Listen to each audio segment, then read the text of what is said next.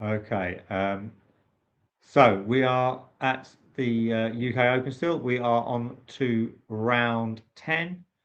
The fixture we've chosen for this round is a big one between Mark Nyman and Ed Martin. Uh, these are two giants of the UK Scrabble scene.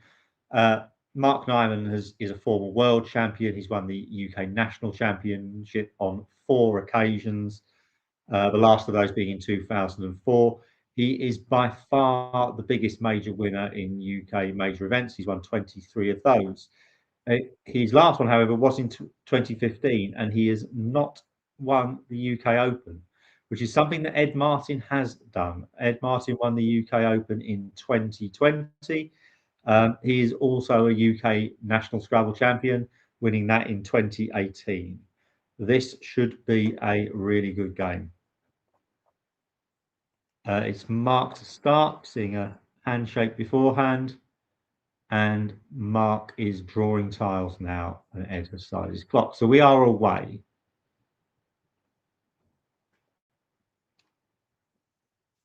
So Mark is placing the tiles down the table. We'll hopefully see what he's got in just a moment. There's the cue again. We saw the cue on the opening rack in the last game.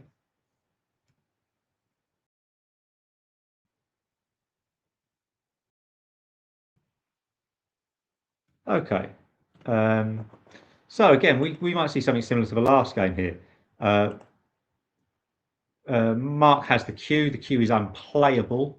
There doesn't seem to be a scoring word that is worth doing. He will probably opt for some kind of change. I'd be tempted to change QORD and keep RET. RET looks the strongest leave that you can leave with that. Quackle would prefer to just change the Q and the R.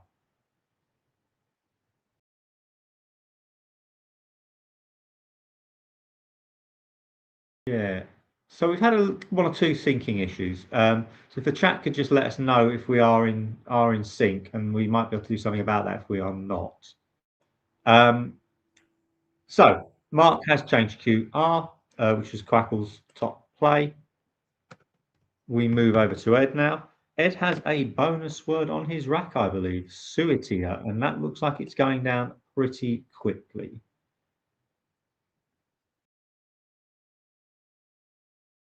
He has also played it in the place where Quackle thinks that it should be played. So Suitia for 66, a good start from Ed. A nice fast start to this game. And Mark Nyman has picked well. He has numerous bonus opportunities here, the best of which is erotized as an 8-letter word.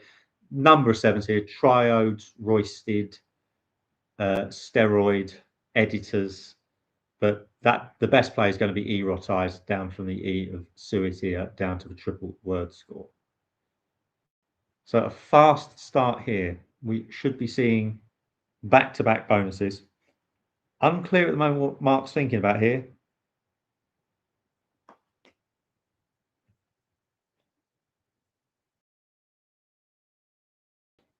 He has now played erotized, and we are back to Ed. And Ed has picked the cue that Mark had ditched. Really does have a U on the board that he can play through. Quag would give him 31 points. It's a reasonable play. Just to clarify over the lag issues we were having, we think we've sorted those out. But if you could keep us updated on the YouTube channel as to how you're finding the experience, that would be useful. But we do believe that we fixed that, hopefully. So Ed's top option is QUAG, 31. Can't see a problem with that. It gets rid of the Q, which is not a good tile to be holding on to. It scores reasonably heavily. Might be considering Qua for 26 in the same spot, holding the G. Personally, I would get rid of the G. I mentioned this last game. G is not one of my favourite tiles. I think Quag is a better play, and he has played Quag. For 31. Mark has nice tiles. There may be a bonus out of this.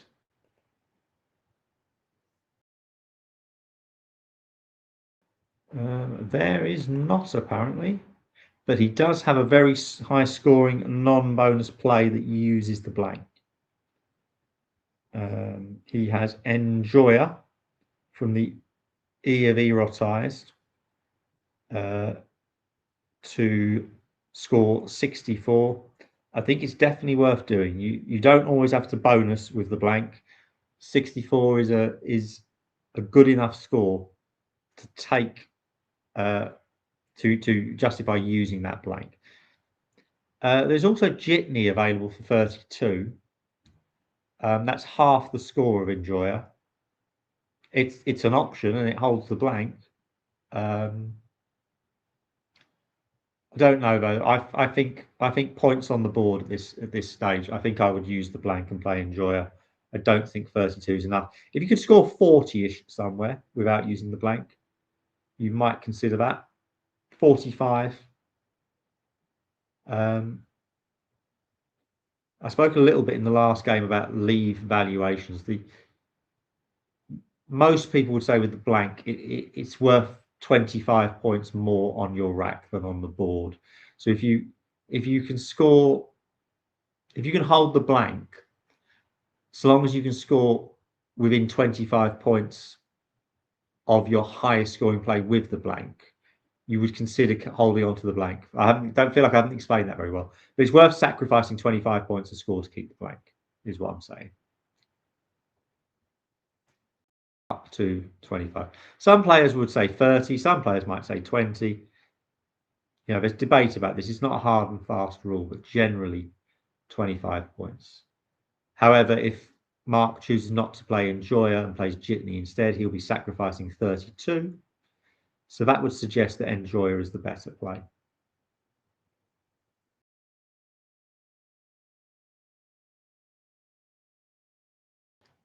Mark's taking a fair bit of time thinking about this. Mark is a player who uses his time well.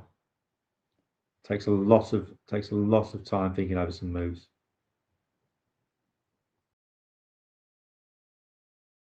So you know, we've had a fast start to this game with Suitia and Erotais going down. As I mentioned before, these two players are both very strong players, multiple major winners, both grandmasters. They are two of the strongest players in this tournament.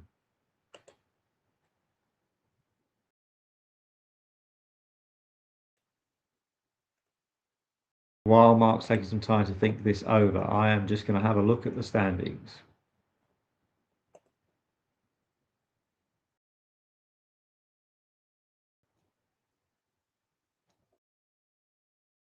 So Harshan still leading the way with 9 wins. In second place, in second place with Femi Awowade with 8 wins and 1 defeat. So Ed Martin is currently sitting in 6th.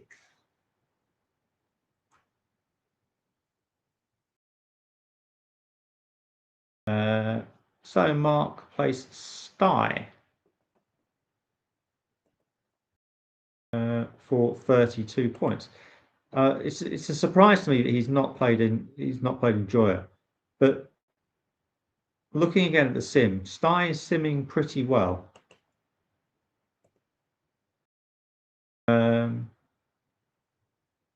Yeah, it looks a reasonable play.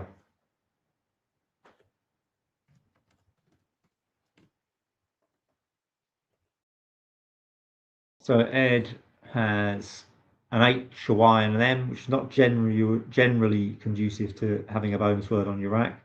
He has decent scoring options. The highest score he can get is 36.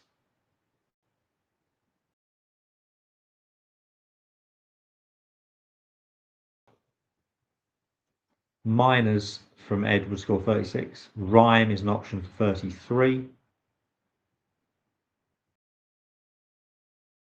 Very nice Scrabble play here. You can play the word Henry's, but you can also play that word backwards. You can play Ernest. some kind of electrical unit, I believe, and an Erne would be the opposite of a Henry. I remember playing that word against a club opponent, and they were in disbelief that Erne, Yrneh, could possibly be a word. Other examples of words like that are things like ohm and mo, farad and daraf, all electrical terms where you can switch the word around.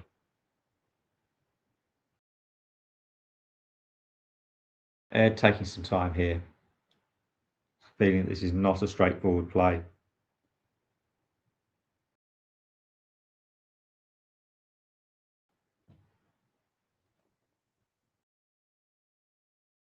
So as I say, after 9 rounds, Ed was sitting on 6 wins.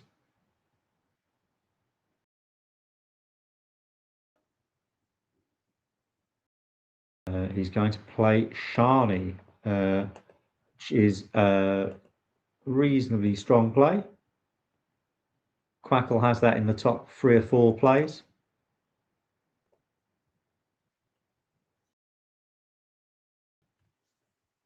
EM is a reasonably good lead. So Mark to play.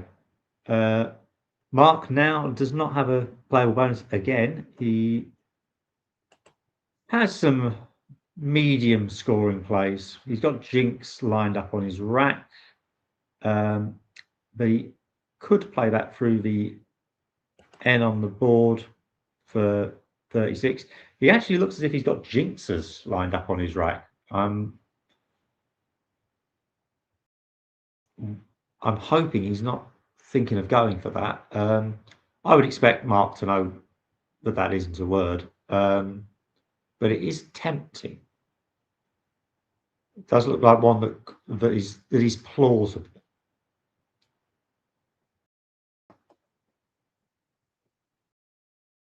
So Jinx of 36 through the end of Sharni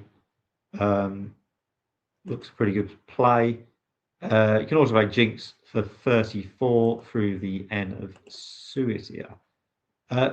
Using the J and the X is going to be the best move here, I think. You've got a blank. When you've got a blank, you're probably looking for bonuses. Most of the time, you're looking for a bonus play. The J and the X, although there are 7 and 8 letter words with the J and the X in, you are less likely to bonus with a J or an X on your rack, particularly with both of them on your rack. You're unlikely to bonus.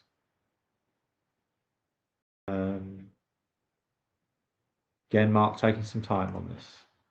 He is going to play Jinx through the end of Sharni, which would seem to be the top play. Ed has drawn into some trouble here.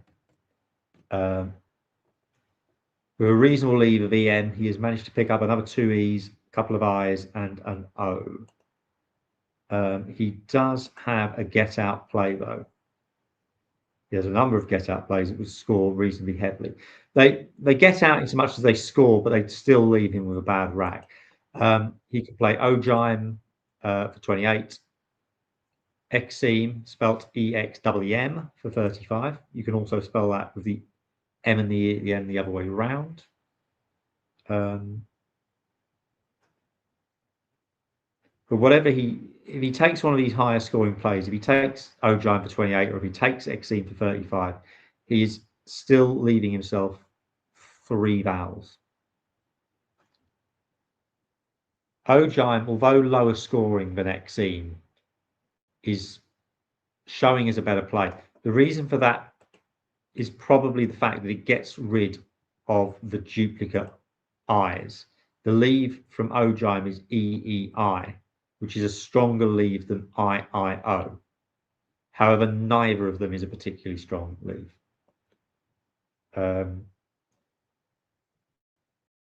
Quackle's 5th highest move is to change EEIIO. The change was a possibility there, but Ed has played Ojime, which Quackle thinks is best. However, this has opened up a 9 timer, and Mark is sitting with a blank on his rack.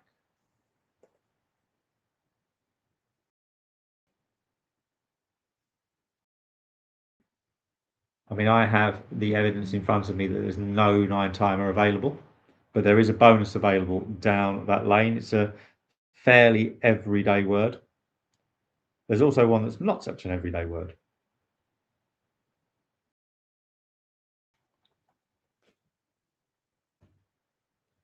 So no 9-timer available for Mark, but he does have a bonus available to him.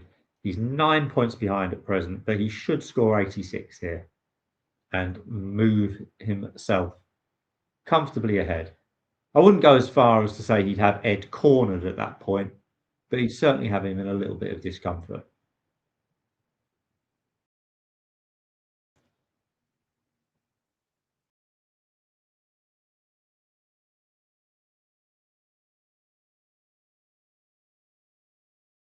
Both players taking a drink. It's important to remain hydrated through these long tournaments. A decade or so ago, I'd have been getting through these tournaments on strong black coffee, but these days I tend to opt for teas, preferably herbal teas in between games. Just does the nerves a little bit more good. And drinking water during games is a really good option.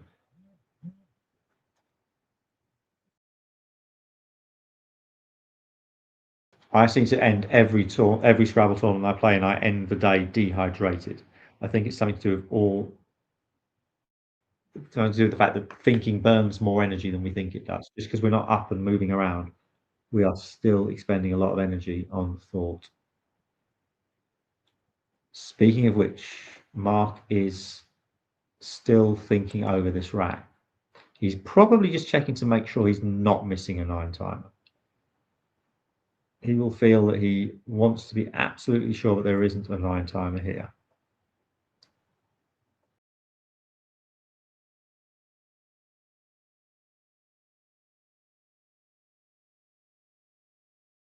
Mark is currently on the same number of wins as Ed. He has a worse spread though.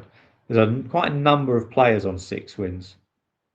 We have 10 players on 6 wins. Ed is placed second of those. He's in 6th place with plus 658 spread. Mark is currently in 14th place with a 95 spread.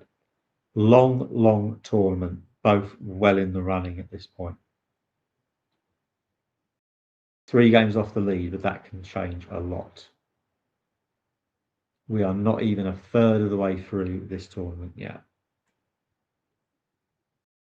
So Mark taking some time, just probably wants to be absolutely sure that there is no 9-timer available here. As I said already in the previous game, I'm sitting here with a computer program in front of me that can tell me what the players have got and what's possible. When you're sitting there looking at that rack as a player, you are thinking, come on, I've got a blank. There must be a 9-timer. There has to be. Looks like Mark's about to play. Reconsidering. Taking another moment. He's now going to play. It looks like he's playing for a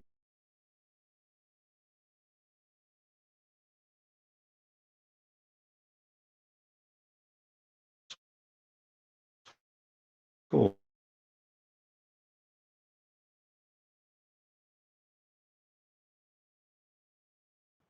No, changing again.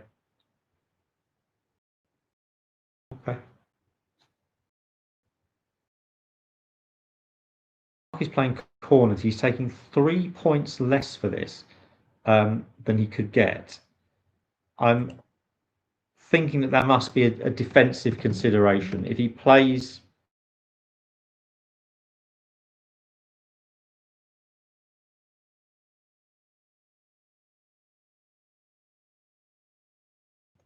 it's a slightly more defensive. Ed is going to play Belay quite quickly. He's had plenty of time to think about that, playing that on the end of Sty. It's right up there. It's the best move according to Quackle. With a very short simulation on Quackle. So it was a very quick move from Ed. As I say, he was able to use the amount of time that Mark took to think for himself. If your opponent is playing quite slowly, it gives you a bit of extra thinking time. And conversely, if your opponent is playing very, very quickly, it impacts the amount of thinking time you have. Mark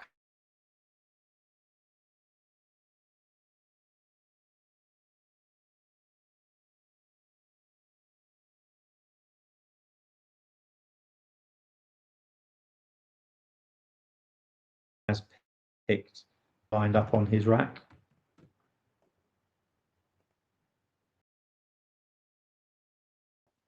That will not play. He's got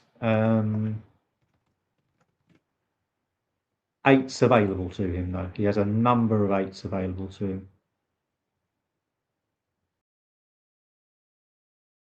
So let's have a bit of fun with this. The floaters for those eights are the E or the L of Belai,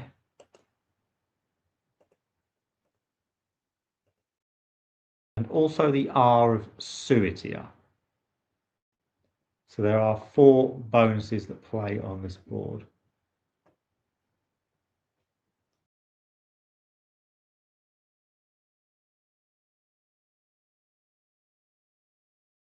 Personally speaking, I think the easiest spot here is the bonus through the R. However, that scores lower than some of the other options.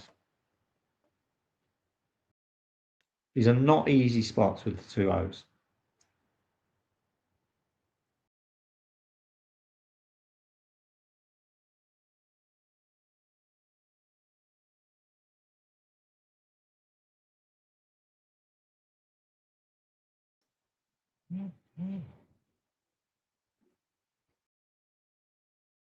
Mark heading towards his last 10 minutes of time. He has the points advantage in this game.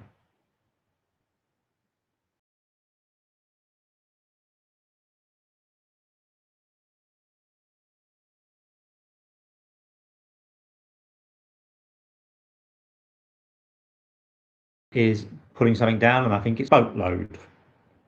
One of those bonuses that was available through the L of the lie. He's just taking a moment to change the tiles again, move them around.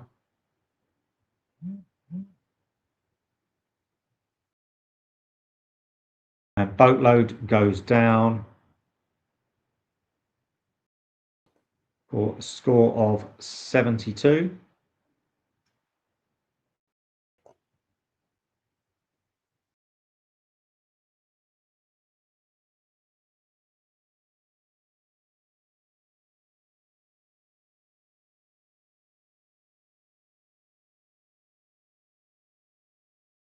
We're back to Ed.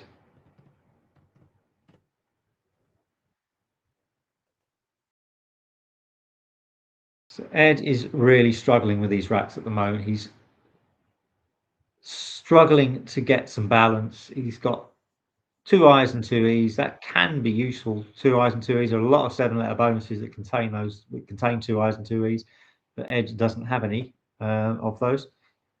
He has a scoring play of hex for 36, using the A of Shani. That is his highest scoring play, and it looks to be his best play.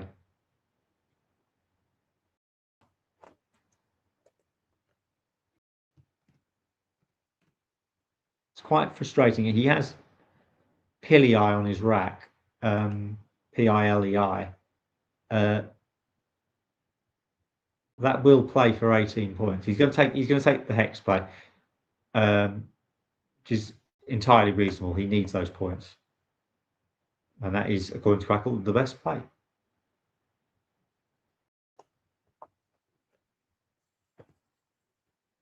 I can see that Mark has an S on his rack, and I can now see some other letters. He's got KAW, N.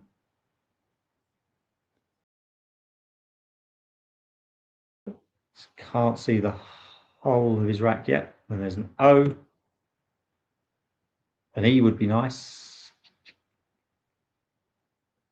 No, he's got another W.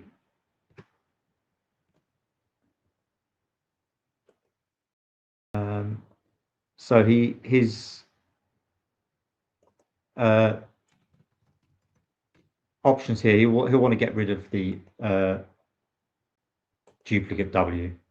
Just for the record, if he had an E instead of that second W, he'd have had the word weak ons, which probably wouldn't have played on this board anyway. So he can't actually seem to use the two W's without using the S. He can play wows or wars, making boatloads for 45, and Quackle likes that as an option.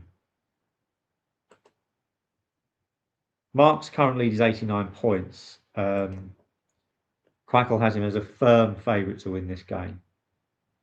He seems to be looking at KOW, which will play for 33, making KA and OD down the side of boatload. I don't think there's many bad plays for Mark here. There's cow, wok, orc, wows, wars. They're all 30, 40 point plays. They're all putting him nearly 2 bonuses ahead.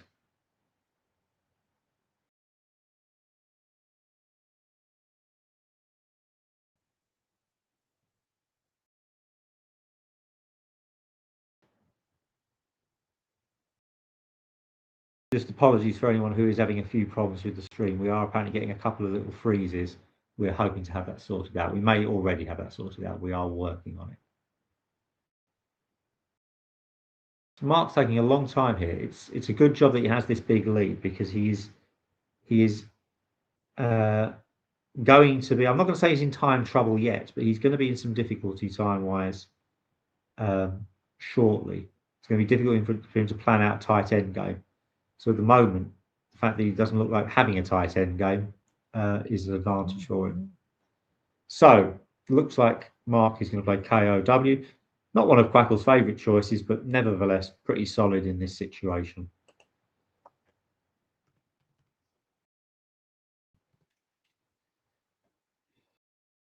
I.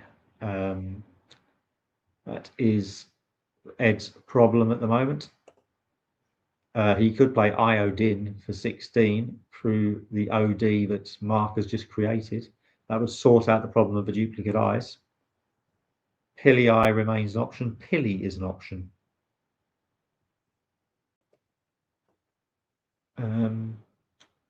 Iodine leaves quite a good lead. There's not much that. I mean, a scoring play here would be PE, creating pod and U for 25, but it's not worth doing because of the triple I that you're leaving yourself. Iodine looks a reasonable play here.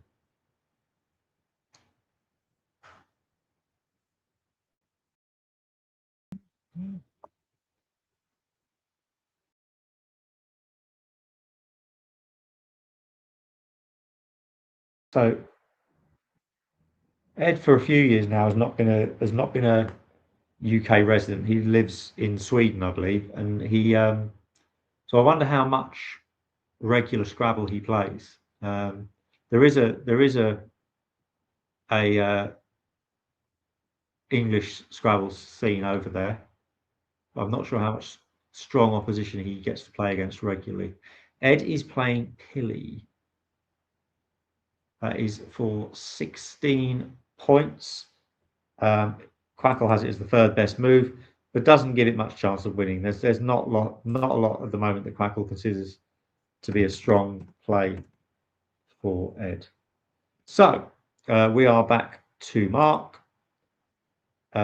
Mark could again sacrifice his S and score heavily, 45 with fours or wars. He has quite a nice play though from the B of Belai. He could play Buana. He's going to play. He is going to play Vors for 45. He's choosing to take the score on this occasion. It's a heavy score.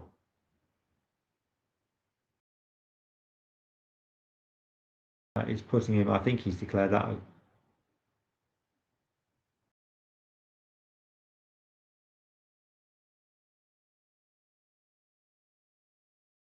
Yep. So Mark plays fours. That now puts him 151 ahead.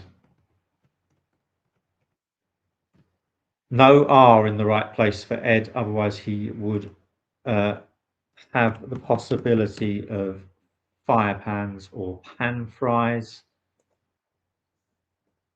He doesn't have a playable bonus once again. The F is now an issue.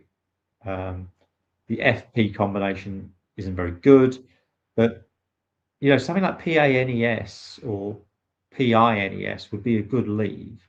If he can find a way to get rid of his F and possibly one of the vowels, he would potentially have a chance of getting a good rack. Quackle is recommending FAE from C9, creating FA and AT. That would be 21 points for that. It's not the point score that he needs, but it sets up a good rack. And there's nowhere he can score particularly heavily here in any case.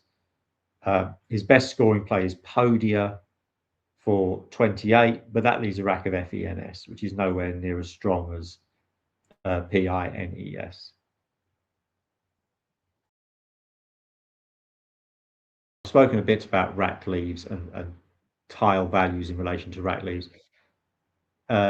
P is a much better tile to keep on your rack than F is.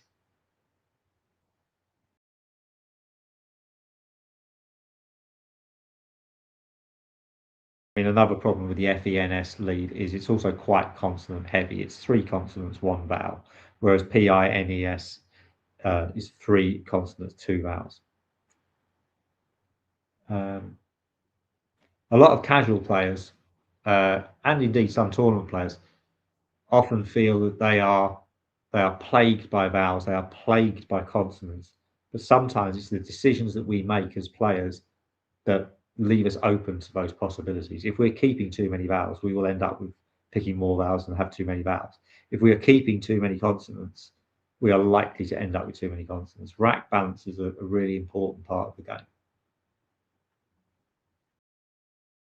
Having said that, it's possible to keep 2 consonants and 2 vowels, pick up 3 more vowels.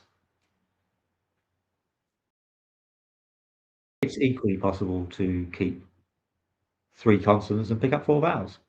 One of the great factors about Scrabble is that it's a game of imperfect knowledge, not perfect knowledge. You cannot control what is coming out of that bag. And it's a great equalizer. It means that a world champion can lose to a middling player if they don't get the right tiles. Ed is having a long think here. He's got the opportunity to do that. He's got the time. He's not used as much time as Mark has early on in the game. He's trying to work out his best way back into what is a very difficult game. He's played FAE. This is Quackle's recommended play. He's given himself as good a chance as he can, but it's looking unlikely from Ed's perspective.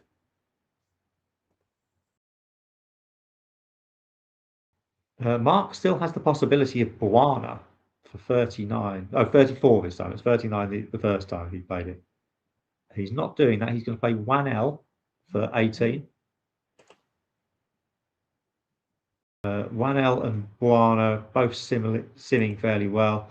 Buana is the standout play, but 1L is the second best play.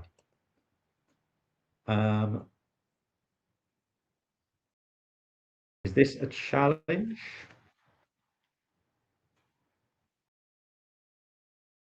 Looks as though we might have a challenge on 1L. It is a tricky one. There's a word Wanle, WANLE, so has the L and the E the other way around. So it's quite sort of easy to mix the two up.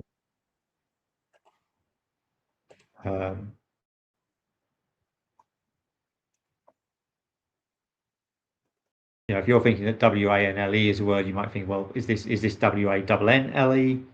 But it is 1L, so we are going to see an extra 5 points go on to Mark's score. I don't think that's going to be crucial at the end of the game because of the large spread advantage that Mark already has.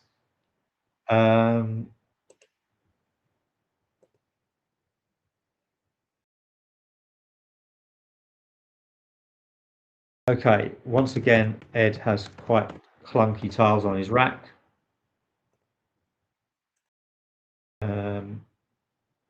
Interestingly, although he has some high scoring moves, there are some low scoring moves that are simming quite well. Have for 8 appears to be a good option, leaving MINES. Viney for 12 through Ojime down to Shani. Those are the moves that are simming the best, even though he has a 40-point score with Vymen. This will be because Ed needs bonuses to get back in this game, and keeping strong leaves like MINES are the things that are most likely to lead him to that bonus. Vymen is creating a lot of volatility for his rack. He is going to play Vymen, though. He is going to take that big score. I don't blame him for that. I think I might have done the same in that situation. He's so far behind. He'll be thinking about spread now, and he'll be thinking also about not getting heavily beaten. And 40 looks a lot better than 8 on the scoreboard.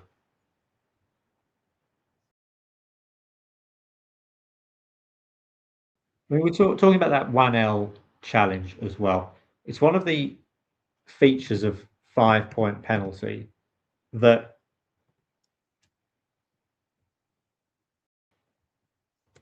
if you're in a situation where you are as far behind as Ed is, possibly the only way you can get back into the game is if your opponent plays a phony. The 5 points for the challenge doesn't matter a lot at this stage because he's so far behind. If, however, he manages to challenge off an opponent's play, that's a big swing back in his favour.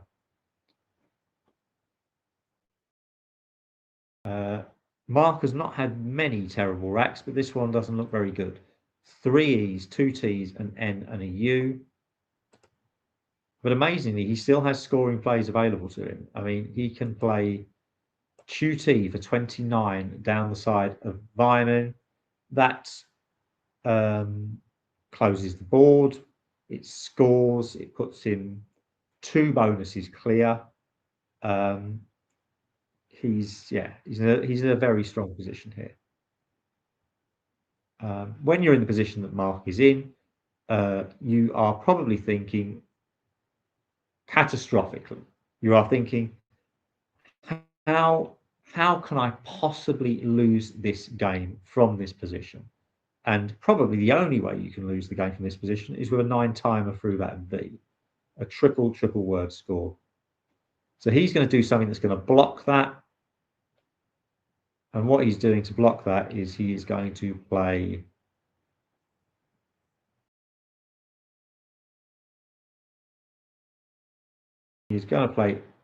Tenet,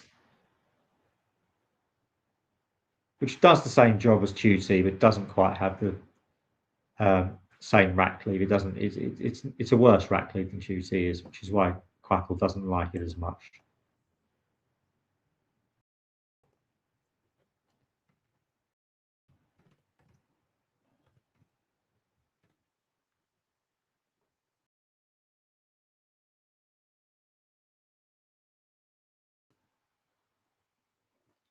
And we're back to Ed. And back in the world of fantasy Scrabble, if there was an unchallenged LE somewhere on the board, Ed would be able to play leapfrogs. He cannot do that. He can't bonus. Again, it's been a tough game for Ed in terms of some of the racks that he's had. He could play Fator for 34. He could play Fags for 35. Quackle is giving those a very, very slim chance of winning. I'd say his chances of winning at this point are 0.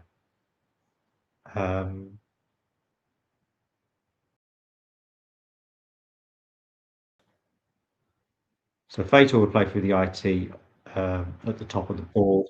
Fags would play down the side of that IT.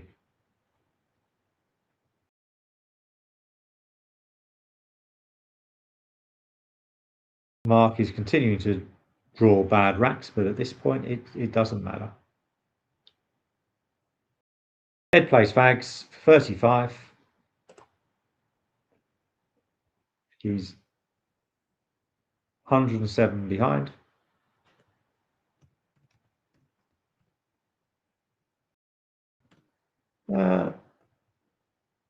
Mark has luau lined up on his rack, which is a nice word to dump a pair of U's. It will play, but not recommended by Quackle, as the spot that it plays in will open up a 9-timer. It's still just about feasible that he could lose to a 9-timer.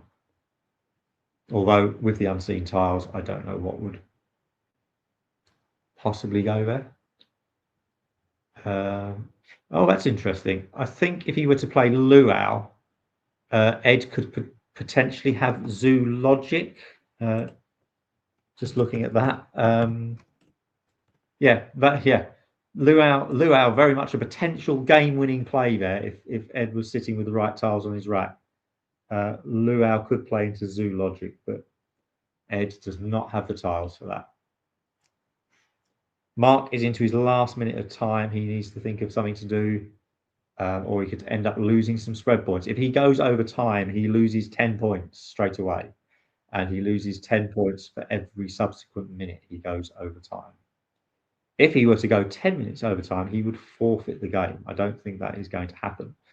He plays Amu for 13 points. And Ed has a lot of O's.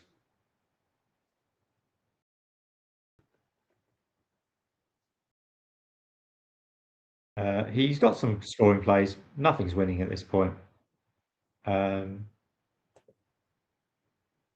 Interestingly, Quackle is saying that the best play is Yupo alongside Pilly.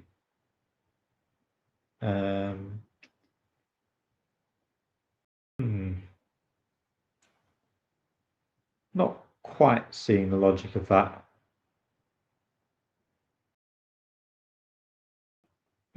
Interesting. Sometimes Quackle does things that make me a little unsure. Yeah, Quackle is suggesting Yupo for 18 points alongside Pilly. I don't know whether that opens up the possibility of an obscure bonus. I don't know. I'm looking at the unseen and trying to work out what goes with the ORZO that Ed has on his rack that could justify that play of Yupo.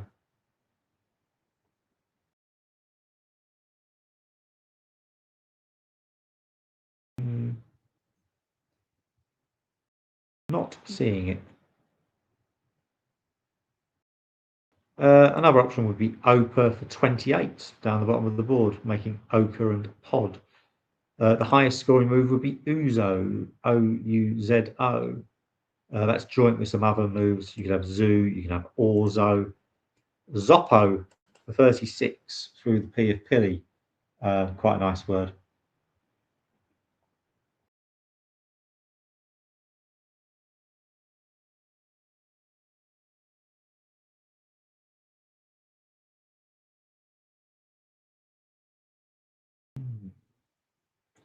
Meanwhile, Mark isn't O short of dialogue, and Ed has 3 of them.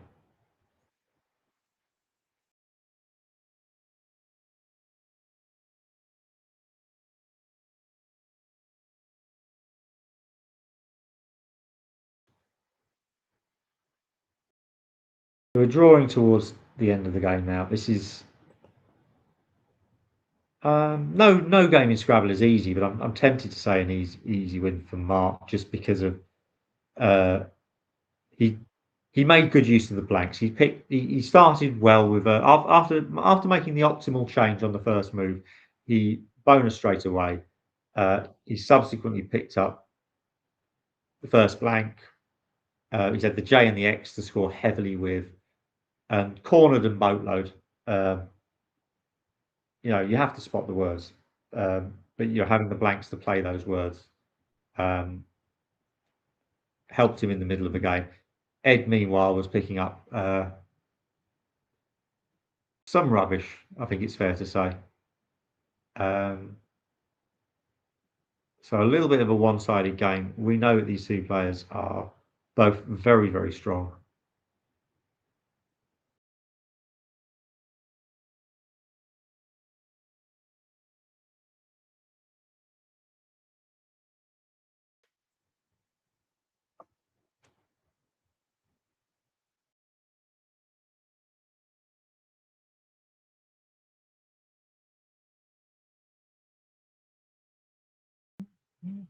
Ed still taking some time thinking over this.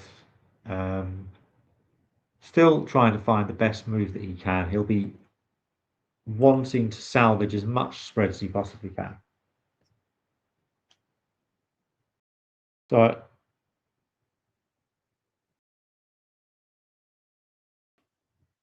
my thoughts turn now really to what the weather's like in Reading a little bit. Very cold day in London.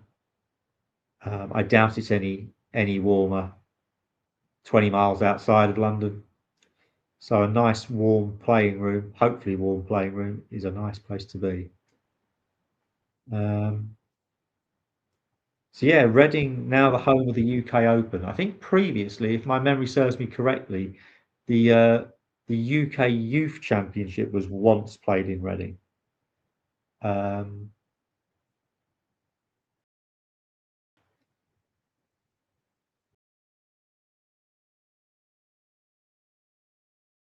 Reading also have a League One soccer team or football team for our native English viewers. So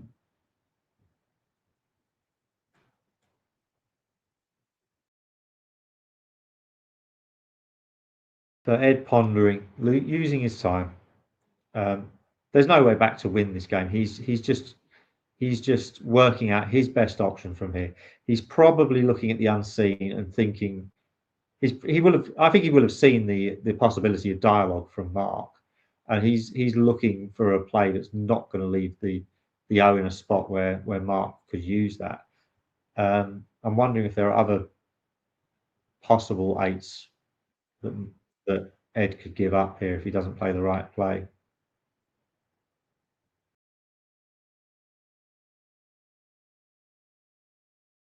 Um,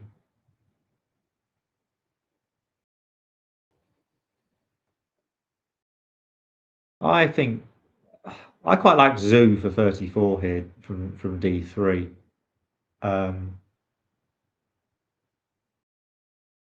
I know myself at this point that my thinking would perhaps not be as disciplined as Ed's at this point. I would perhaps be trying to get this game over with reasonably quickly, saving some energy for the next game. Ed is going to play Zoppo.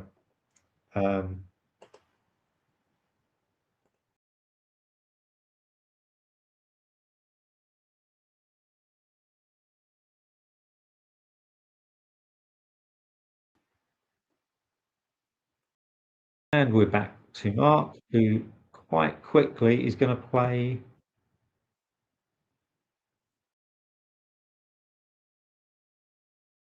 Glazed. Quite quickly because he didn't have much time to play it. And so quickly, in fact, that I'm having a little bit of trouble keeping up with him. Glaze is the highest scoring play there, 42 points. Ed now has COUR on his rack. He can play out for 8 points with Kraut or Court or Clower. However, that's not his optimal play. If he plays Ochre down the side of Car and Odd at the bottom of the board, that scores him 28, and it's a high enough score to justify not. He will end up with a better spread doing that than if he plays out.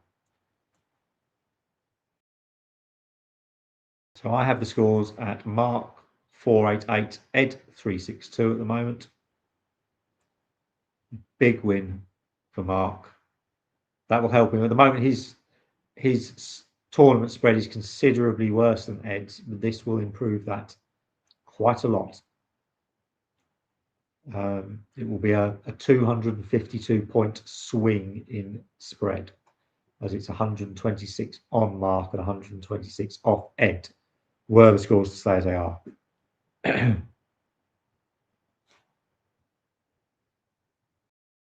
Both players are demonstrating to us that they know how to use their time. Mark with just 6 seconds left and Ed with just over a minute.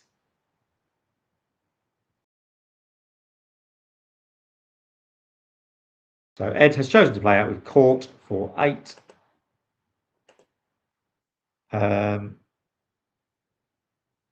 Which brings his score up to 370 plus 2 from Mark, makes his score 372, and Mark finishes with 486. That's using the British rule of add and subtract to score to end the game.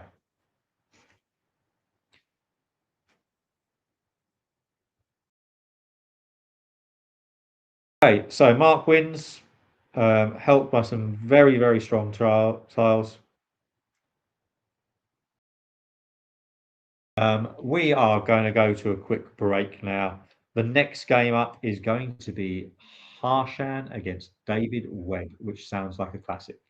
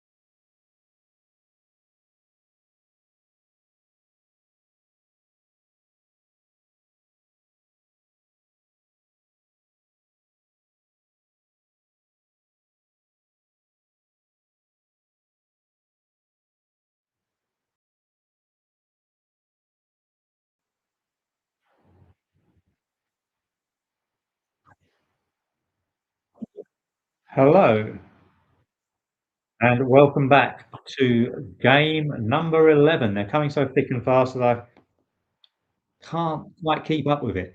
Um, we have David Webb, who was the 2006 Masters Championship. If he can win that, he can win this. He is currently lurking in 11th place, 6 wins and 4 losses. He is going first, and he is drawing tiles now. His opponent is Harshan Lamabadusuriya. He is the reigning champion of this event. He's the reigning UK national champion. He has been in 2 World Championship finals. He is a player. David is drawing tiles now. He doesn't have a great opening rack. A change might be a possibility here. My feeling with this rack is I would change 2 O's and 2 E's.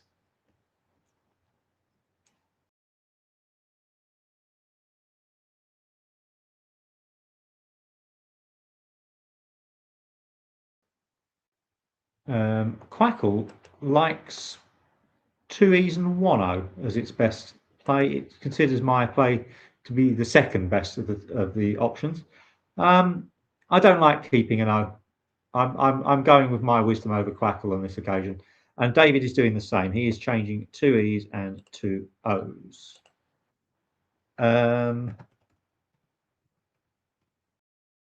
has some nice scoring tiles. They're a little bit clunky. He has a 26-point play of Wax, which I don't think will take too long to go down.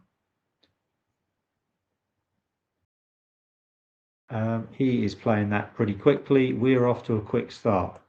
Once again, playing down the board. And once again, we are seeing an early appearance for the Q. David Webb has the Q on his rack.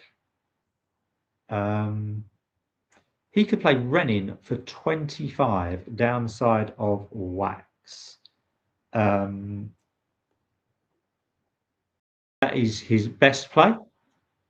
Other options, the next 4 options, according to Quackle, involve a change, involve getting rid of that Q, and maybe getting rid of 1 or 2 other tiles, getting rid of a duplicate N, possibly changing QN, possibly changing QLN.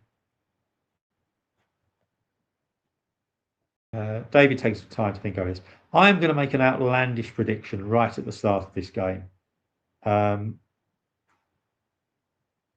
I am going to say that David Webb will play a 9-letter word in this game. He has a vast knowledge of 9-letter words. I think if the opportunity arises for him to do that, he will do that. He has played Renin, which Quackle believes is his best move.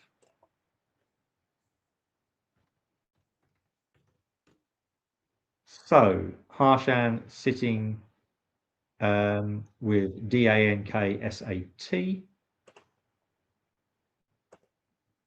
No brilliant plays here, really. He could play Chord, KAWED. Through the WE that's already there, that would be 14 points. That would leave SANT, which is a very, very strong lead. Cat for 18. On the other side, creating AWE and TAN. That would score 18, but keeping SAND is not quite as strong as keeping SANT. So I'll try to take a little while to think about this. He is arguably the best player in this tournament. He is certainly the most consistent player in the UK in recent years. He's won multiple majors. And as I say, he had those 2 World Championship finals.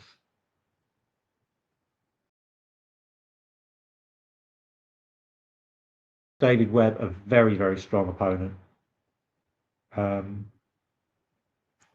David Webb dominated my local tournament, the Ilford tournament, which sadly no longer takes place. He dominated the Ilford tournament for a number of years. think he must have won that tournament at least 14 or 15 times. That was a monthly tournament. Harshan plays chord for 14. And David is still sitting there with the Q.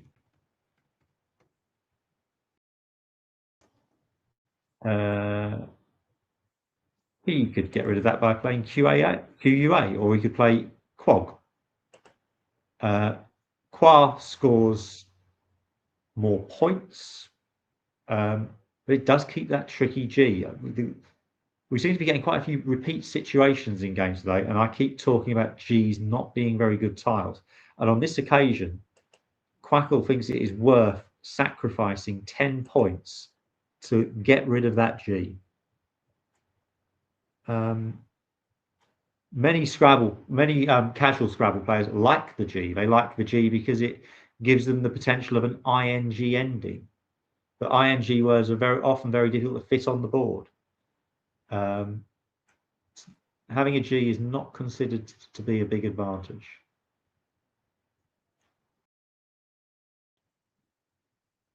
So Quag making Gan is a possibility, and it looks to be what David is doing.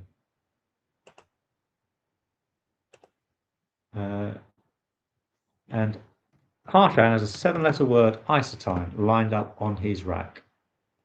This plays in one spot for 70 points. It will play on the end of Renin. This should be an easy decision for Harshan. He might just check around the board a little bit, see if there's any other options. But there is a standout play here, which is isotime. It's 20 points valuation, better than anything else.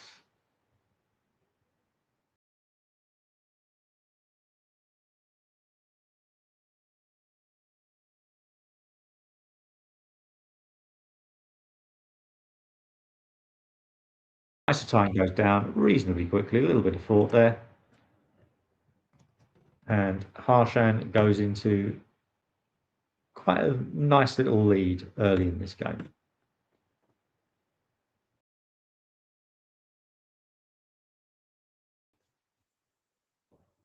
So David has a not particularly nice rack, but he has some scoring opportunities. Herald would score 36. Quackle likes that as the best play. Herd scores 34.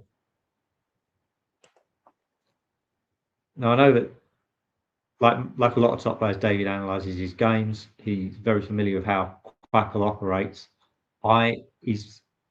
He's played Quackle's best option on his last couple of moves.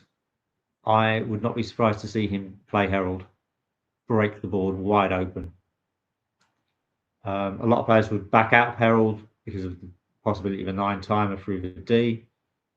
I am expecting David to probably play Herald here.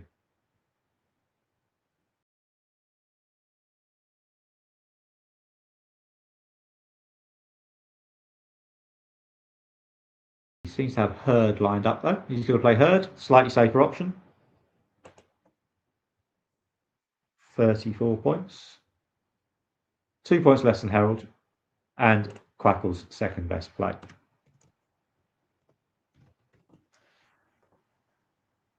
So when you play a bonus, you are given 50 bonus points for it, but the consequence of playing a bonus is you never know what the next 7 tiles are going to be. And Harshan has picked up 5 vowels. He does have a play that will get rid of 3 of those vowels. If he plays Mooly, making QI, that will score him 35 points. It looks to be what he's done, and that is the best play. Harshan maintaining that bonus lead. So David left himself LNR last time. Let's see what he's picked up with that. He will be hoping probably for 2 vowels at least, possibly 3 from this pickup. He has an E, a J, the J, and an S.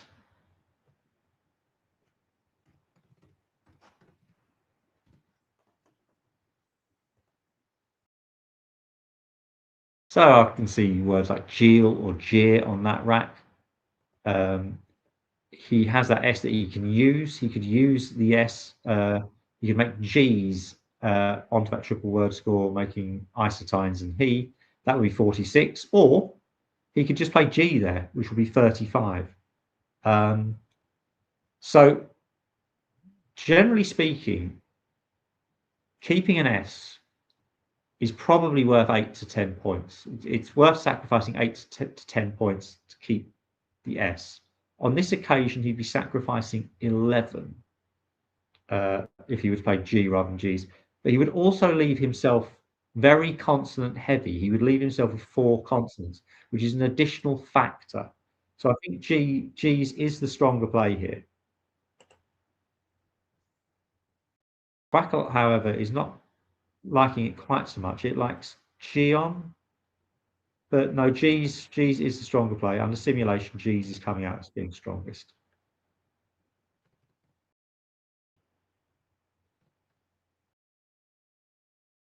So we move across to Harshan. No bonus for him here. Tricky tiles, couple of duplicates there, duplicate T's, duplicate E's. He has a U, which is not considered to be a good tile. Outage for 16 is an option just to get rid of some rubbish. Outgate appears to be lined up on the rack. That scores 18.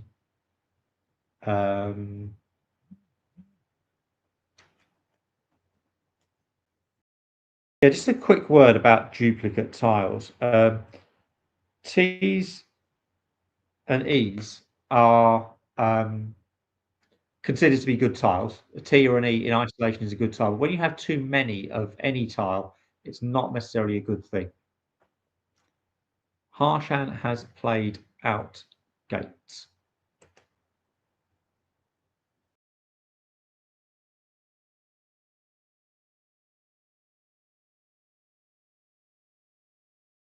An interesting fact that I've just been alerted to that I would not have been entirely sure of is that Herd takes an S. It doesn't look like it should because it should be past tense of here, but it does apparently take an S. David has possibilities here.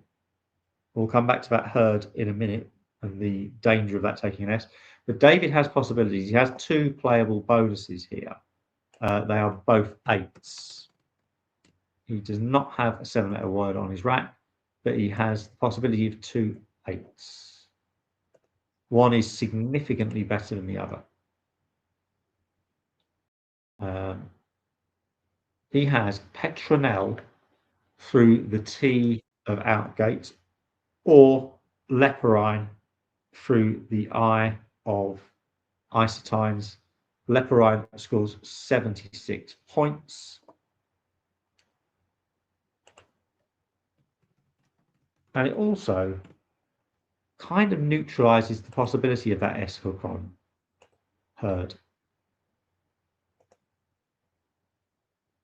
Going for Petronel here. Actually, no, it wouldn't. Sorry, it wouldn't neutralize the S hook on Herd. It doesn't play quite low enough. Petronel for 61. I think Leporine's a better play. Scores more heavily. Quackle is in agreement with that. Don't know whether David hasn't seen that.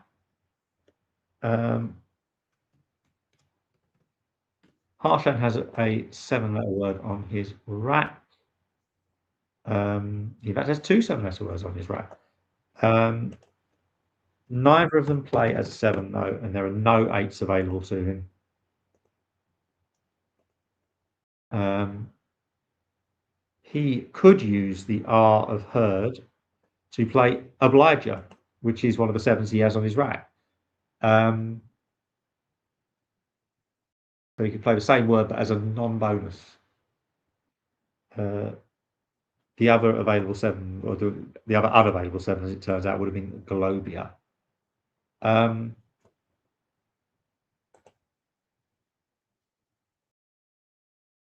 looking at what Quackle likes here.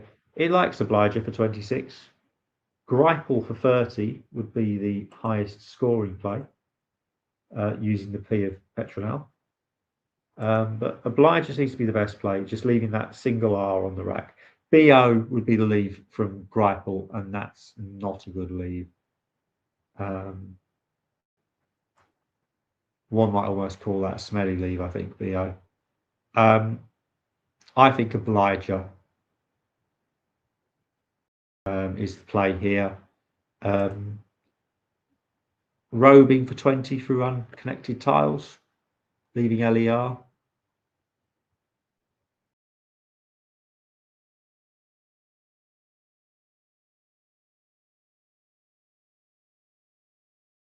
So Harshan has arranged his rack, suggesting a play of Gripple, maybe.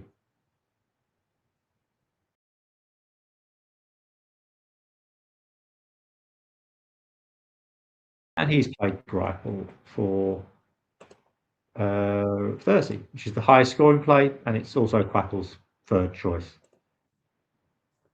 So we move to David. So the first thing you do with every rack as a Scrabble player, can I bonus out of this? The answer in this case is no, I cannot. No very heavy scoring plays here for David. He's currently 9 behind. He's got some plays in the 20s. He has in cut playing down from the eye of Isotines, the first eye of Isotines onto the triple. He has Mute Crow for 23 playing under that eye across to the double letter score, creating IO. Cornuto plays at the top of the O of Mooley, the top O of Mooley. Lots of different options. I'd be thinking about Rackleaf. Mute Crow is the best Rackleaf, and that seems to be what David is doing. Mute Crow is simming second. It's a point lessening in cut, but I like the lead of that. The NT lead is pretty strong. It's not as strong as RT, but it's strong NT. So looking at what Harshan has now, he's got that duplicate O, which is not conducive to a good rack, really, especially not in combination with that I. And he has nothing that scores more than 29 here. He's got Owry for 29. Or Owray, sorry, Owray, O-W-R-E. Don't really know how you pronounce that. Playing under out gates, creating Go, A-W, and E-E. Bowler for 28 onto the R of Herd is another possibility. Tantalising that S hook is still sitting there at the bottom of the board. And I wonder, I mean, so, it's going to be Blower over Bowler. For some reason, Quackle likes Bowler better, but Bowler is a much more volatile move. One of the things I would say about Quackle is, Quackle, for anyone who doesn't know, is a computer program. And as a computer program, it doesn't think emotionally. If it thinks Bowler is a better play than Blower, it will say Bowler is a better play. I think most human players would be sitting there thinking, I am fearful of leaving an O next to a triple letter tile because it might give away a lot of points. Because Quackle is not a human, it doesn't think in those terms and is not fearful of doing anything. Again, David has 20-ish point plays. TODY is Quackle's favoured move. for 23 under Mute Crow, opening up a 9-timer, but David has instead played Toddy for 19. I feel like this is another example of Quackle not showing any fear. Its preferred play was to open up that 9-timer. David has chosen not to do that. He's played a more defensive Toddy. He'd have been pretty safe opening that 9-timer because Harshan's rack has now deteriorated. He now has 6 vowels. He can play Yoi for 28, and it looks like he is going to play Yoi for 28. This is Quackle's best play. It gets rid of 4 vowels, is what it does. So it's quite an unusual word, Yoi, but a very, very commonly played Scrabble word. It's apparently I'm doing this from memory. It's a cry of Bacchic frenzy, whatever a cry of Bacchic frenzy may be.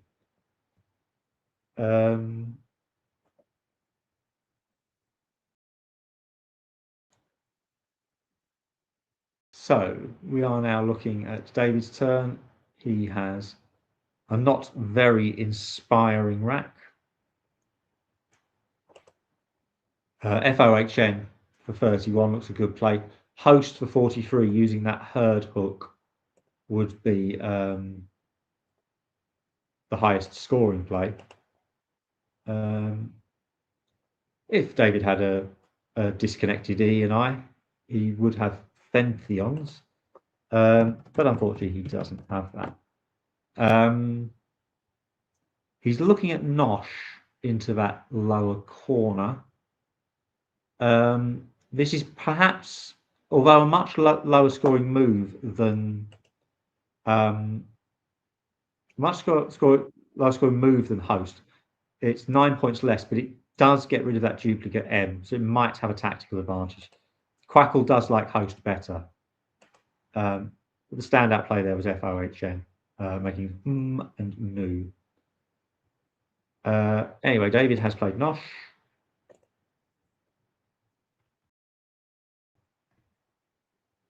And Harshan has gone from one extreme to the other. He now only has he has 2 vowels, sorry. He went from having lots and lots of vowels to having some quite clunky consonants on his rack. But he does have a blank on his rack, which is a good thing to have. The blanks are massively advantageous. The duplicate V is a problem. 1 V is a problem. 2 of them is double trouble. He would be looking to get rid of those pretty quickly, and it's no surprise that Quackle's top 4 plays all involve using the 2 Vs, Viva or Vivo. Vivo is the play. It's 20 points for that. Just solves the problem, gets rid of those 2 Vs.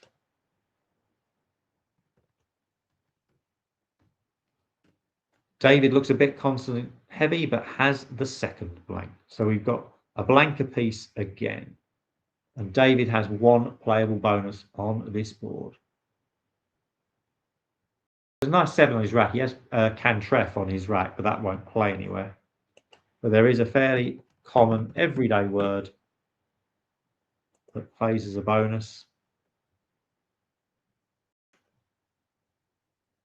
David's taking some time over this. I would have thought he would have spotted this in a fraction of the time it's taking him.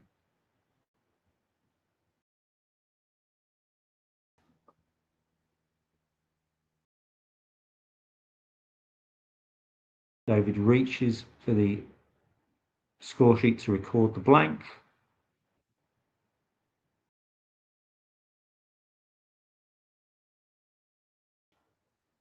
He is coming down with fraction.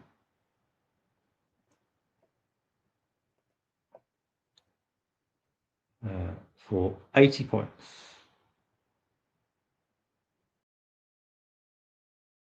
Meanwhile, Harshan's tiles look very interesting.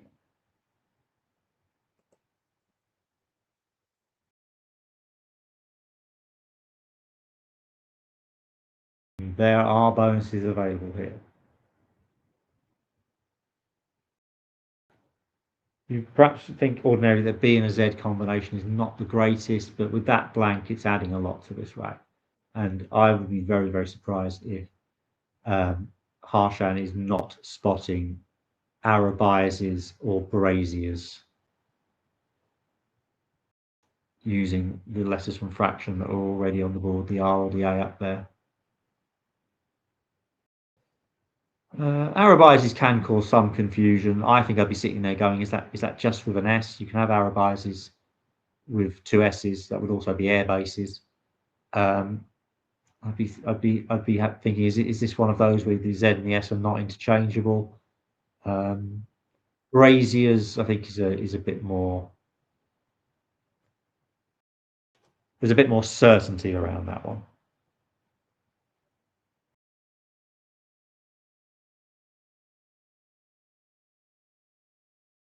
Just to confirm that the blank on the last move is an I for fraction.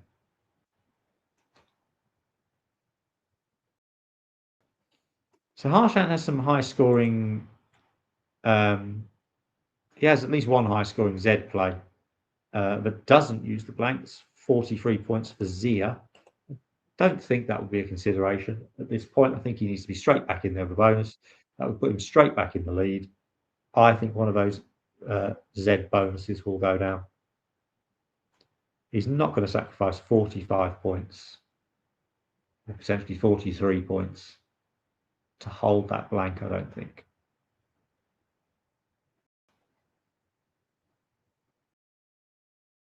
As I mentioned earlier, the suggested leave value of a blank is generally thought to be around 25. It might be worth sacrificing 25 points not to play the blank. It's not worth sacrificing 45.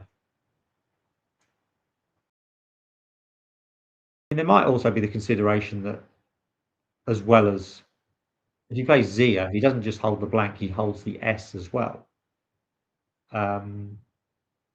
making that an even stronger leave. But holding the B isn't a plus. You won't want to be holding onto the B. I think one of these bonuses is bound to come down. Harshan's taking a bit of time here. I mean, I've played Harshan a few times in recent years, and one thing I have noticed when I play him is that he takes a long time over bonus plays. He wants to make sure that he gets the right bonus. He really, a lot of players when they play, if they see a bonus, they sling it down straight away, and that's that. A lot of top players take a lot of time to work out their options and work out just what is the best bonus play here.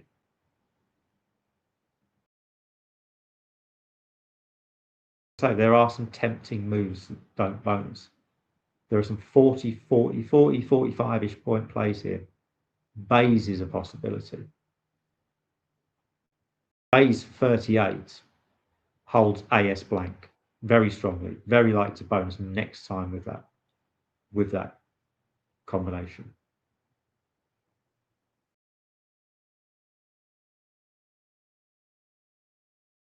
Harshan now has Arabises lined up on the rack.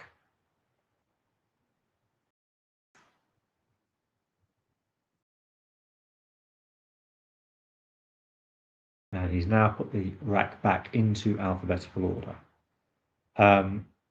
Most players who study either use a program called Ziziva or web-based study program called Zerafin.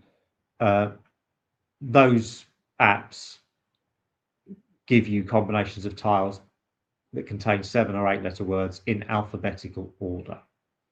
So players are used to seeing those tiles lined up in alphabetical order. It's amazing how often I have a jumbled up rack in front of me and I can't see anything. But if I put the tiles in alphabetical order, suddenly the playable word from those tiles will jump out at me.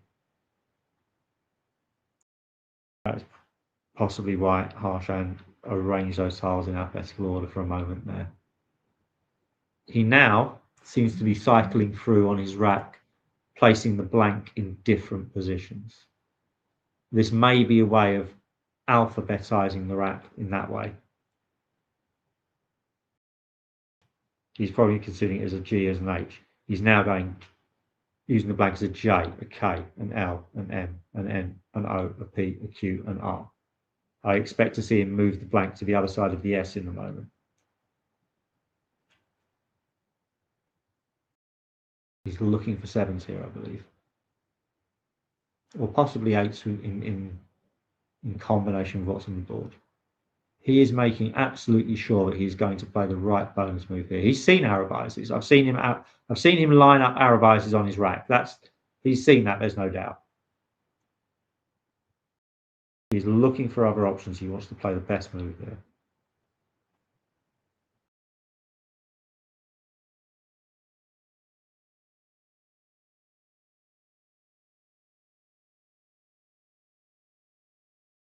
And the blank returns to the front.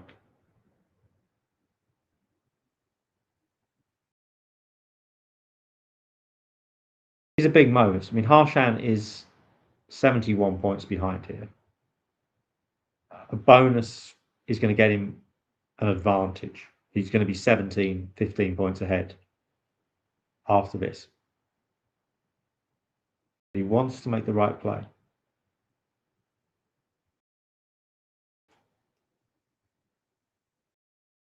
See Harshan stretching now. A lot of players stretch while they're playing. I do it sometimes. David Eldar, one of the best players in the world, is a player that I very often, when I see him on stream, stretches quite a lot. It's a good way of getting the blood flowing around your body, getting oxygen into your blood. Sitting still for a long time playing a game of Scrabble. And again, we're seeing that blank being cycled through there. It's not something I've seen before, switching the position of the blank. But it seems a good idea to try out different letters for that blank with the tiles in alphabetical order and just moving that blank along.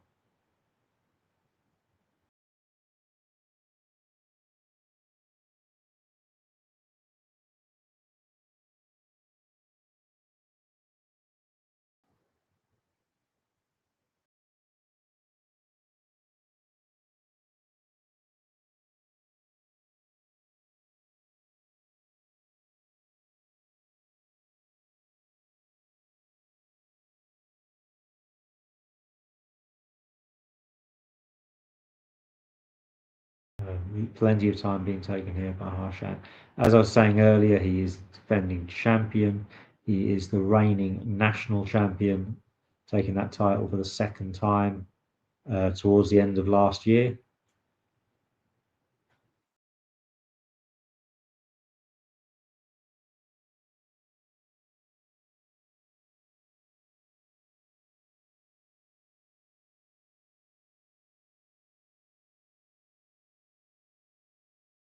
You're having a sip of water again. Mentioned in the last game the importance of hydration. Reading is a pretty good venue for a tournament these days. It has very good transport links to London, especially now with the Elizabeth line in London, which runs straight through all the way from Essex in the east out to sort of Heathrow Airport and Reading in the west. Transport connections are very good there. I wouldn't be surprised to see more major tournaments played there in the future. Certainly for international travellers, it's a really good venue, and not as pricey as London.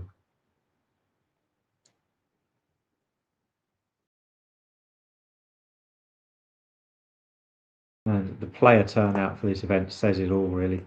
It's got to be the biggest. It's got to be the best attended UK event for quite a number of years, I would suggest.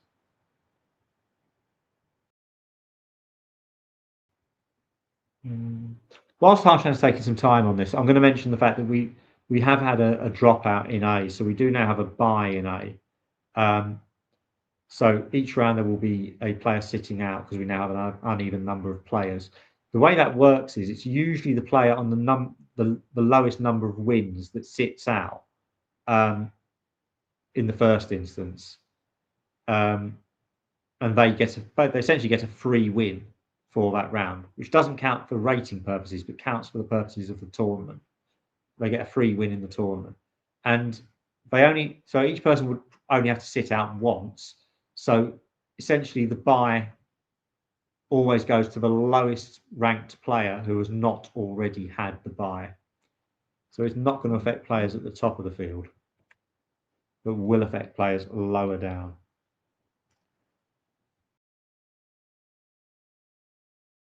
And apparently, I've just been told that we do have a reserve standing in from tomorrow, so that there will only be byes today.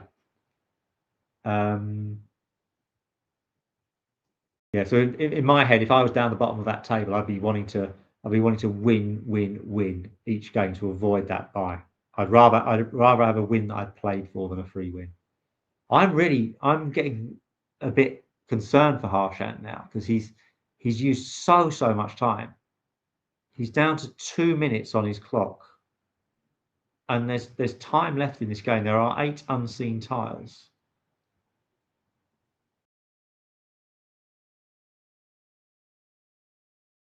It seems a long time.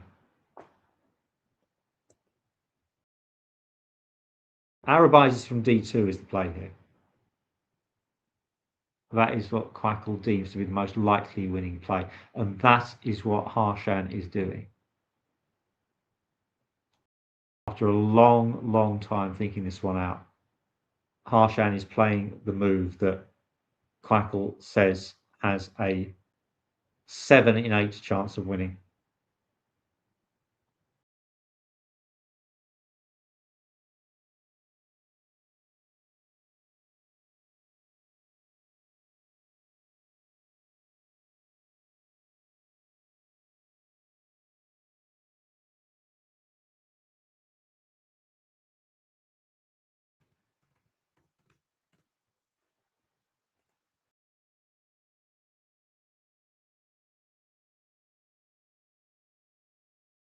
So Harshan's left with an eye on his rat. David has clunky tiles.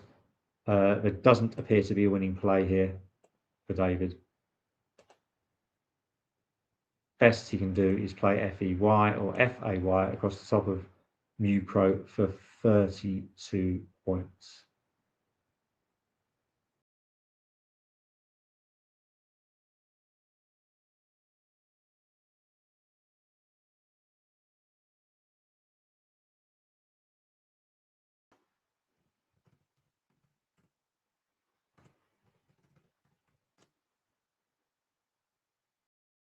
I'm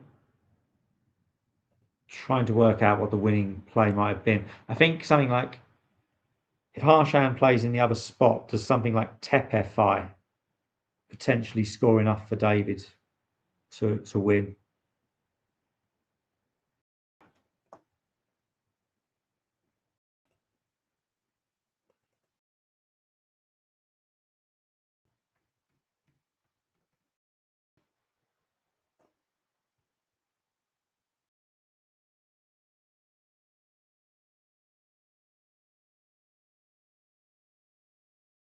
I would have to put that through simulation to find it out.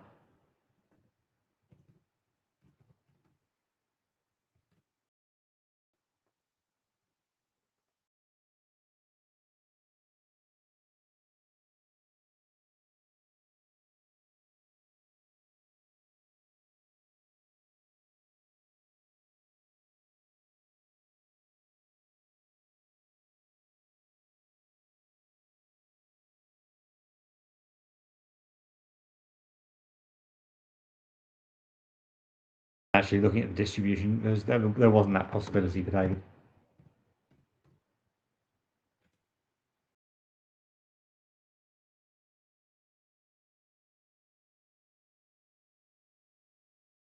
Yeah, Arabi's played in that spot is a significantly better move. It seems to have a 7 in 8, whereas Arabi's played through the R of fraction had a 5 in 8.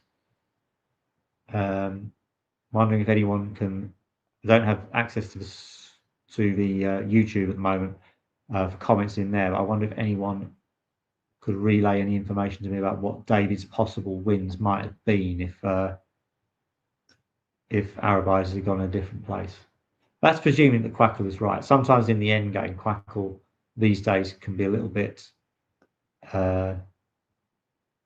unreliable in some of the options that it gives. But certainly, it looks as though Harshan has played a winning play there with Arabizers. That placement of it is the best placement of it. He took a long time working that out, and it seems to have paid off.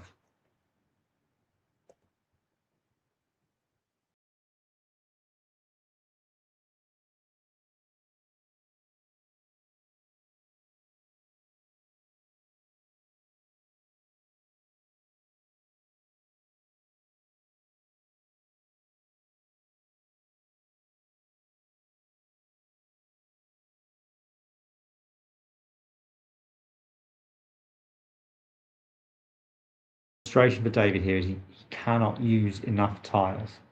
If he plays FEY, it's a good score.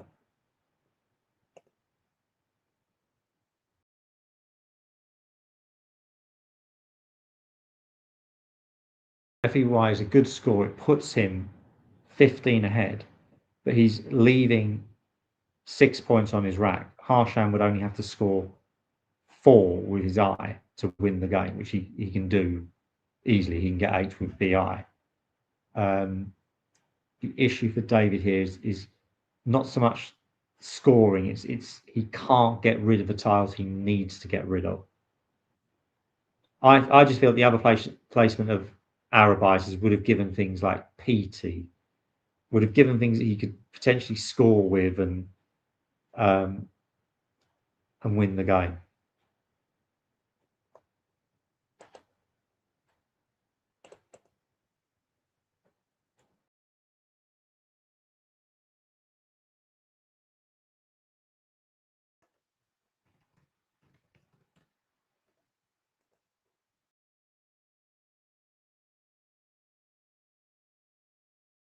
If Harshan had played Arabizers in the other spot,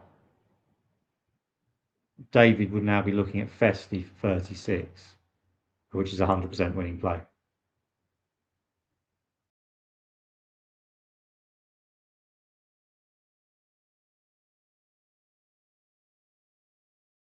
So by taking all that time that Harshan has used to find that Arabizer's play has paid off in a win here.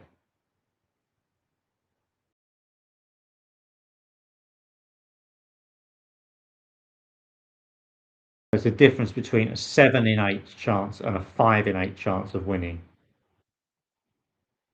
If we reverse that, it's the difference between David having a 1 in 8 or a 3 in 8 chance of winning, dependent on that tile in the bag. Harshan has played a move that only gives David a 1 in 8. If he played the move that gave David a 3 in 8, with the tiles that David had, David would win this game.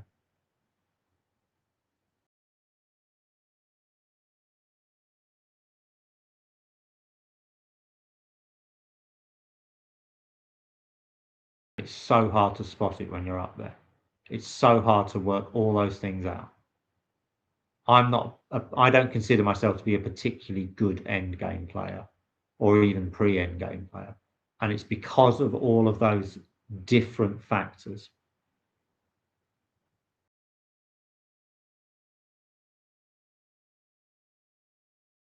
Multiple plays an opponent could have and trying to work out all of them. And the amount of maths involved in that. And the clock ticking all the time. These players are playing at a phenomenally high level.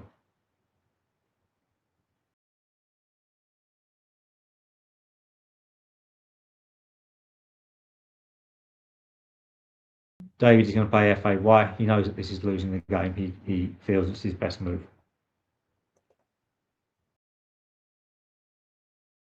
And Quackle would agree with him.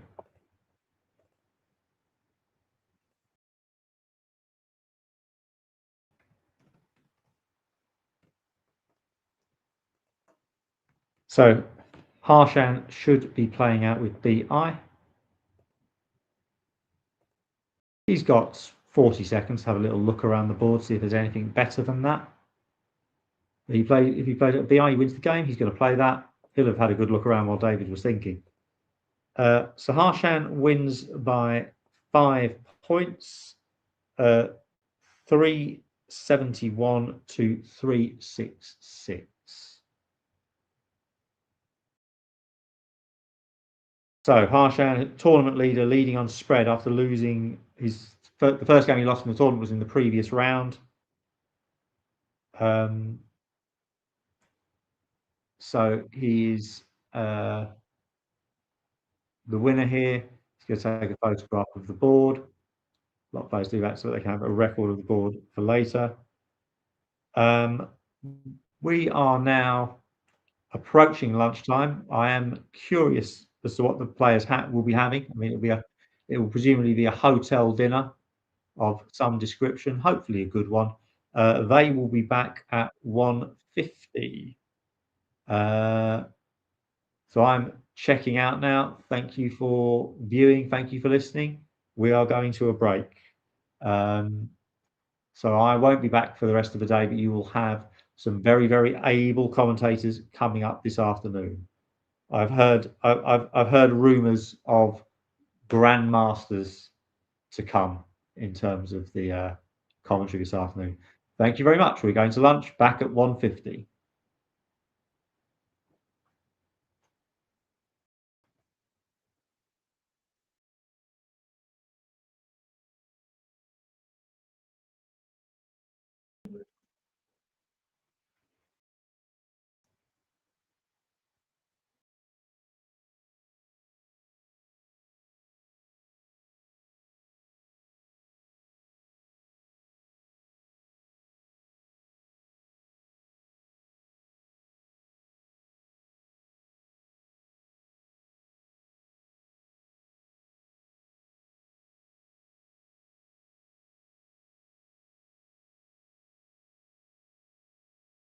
Right, okay.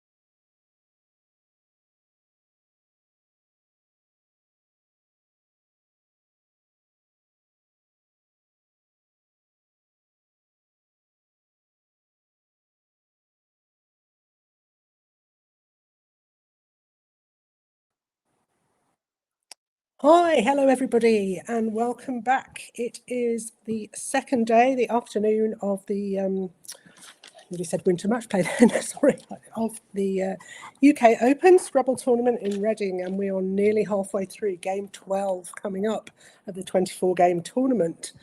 This afternoon we have another excellent matchup. We've had some great matches on stream. We have got Graham Haigh, who's not been on stream so far this tournament, playing Brian Poe. Both of them very experienced and strong players. Graham is a member of the Warrington Club. He's been playing tournament Scrabble for over 20 years, but playing I believe, on ISC a lot longer than that. Very strong player. He hasn't featured on stream very much, so it's going to be very interesting to see his game. I think he's said he's only been on a couple of times before. Graham to start. And Brian, obviously, we have seen on stream at many of these big events and during the tournament. He's actually only been playing in the UK since 2022, so this is his fourth year, and he came in and has absolutely stormed it from Hong Kong. I think it was 178, his first tournament rating, so he's now going into his fifth year of playing it. He's gone above 170 every year, which means he's on track for UK expert status this year, just gone straight for it and seems to be just going from strength to strength. So it's going to be a really good match, hopefully, between them. Just checking they look as if they are ready to start. So, just one moment. Okay. Graham drawing his tiles. And a slightly awkward looking rat to start with. A couple of duplicated A's. He's got them nicely, well, almost in alphabetical order there, not quite. Got the vowels first. I wonder if that's how he does it, possibly with the vowels first. So he'll be looking to get rid of the J, I would imagine.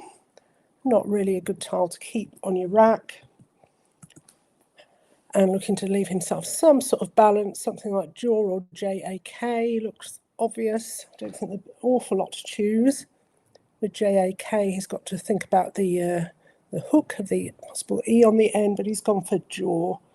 That looks fine. I think, yeah, sorry, he's gone for JAK, not jaw. That looks fine. Quackle slightly preferring that actually above jaw.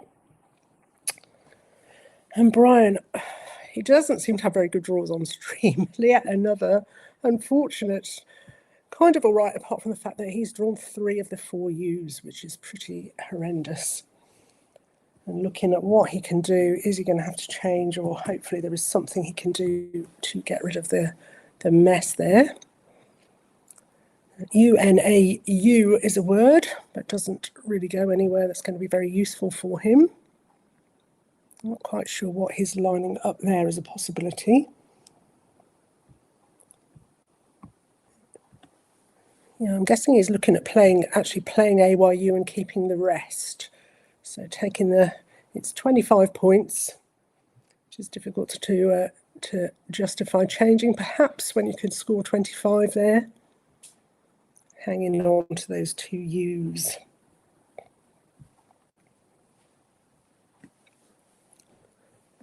Comment in chat as well, sets up his H nicely for next time. That spot underneath the U is quite likely to be there for the H for next time.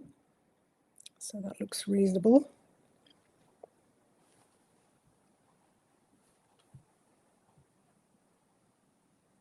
I do always wonder what they're thinking when they're looking at their sheet at this point, because there can't be anything very much written on the sheet. I tend to do the same as well and start just jotting things down. Is he looking now at changing and keeping a H? Quackle's certainly thinking that it is worth taking the points for AYU. His highest scoring option would be to play ANY underneath of the Jack, but really I don't think he could justify keeping 3 U's. Definitely not. So AYU is his best option, and after that he's looking at an exchange. And yeah, going for what Quackle likes best. He is going to be playing AYU.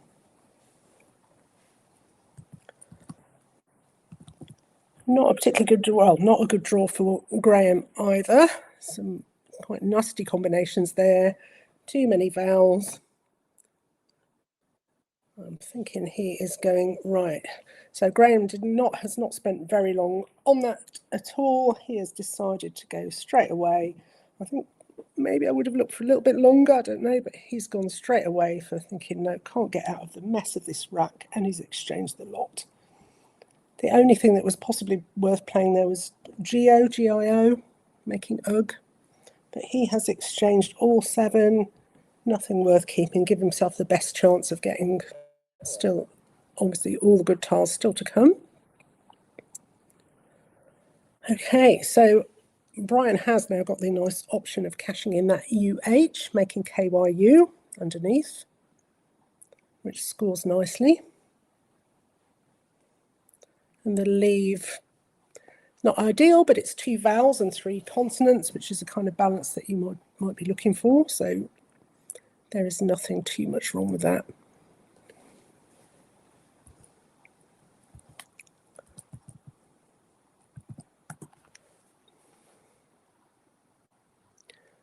Graham has very strong word knowledge. I've played against him a few times, and he also plays in the Zoom duplicate Scrabble group that we have online, something that Chris Hawkins started during COVID.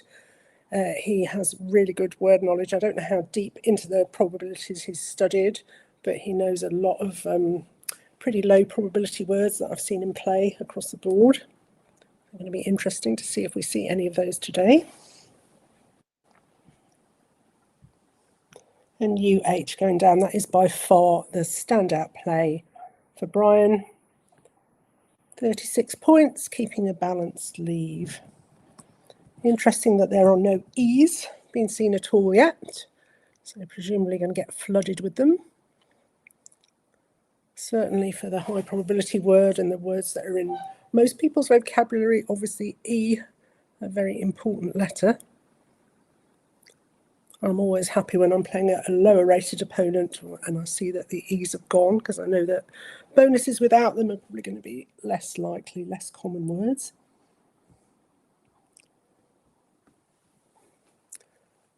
So what options for Graham?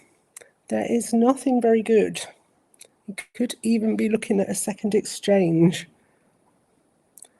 The only thing that he can reasonably play and score anything is to play Taj, which is what he is going for. I don't really like the leave from it, but having just exchanged once, he's probably thinking he doesn't want to have another turn scoring 0. But possibly it would have been the right thing to do. Tricky one. Still no E's, very strange. We're at a number of moves, number of tiles in and no E's. So Taj is kind of inviting Brian perhaps to open up from that triple at the top, but he hasn't really got any way of doing that. Again, all his options are a very slow start to this game. All his options are low scoring things. He could balance his rap by playing something like Fun to the left of Taj. Is that non-fruit? He's looking like he's lining up something like non-fruit on his rap there.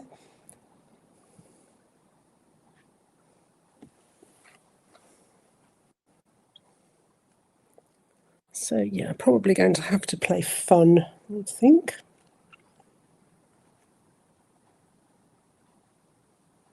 Both players looking quite calm and relaxed. Brian particularly seems a very calm player the number of times that I've played him, and occasionally he's played a phony and he'd never tilted. He moves straight on, carries on, and usually wins the game.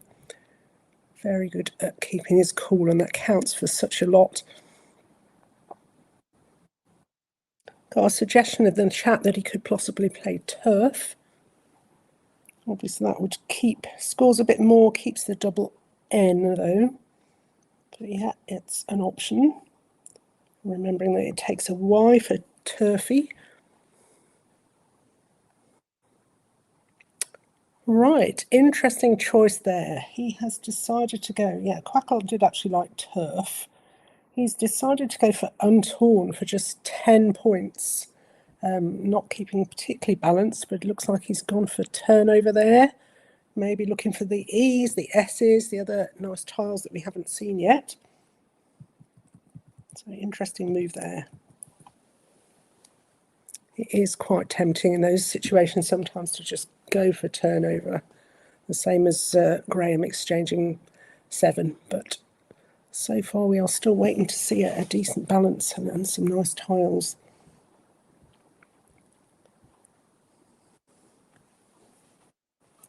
So with the Z, Graham might be looking at the double letter, triple letter spot, seeing if there's anywhere he can get that Z. There is one, well, there are a couple of plays that score nicely with the Z that are probably worth going through for this time rather than keeping hold of it. One suggestion in the chat of Durzy, D-U-R-Z-Y, Z-I. The slight danger with that would be where it leaves the Z. Quite a few 5-letter words ending in Z that might come from that triple on the left, but it is a possible. He could play Zurf, Z-U-R-F, through that U. Or he could decide to hold on to the Z, try and get something better with it next time. I actually quite like the play of V-I-Z-I-R, hooking U-R. But I think sometimes I'm a little bit gung-ho as a player and like to play dangerous and open things up. But I think I'd be very tempted with playing V-I-Z-I-R, making U-R.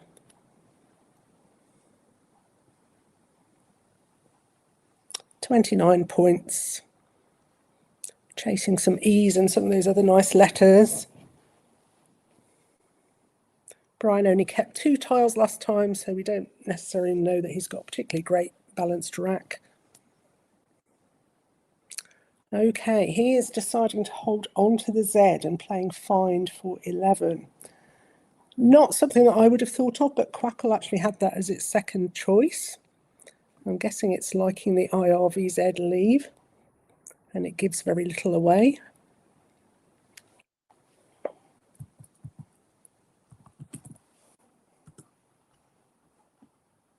So 50 points for Graham, 71 for Brian. And before I can even say, Brian has played very quickly. He's spotted that very quickly. Through the F, he's gone for 50 for another 36 points, keeping the very nice IES. And things are, rack is starting to get in shape. So a very nice play there of 50.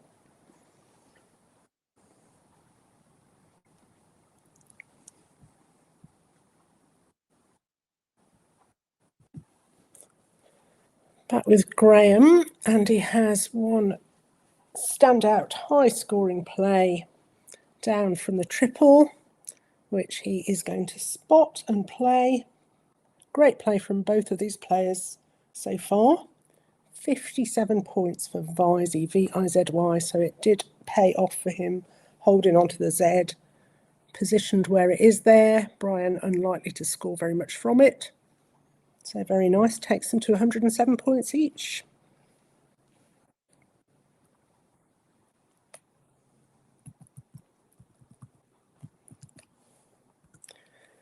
So Brian's rack's still not really balanced. He's got 3 eyes now. And he is playing very nice, again playing quickly there, what looks like a good play. Civie, C-I-V-I-E through the V at the top. It doesn't score, it's only 10 points, but gets rid of 2 of the I's. Slightly dangerous, obviously, with the X unseen or for any, well, various 5-letter words that could go under the E of Civie.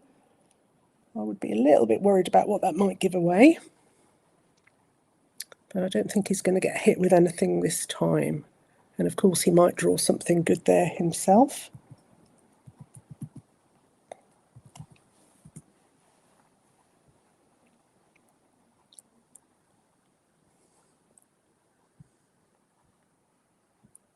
Graham's rack still not great scoring potential there. For those of you in the chat as well, if you would want to vote on who you'd like to see in the next round, in round 13, you can find the pairings up there if you click on the link in the chat. So have a vote of who you would like to see on next.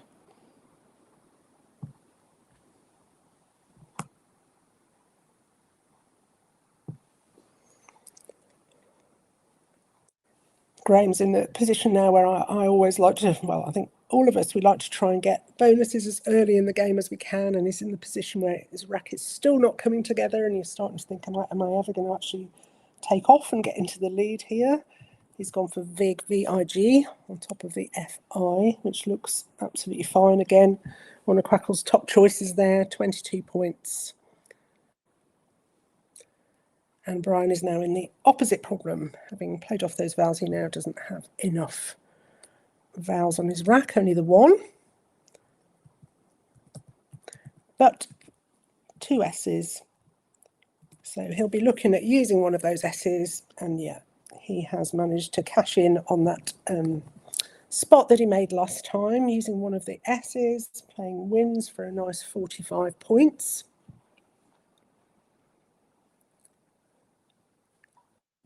Again, that's going to be the top play.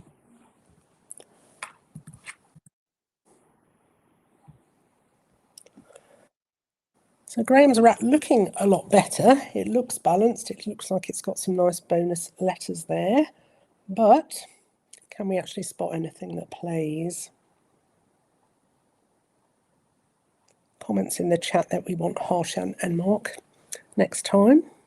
Well, you can't really go wrong there. Frustrating rack here for Graham. It's with various floaters, he would have some nice 8s.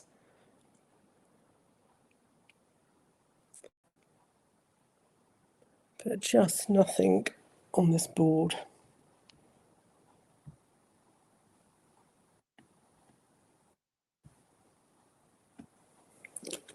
While he's having a think, just to mention that Brian played in the best tournament which came back this year. It's a tournament that we have in the UK, a knockout tournament where people play a series of games just against the same player, usually played in people's houses or in mutually convenient places to play.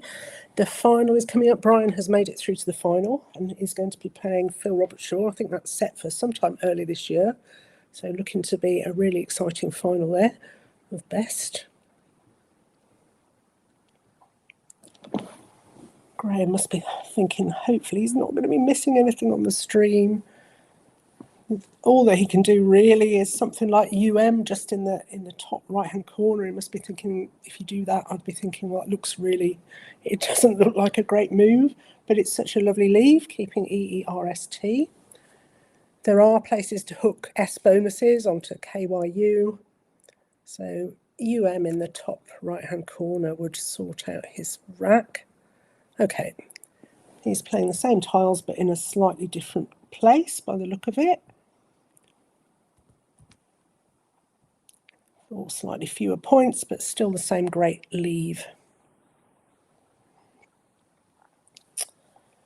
And Brian has hit the first blank, got a nice rack there. Must have various bonus choices. I shall wait for the chat to, well, I say must have, let's wait and see for the chat to point out what he might have. He's got ACD, MOS and a blank. And he will already have spent quite a while looking at those while Graham was playing his turn.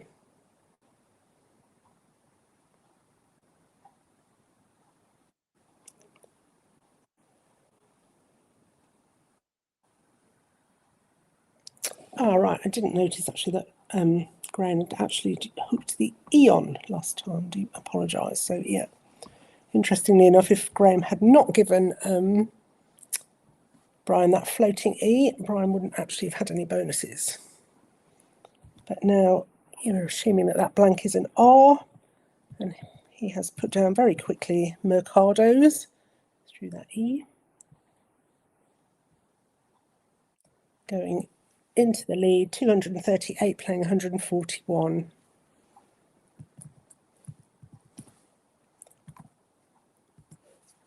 Graham has drawn his own bonus. He's going to be disappointed to have seen Mikado's gone down there, but at least he has bonuses on his rack. And he's probably looking to see if he can parallel down the outside to the right of Mikado. Otherwise, he's got the S hook on KYU.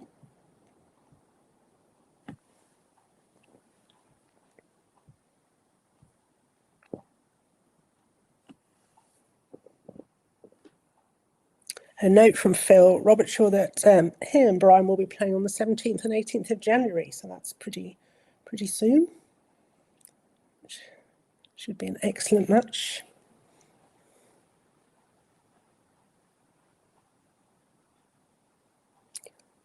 Graham's best option is indeed to parallel, to the right of Mikado's for 80 points.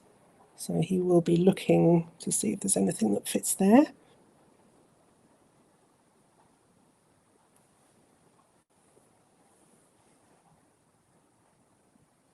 And if he can find that for 80, that brings him within 17 points, so closes the gap significantly.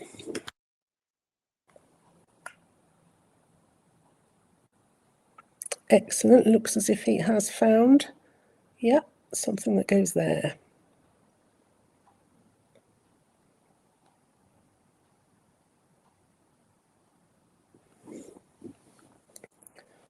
So that's an S on the end for Bestars, I'm sure. 80 points. So he had 4 options there, all which scored 80 points. Excellent find. I find that's where the stream pressure can come in, where you know that you've probably got something there. Chat are seeing it, and you've got to find it under pressure with everybody watching.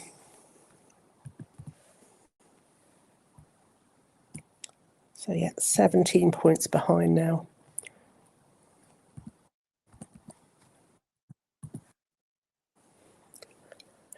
Brian has drawn the Q. He's got an I to go with it. He's not going to be stuck there. I'll be bold and say that it's rarely a mistake to just get rid of the Q. Not something you want to hold on to. So he can just get rid of it for 11 at the bottom there onto the blank S. Not sure if that's something he will want to do. Quackle has come up with one standout play there, which is interesting. I don't know if anybody in the chat has got any suggestions other than QI. There's one very interesting one that's come up. Not sure, I'm just trying to...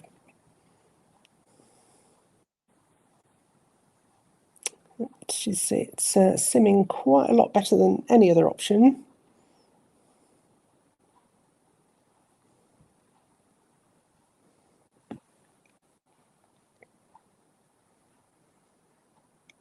But not something I would be thinking of at this stage.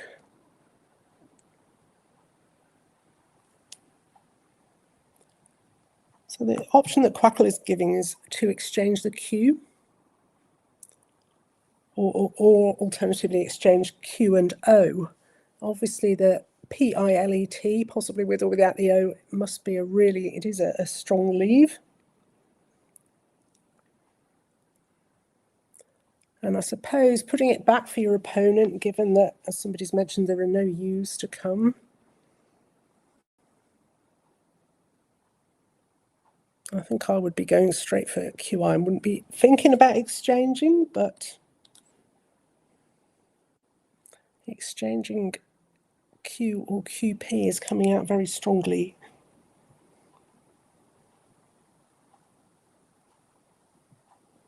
I have another suggestion in the chat of Polt, P-O-L-T.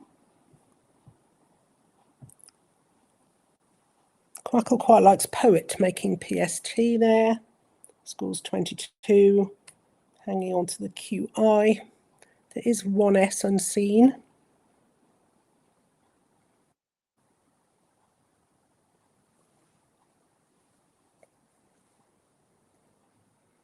I'm wondering if Brian's even considered exchanging. I like the option of exchanging the cue.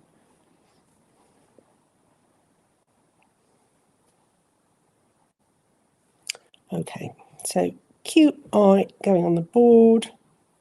I think that's probably what a lot of us would have done. It also, he's slightly ahead, and it takes, yes, it makes a lane underneath the Q, but there's only one I unseen, and it takes out that lane onto the S, onto the R, so it's quite a blocky play. That's actually blocked the board quite a lot.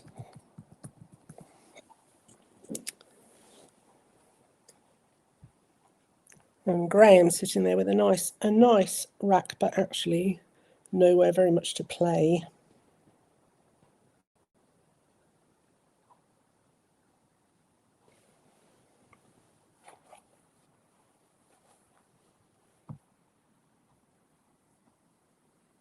So looking like unless something explodes somewhere, we're in for another. The board is now quite closed. I'm just looking at what Brian drew and whether he would have drawn a bonus if he'd exchanged the Q. Not quite sure what he drew first, but it looks like if he'd have drawn the N, he would have had top line and pot line and things like that, so he would have had a bonus.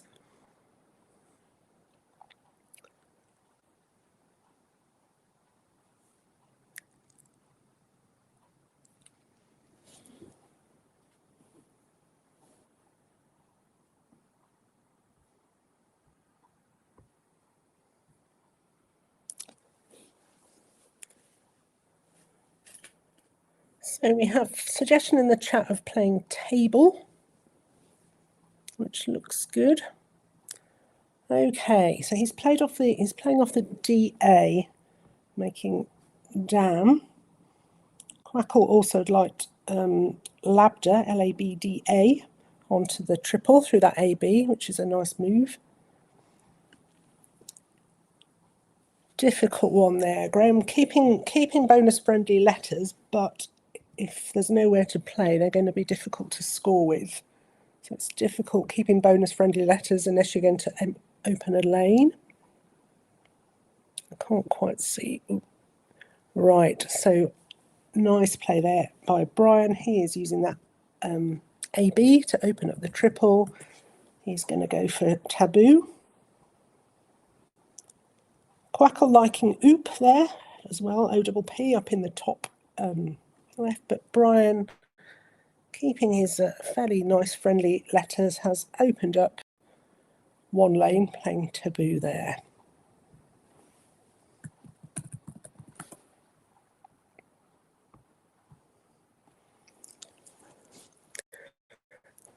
Graham keeps getting these nearly racks, which again is really difficult on stream because you're thinking, am I actually missing something? So he's got E-dental and things like that there, but nowhere to play it. And not very much that he can score.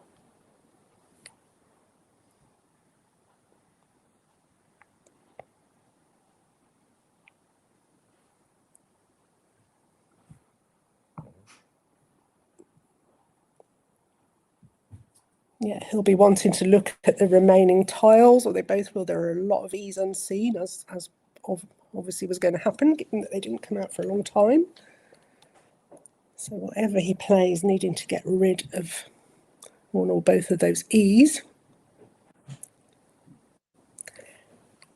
Okay, he's going for ED, making EST. Could have also just dumped one E, making ZE. There were no great options for him there. I'm guessing with ED, he has sort of made another lane onto making an 8 onto the D there. With the tiles that he kept, there was a chance of something there. Okay, oop was available last time for Brian and is available again this time, and he's got it lined up on his rack. He's slightly ahead, just 23 points ahead. Cagey game.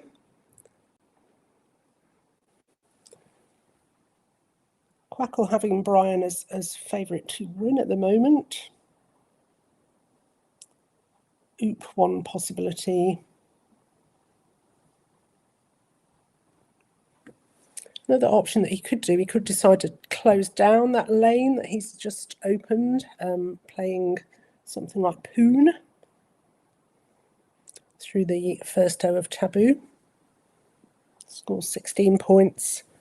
I think I'd be really tempted to try and keep it closed, because he must be inferring from Graham's play that Graham is looking for a bonus, fishing, basically playing off tiles for slightly lower score, and pretty obviously keeping bonus-friendly tiles in his rack.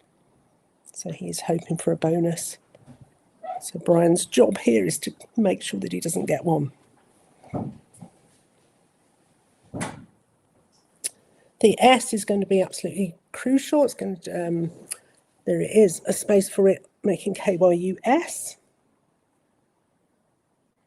Going to be a really difficult board to come back on, though, unless he can draw the S, which he hasn't at the moment.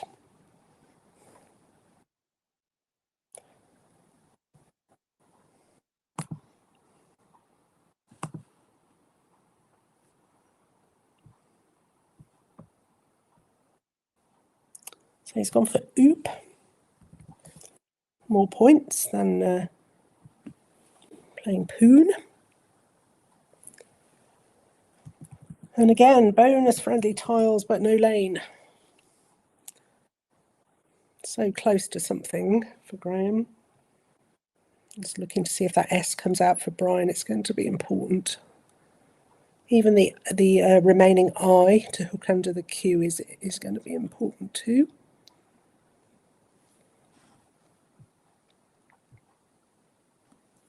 Graham trailing now by 42 points. And he's going to be right. So he has decided now that he's going to open a lane. And he's going to play Lift.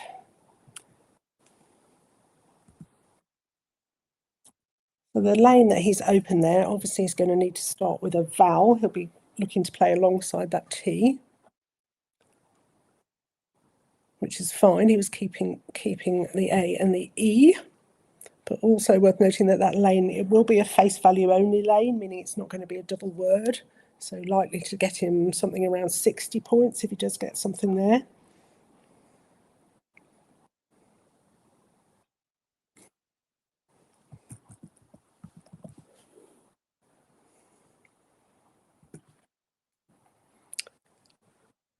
Frustrating game for both players. It's difficult when there aren't many bonuses, because obviously you have more turns, which is more heavy on your time, although they are managing their time well.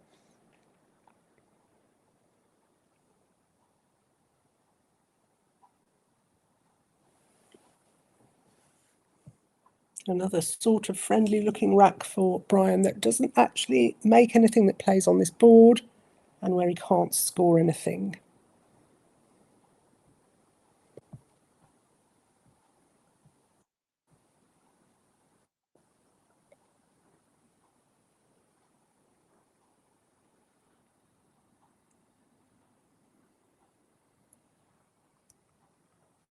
It must be quite stressful for both of them. Nobody saying not an awful lot in it in the scores. I would really be feeling that that S was going to be important. So Brian playing off 4 tiles this time. He is going for Prole. That seems to do quite a few good things. He needed probably to get rid of the E. It scores a bit. It takes out that O lane.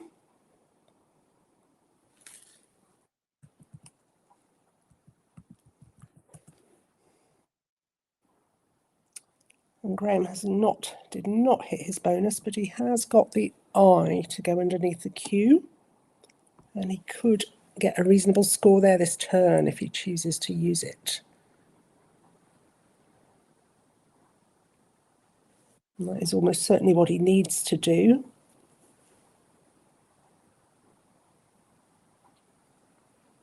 He can score 41 this turn.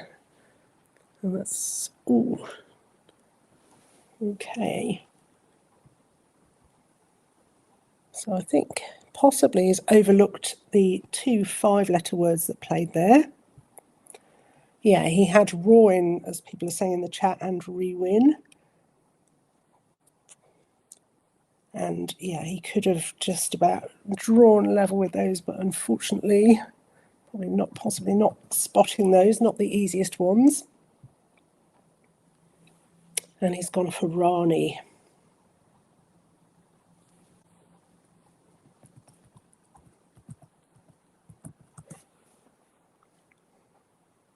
There's still a lot of E's unseen. The S hasn't come out yet, but things looking good there for Brian. The X, the H, some useful scoring tiles.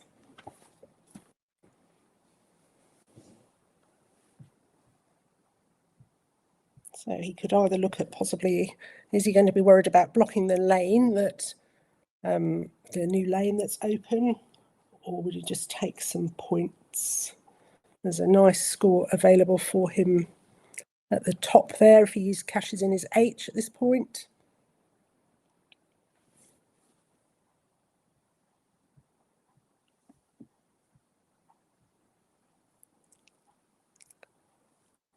Yeah, I think Rani was just looking at the chat, just overlooked.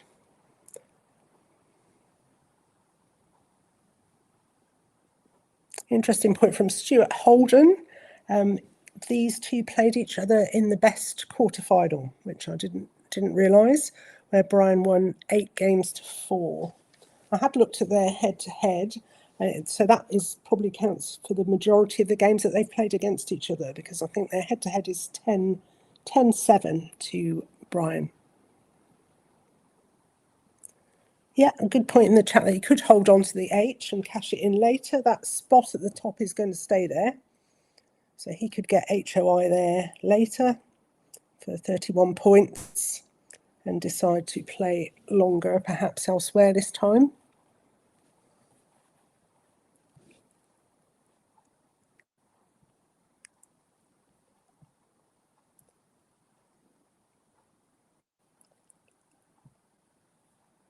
I think I'd be tempted to cash it in just because I'm on 6 minutes and I'm not quite sure what else to play. I think he's looks like he's lined up thinking about Oxherd onto the D, which would effectively restrict bonus lanes, getting through the tiles as well. So he has gone for Oxherd, keeping that AN. And unfortunately not the best draw for Graham after his Rani. 3 of those E's now on his rack. Quite nice tiles unseen as well to him.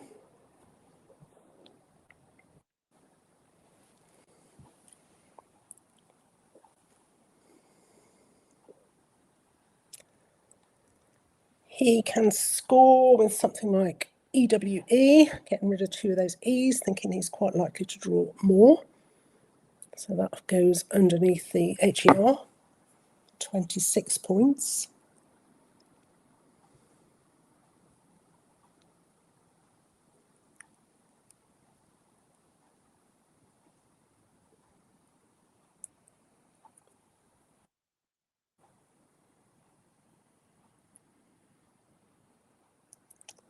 A nice draw for Brian. It's not imperative perhaps that Graham gets a bonus, but it's going to be very difficult for him to catch up. So it's been a well-played game by both players. A couple of moves there that would be interesting to have another look at. They didn't really feature on Quackle's options, things like Untorn, so it might be interesting to ask the players about those.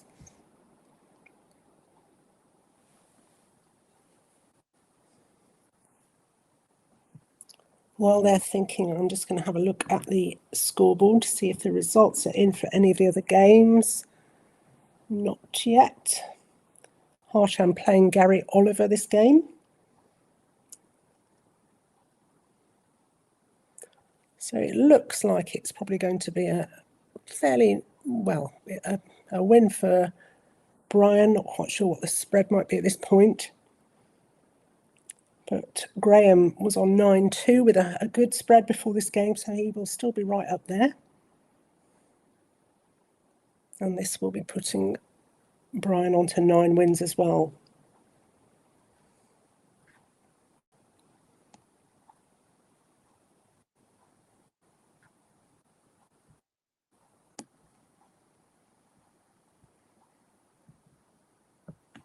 I'm also just going to have a look what is happening in the B division.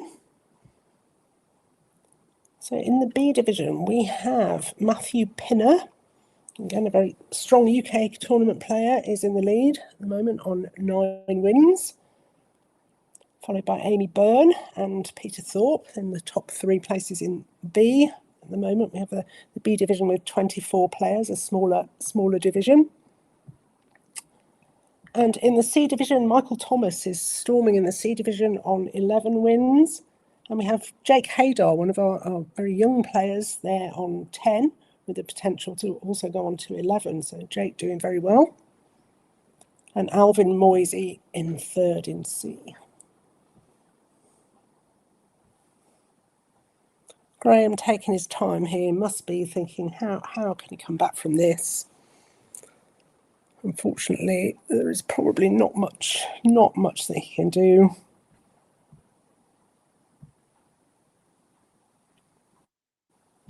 If I run Sims in Quackle, I'll just explain what that is as well in a minute, but it is coming up with an interesting play of EEW to the left of the T of lift. So opening up another lane there, which I guess would be difficult to block. Interesting idea.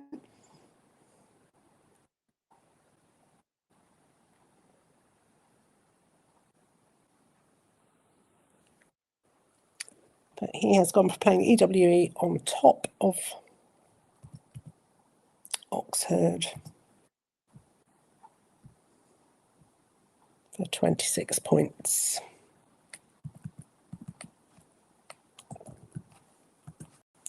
So just 2 tiles left in the bag now, unseen.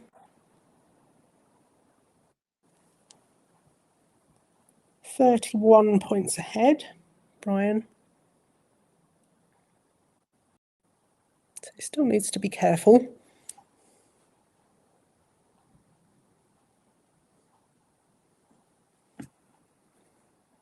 From his point of view, not impossible that there are bonuses unseen.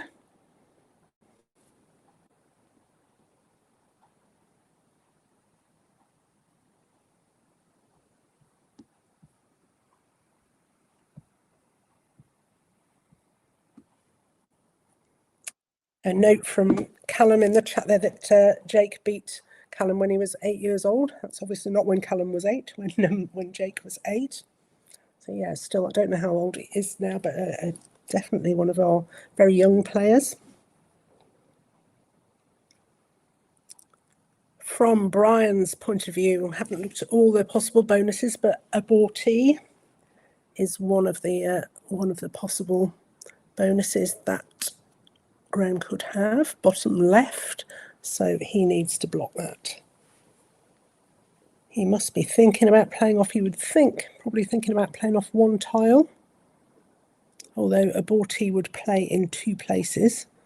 The lower lane is obviously the more dangerous one because that's where he would score more, but it would also play to the left of lift. So he's got lanes lined up on his rack. I'm not entirely sure what he's thinking there, or where that might go.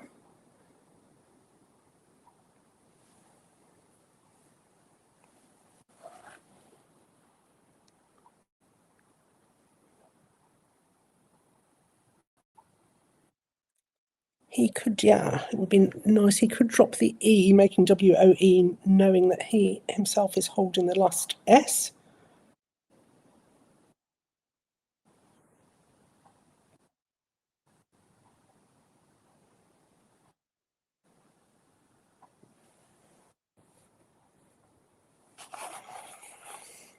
He's only got a couple of minutes to think it through. This is the time when you think, oh, I'm nearly there. You just don't want to make a mistake at this point. I'm liking the idea of woe, W-O-E. I'm just going to see what Quackle makes of that.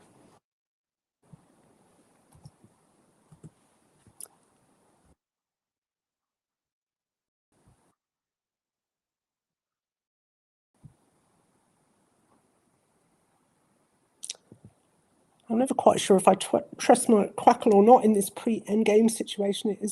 Woe is coming out worse than what it's actually looking at is emptying the bag with something like Lev, L-E-V, top left, but given that abortee could be unseen, I'm not sure why that is.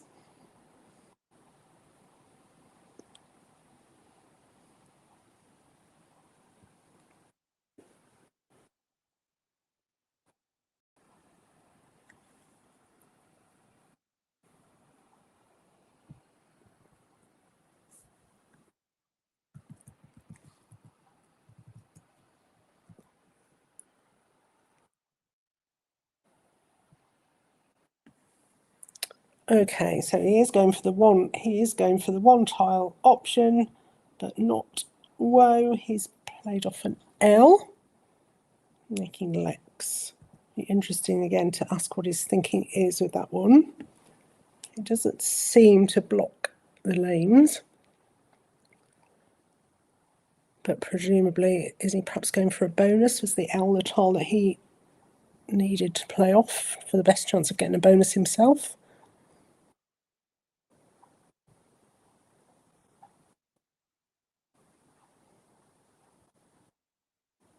Yes, also ported out, thank you, that there is possibility the G for glyphed. G is, it's possibly been overlooked, but yeah, that could score some points.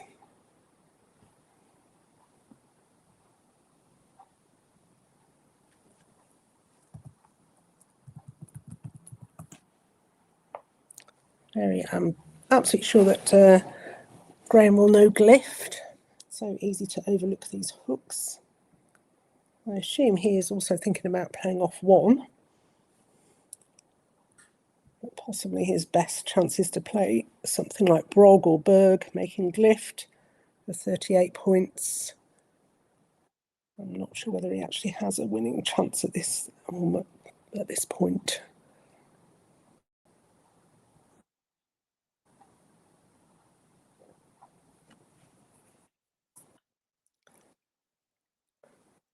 I think his best chance is going to be not to try and go for a bonus, but to play using that G hook. Certainly will keep the spread down.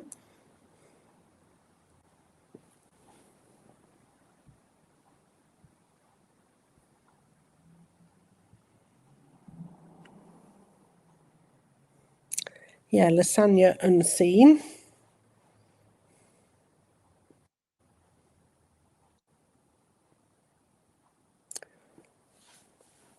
I'm not entirely sure why, but Quackle, which should have perfect knowledge, does not seem to be very great in these endgame positions.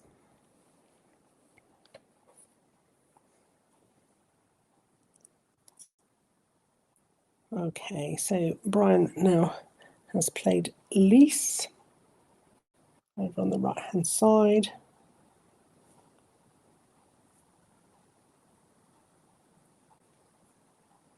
Very low on time.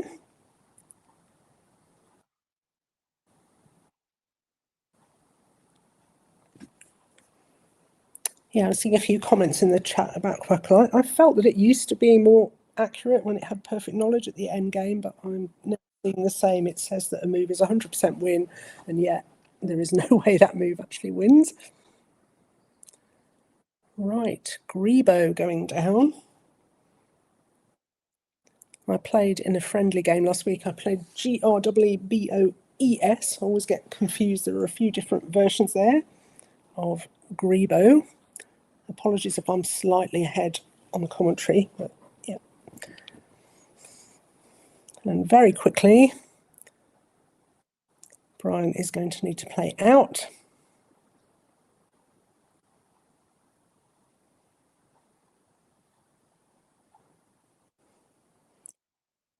He managed his time extremely well, or rather down to the wire, both of them.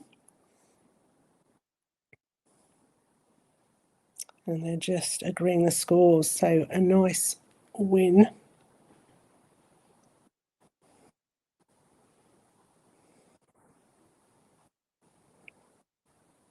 for Brian there. And so well played by both of them. They both seemed very, very calm in what must have been a tricky game. Some tricky combinations for them there.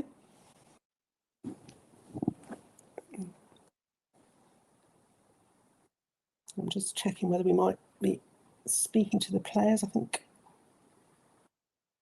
Right, I think we are going to go to the break, so I will be back with you very shortly after the break.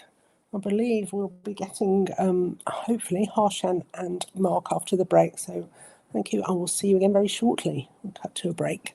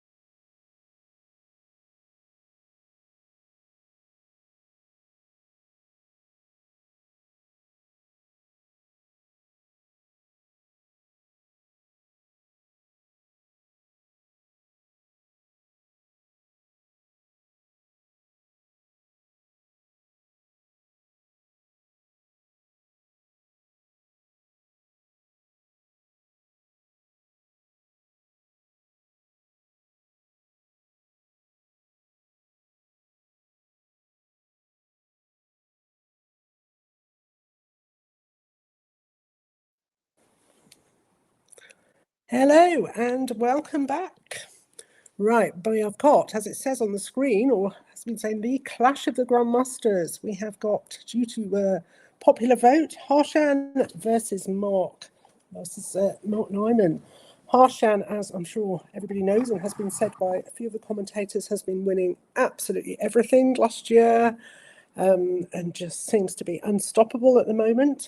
Mark, also obviously a legend, has been having a great tournament. I'll just check the standings. He's dropped back slightly on 8 wins now, so 8-4, whereas we have Harshan. Harshan actually lost that last game, so now on 10-2. He lost to another Grandmaster, Gary Oliver, who we haven't seen on stream yet. Would be nice to get Gary on as well. Gary currently in 4th place. Harshan obviously still leading. So if I just cut over then to have a look at the players, they are ready to start. Harshan starting this game.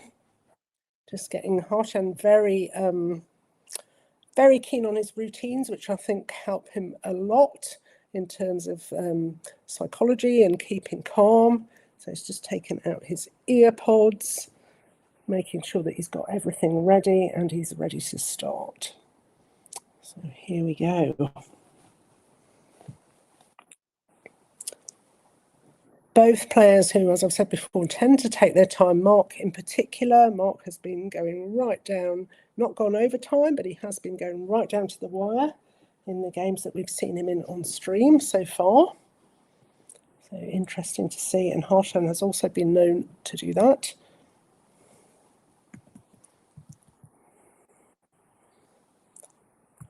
Right, well, what looks like a fairly reasonable balance of tiles for Harshan to start with.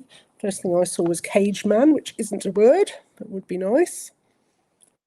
So he will be looking to score and balance. Looks to me like the sort of rack he could take a little time on because there are a few things there. There's nothing that scores a huge number of points, but he will be deciding what he wants to keep for next time, considering possible hooks.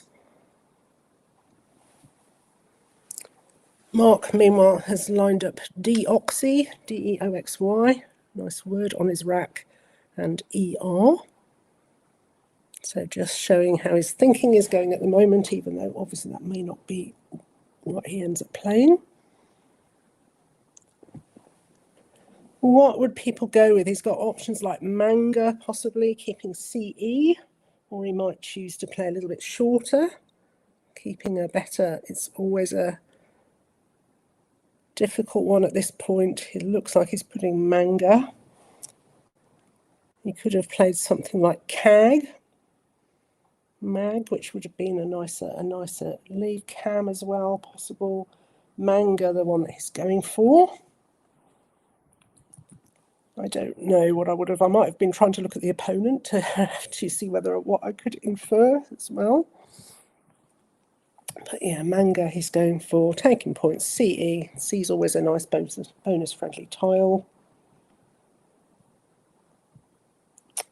And Deoxy would fit nicely to the right of Manga for 39. So that is a possibility, keeping ER. Looks like a good play. And we see the first blank on Harshan's rack. I see he's lined them up the way that I line mine up in alphabetical order. I've been told that apparently I tend to telegraph the blank, because I always put it at the end on the right where it is there, but in some way apparently I telegraph that it's the blank. So something that I need to be careful of. Harshan got them all just lined up nicely.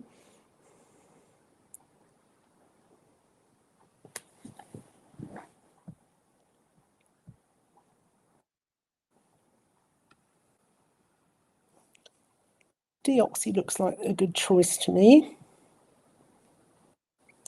And indeed, that's what's going down. He could have just played Oxy a little bit higher up for fewer points, but I don't think it would have been worth the sacrifice. Deoxy keeping ER on his rack for 39 points.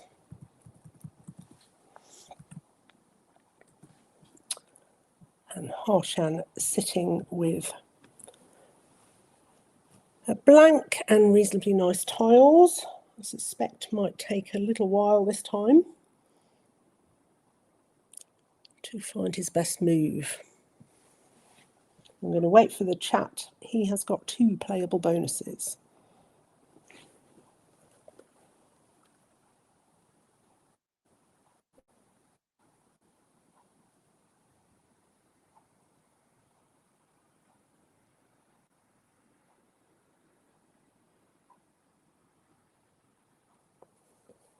I think they were just checking the scores there, possibly.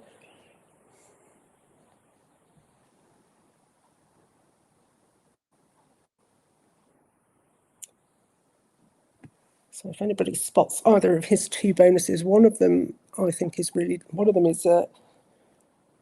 simple to spot, and the other one I think is very tricky.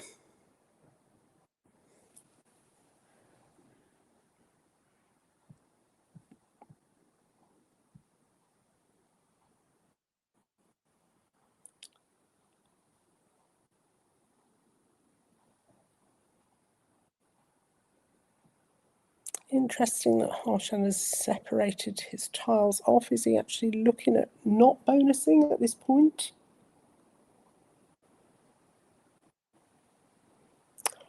Okay, so he has lined up the tricky bonus there, really impressive, knowing the L hook onto manga of Mangal, and he's lined up on his rack facetely, F-A-C-E-T-E-L-Y, making Mangal, and he did briefly just line that up on his rack, just to show us that he has seen that. But actually, he really is playing like a machine these days. Quackle not giving the bonus as its best option. It comes significantly down, interestingly, although, actually, sorry, just still running Sims. Facetely is up there, but yeah, non-bonus options are also coming out equally well. Something like putting the F onto that triple letter, making Nef, playing down there. So something like Fee, F-E-E, for 42. It's a sacrifice of just over 30 points.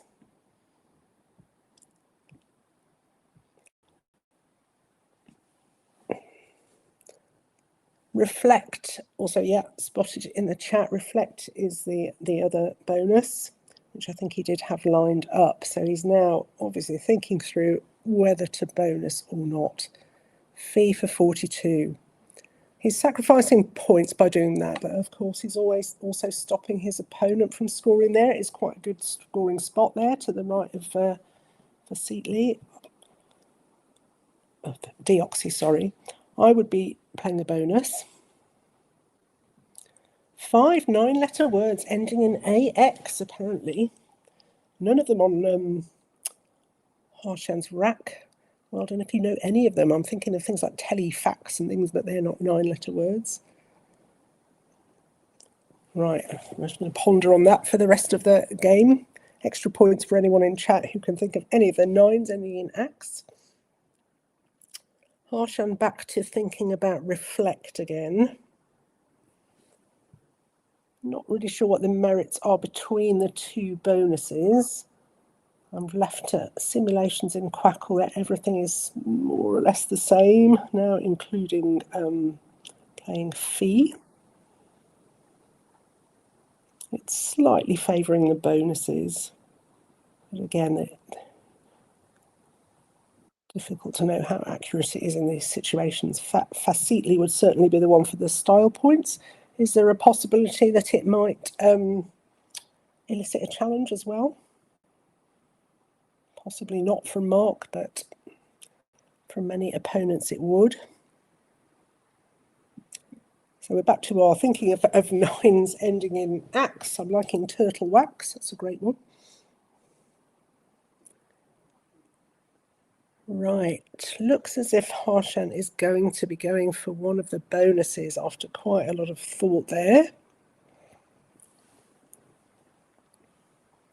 Reflect lined up.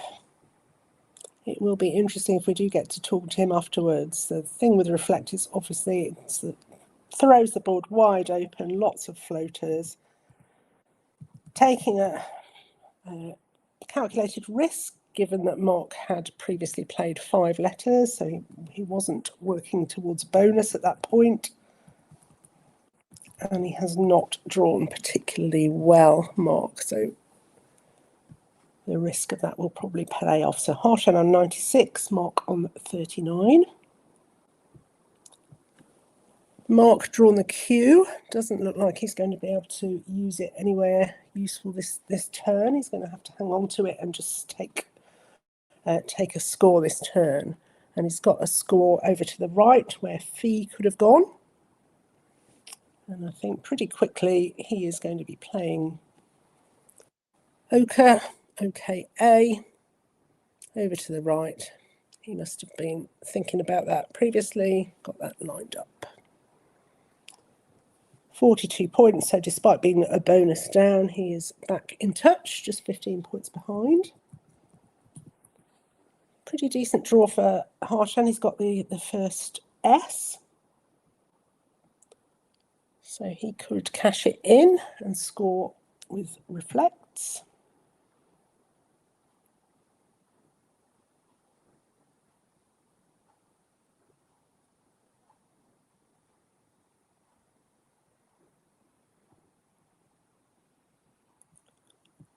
One option just to play pretty long there, something like soften with reflects. Gets him a nice ton of points. Obviously completely does away with any synergy that he might have in his rack at the moment, but that's one option. I think I tend to fish maybe too often. I do get quite a number of bonuses per game, but perhaps at the sacrifice of score. But one option he could fish, he could just play off the F. BENOST is really pretty strong, and there are floaters to play through. So 2 very different options there, taking quite a lot of points for something like soften or just fishing off an F.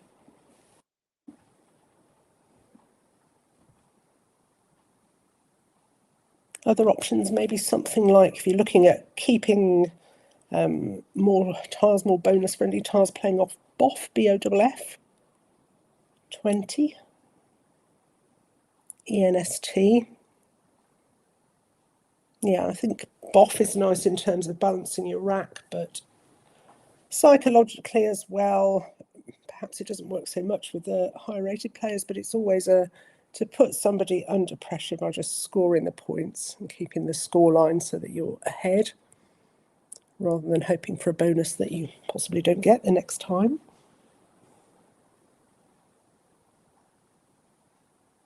I think I would be going for the points for soften.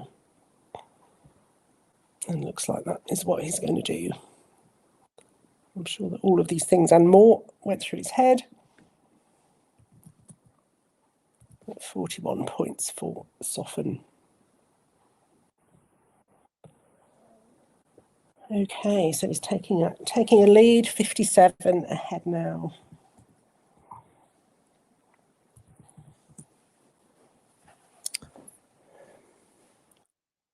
Mark's rack not really improved much in terms of getting rid of the Q. He's got QAT, but that's so few points, just 14 points. Really needs to be scoring a little bit more than that if he can. He's separated out the BANN. I'm just wondering what he's looking at there.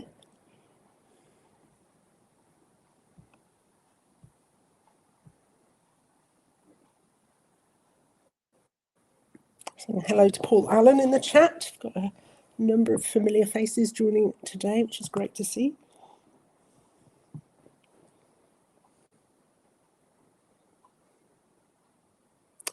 Right, he's going, looks of it, for, so not just, he's going to play banner. So I guess there's some merit in saying if you're holding onto the Q, play long in the hope of getting a U. 18 points for banner.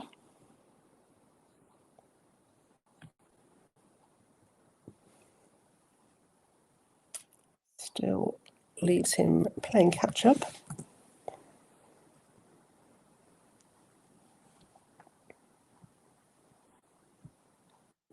And Harshan has some good scoring options, which are going to put him a bonus worth ahead again.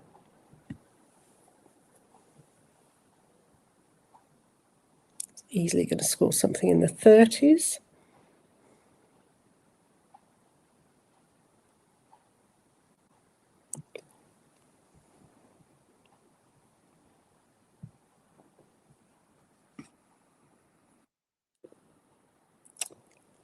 Mark's playing long to draw something that goes with the cue has paid off. It's got much nicer looking options now.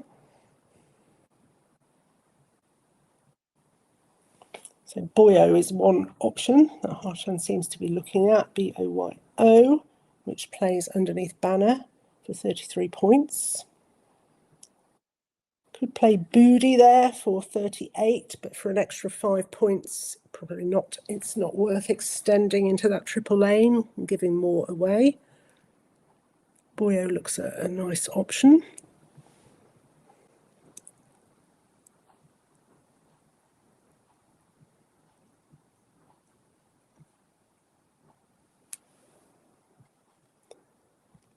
I think he's lining up there just to show as well that also the possibility of hobby. Hobby through the B of banner, a little bit risky with the Z still to come.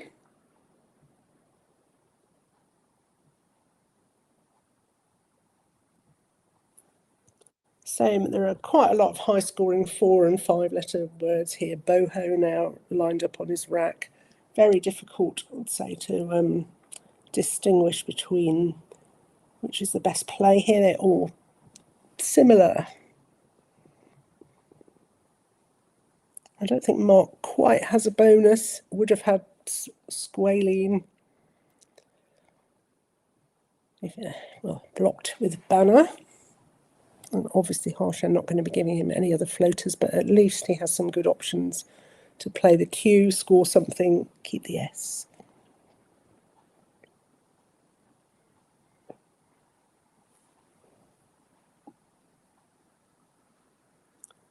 I would love to be able to somehow read their minds at this point. This is where my thinking doesn't tend to be linear and I'm all over the place trying to work out what the best one. I always get the impression that they're thinking it through in some kind of very structured way. I'd like to know what's going through Harshan's head as he's evaluating the different options, which he will have seen all of the options, I'm sure. He had Dobie lined up as well. And looks, yeah, that's what he's gone for, D-O-B-Y. 37 points, keeping H-I-O. No doubt as well, he will have been obviously looking to see what's left in terms of consonants, vowels. So Quena, Q-U-E-N-A and E-S lined up on Mark's rack. He's actually got a few different choices here.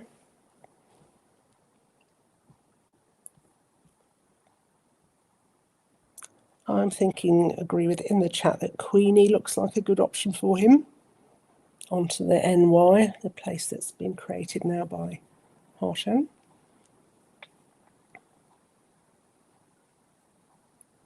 For 36.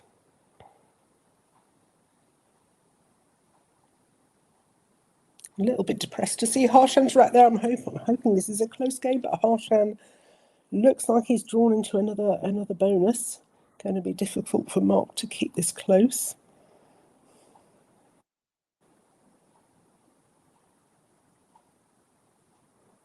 He's almost certainly going to have a bonus. He's found the second blank. Mark deciding perhaps whether to use his S or not. So he could use the S, playing on to softens. That's what he's got lined up now. I'm not sure the merits of that. 40 points as opposed to 36 for Queenie.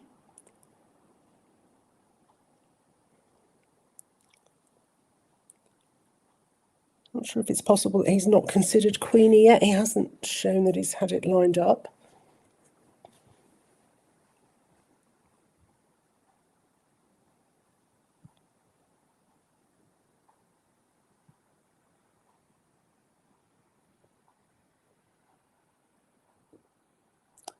quite a tricky looking board. It could easily get closed down, and certainly once Harshan has got another bonus down, he will definitely be going into block mode, looking to close it down.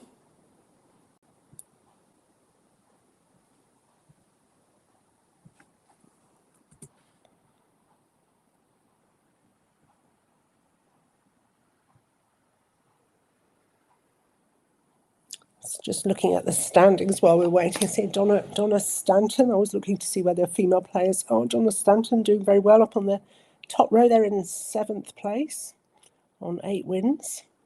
Scored 521 in the last game. It's good to see.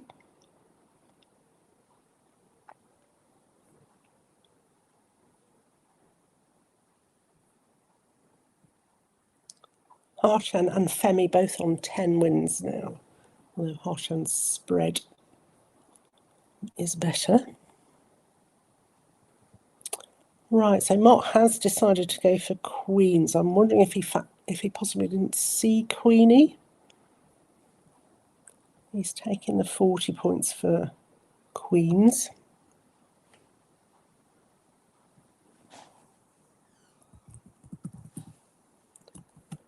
Possibly just didn't look in the new spot that had been created. 139, playing 175. And there's no question that Harshan, well, pretty sure will hold back from bonusing. He has a few options.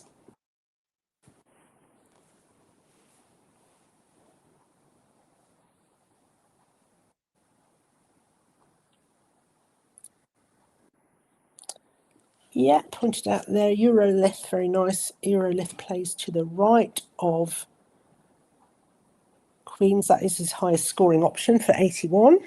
Obviously opens up that triple, but 81 points. And then he has some lower scoring bonuses elsewhere. He's got Eurolith lined up on his rack. So Mark desperately needs a bonus draw after this turn to be in with a shot.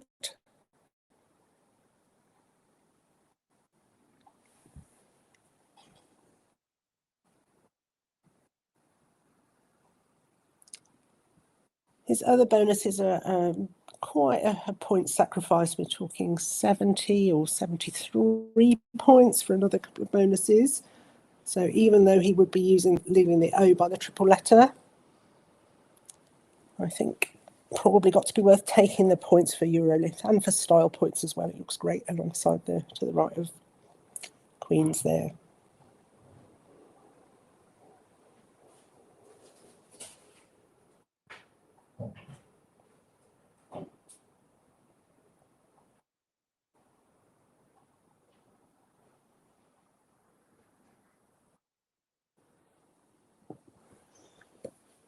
Right, is he just trying to decide what he's lining up there?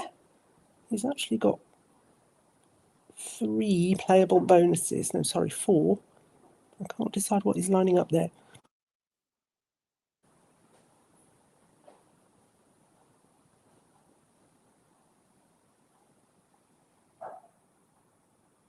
Chlorite would indeed be very defensive, 70 points. Down onto the E of softens, leaving the blank C, which is not a danger really. Yeah, and that's what I think that is what he's going for. It's going to be quite a blow to Mark to see that go down. 70 points for chlorite. Puts him over 100 ahead.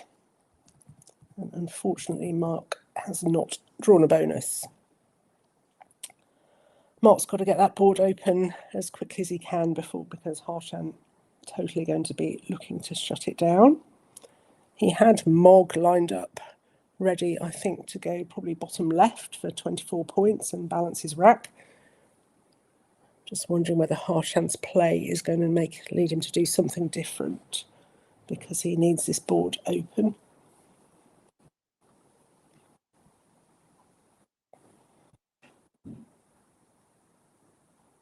Yes, people in the chat saying that Harshan tends to be more defensive, definitely. Great defensive player. Eurolith's the sort of thing I would have played if I'd seen it, just because it looks so good. I think I'd want to show that I'd spotted it, but not the most defensive play. Chlorite more his style. Harshan has now drawn the J and the Z for scoring with. So he has the potential to go further ahead in this game. I'm just going to ask, I can't quite see what Harshan's tile right on the left is. Possibly just need to get the camera adjusted there.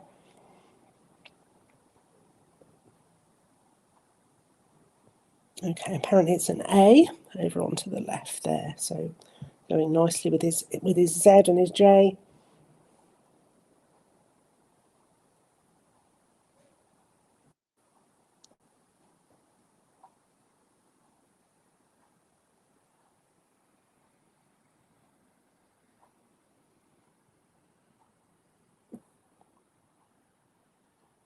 I think it's Harshan's score pad actually. It's just over the A. There we are. He's moved them along.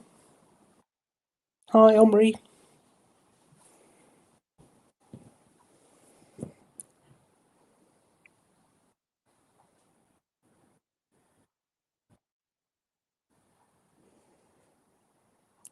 Hard to read what Mark is thinking. He's got to be thinking about opening. Is there a way he can get this board open that's not going to be shut down easily? Because at the moment, lanes are almost non-existent.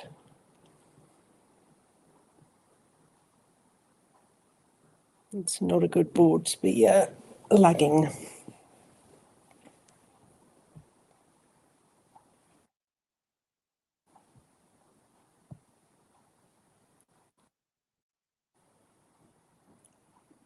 I was looking at the average scores, just been having a look around on Centre Star before that previous game, and even now Graham Haigh is top of the average scores. It is obviously not a total indication of how people are doing, but impressive average score there of 470 at the moment for Graham. Harshan on 453. Gary Oliver also with a really high scoring. Can sometimes be an indication if somebody's way up there on the scores but not on the number of wins, that perhaps they're being a little bit unlucky.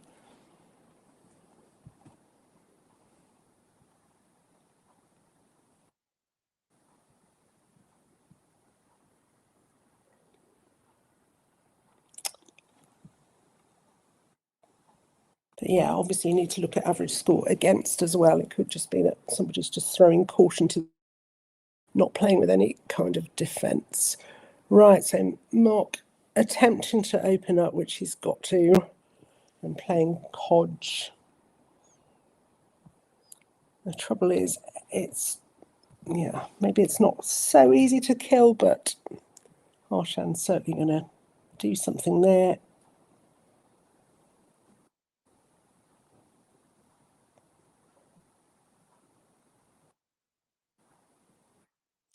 And being challenged.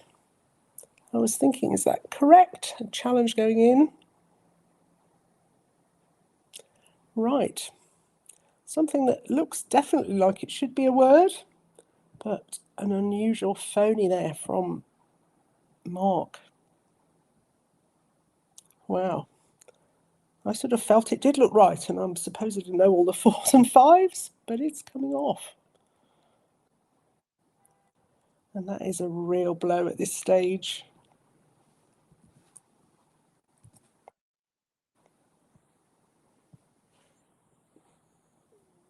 I don't know if anybody knows what Mark's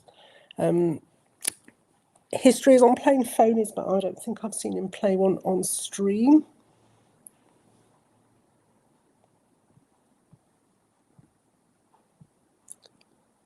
So very difficult mentally to come back from that, knowing that you need to get the board open. You're going to be another turn and another score behind. They're just sorting out, I think, Harshan's rack there. He seems to have played quite quickly. He's played off his J, the JA, giving him another 42 points, keeping back his Z, and extending his lead to 2 bonuses in the lead. Right, not much that Mark can do, but have another go in the same spot. So this time he is going with Comet. I think Codge, apart from the fact that it was a phony, possibly he was thinking it was harder to be paralleled across the top, whereas Comet, it will be fairly easy to place something across the top and close it down again.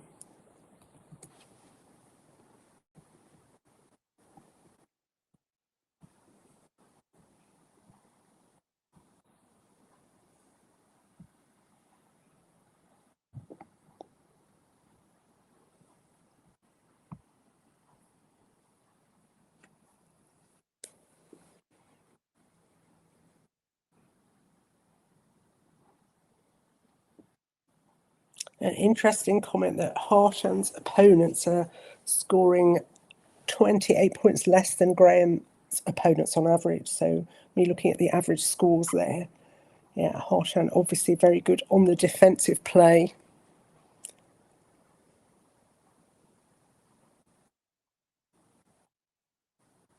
A comment from Becky in the chat there that Mark multiple times at the seniors in the world, he phoned once. Yeah, I think it is really rare.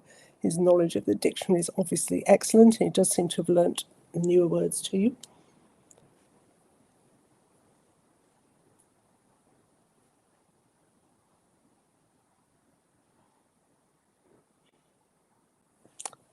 Another interesting comment that maybe it wasn't worth playing from the C because it is going to get shut down so easily. Something like Gled and Dado would have opened it up perhaps more effectively.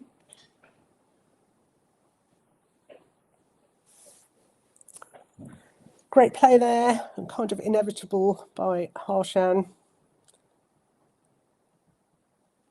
All that he needs to do is to make sure that there are no lanes, keep scoring, hang on to his Z for score for next time. So hasn't quite taken out the lane from the T, not going downwards anyway, but taking it out in one direction. And kept himself some good options for scoring next time.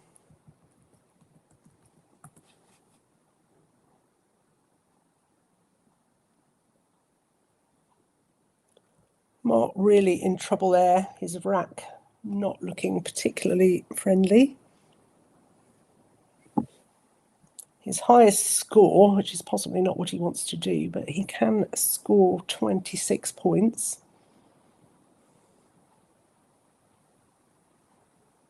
Yeah, you know that if you're playing against Harshan at this point, you're not going to be coming back from here.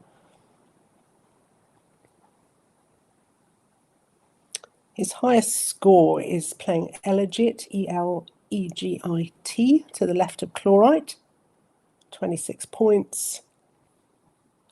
Whether there's much point in doing that, obviously it doesn't open anything.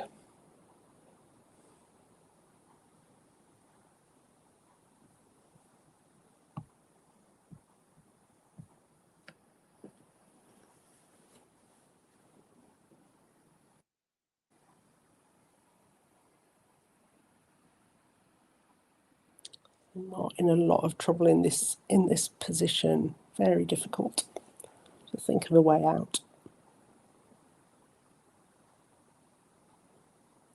This is where you need something like a V or a C maybe, so that you can kind of fork the board. Try and make 2 lanes at once that can't be blocked, but not possible for him in this position. Harshan will be able to just keep scoring for now without opening anything.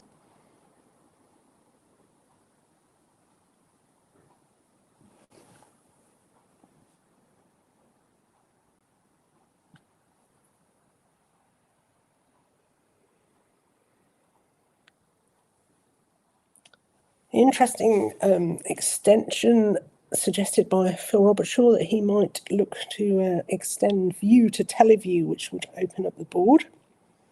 Obviously not this move, he would need to fish and get the correct tiles for that. But it is all just desperation.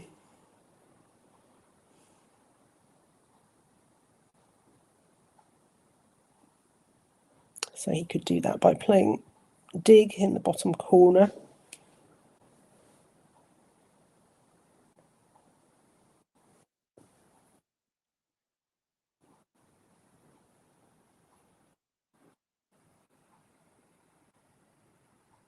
Or does he go for Gled and Dado at this point? Keeping 2 eyes. I'm not sure I always trust Crackle in these positions. It's one suggestion is of playing Jailed, which is obviously coming out with a very, very slight, very low win percentage. Yeah, all the things that it is suggesting are not actually opening anything new. Dig in the bottom corner is also possible.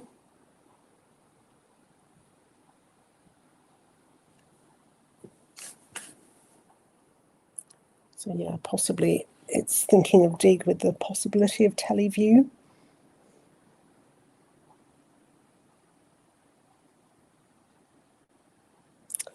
Okay, another of its options, which he has gone for, is to play DEI.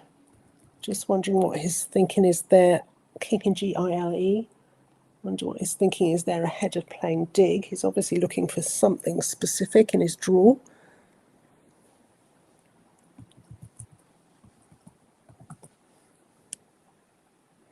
I think he's not going to show. Oh, yeah, he is going to show us his tiles.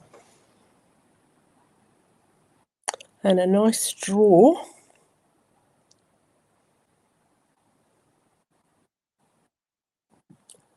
Harshan playing quickly, putting him under time pressure. A lovely play of ZEIN, making jail, shutting the board, just keeping ahead, shutting the board further and further.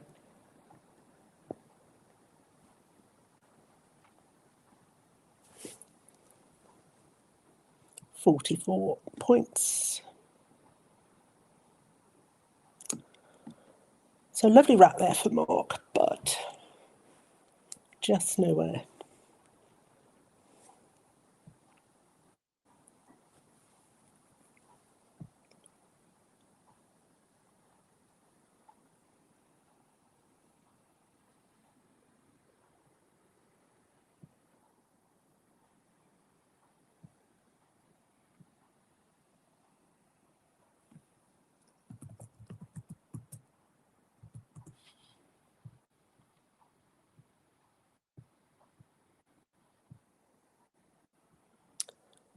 He could take some points in the lower left-hand corner, underneath where he played DEI, which is something that he's looking at now.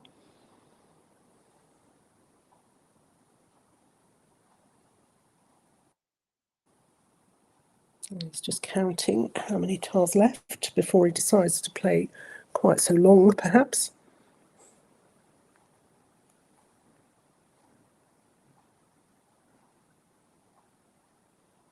Looking at Aglet in that bottom left-hand corner, 41 points.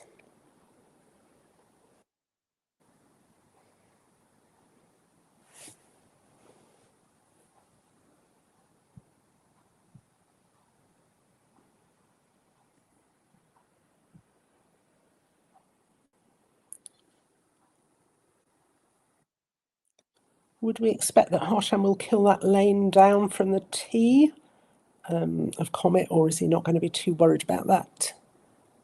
It's going to have to be, I don't know if he'll get anything that fits down there. Quackle, again, obviously giving a very, very tiny winning chance, but one possibility would be to play Glaze onto the ZE. That opens up. Bonus points for anybody in the chat that can see a word using 6 of his tiles that scores 41. and it's through, I'll say, several disconnecting letters. I'm not saying it's a good play, but yeah, there is a 41-point, very stylish play there.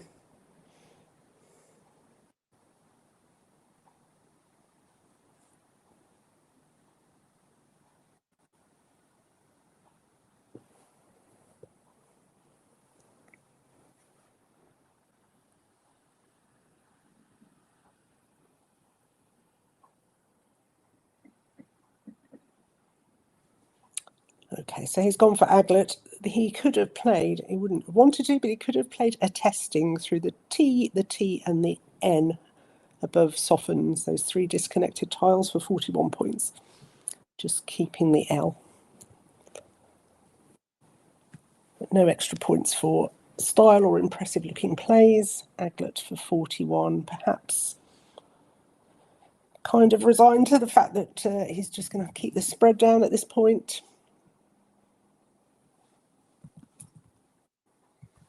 And Harshan playing quickly. PATU down to the right, which, yeah, does what he wanted, which is taken out that lane.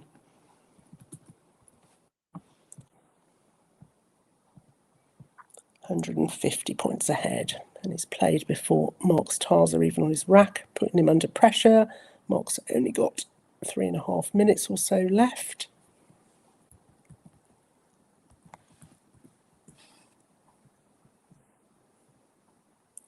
£150 points behind.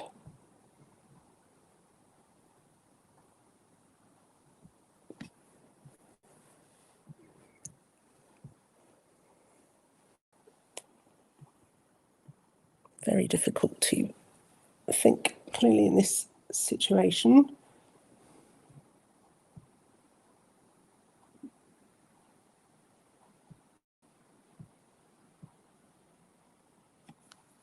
He can cook the H onto ochre to make Hoka, playing across there just for some points, but it doesn't really open him up anything.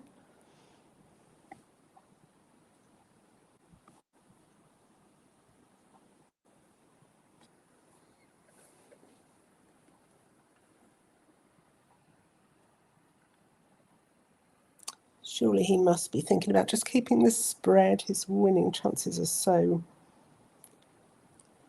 well, dare say non-existent at this point.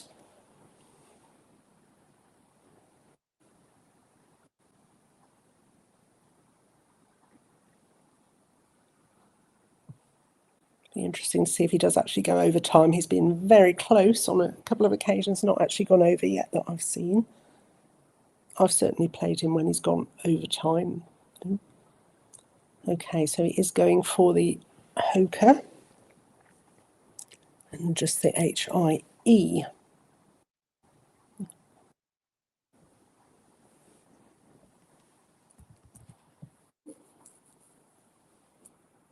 Harshan still taking his time, counting what's left.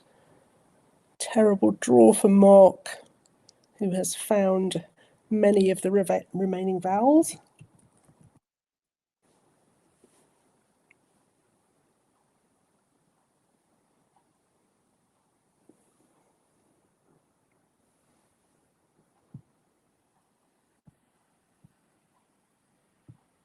Harshan will still be looking to absolutely optimise his play, even though he's very safe at this point.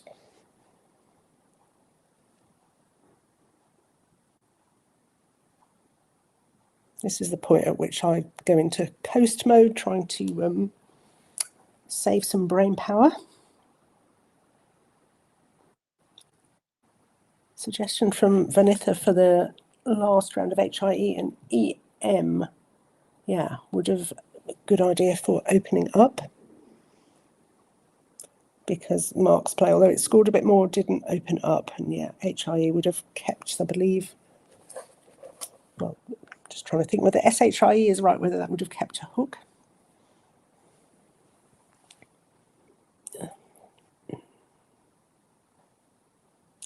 He's looking at PID. Just wondering where he's thinking about playing. Those or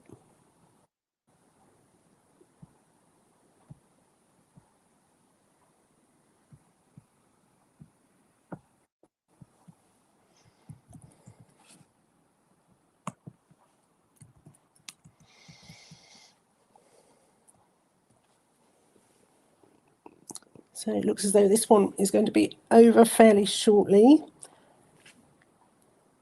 Following, I think we'll be having a break, not entirely sure. I'll check the timings, but after that we are going to have Lewis Mackay, Grandmaster, who I'm sure known to most of you, will be commenting for the last 3 games. So that's going to be excellent. I will definitely be listening.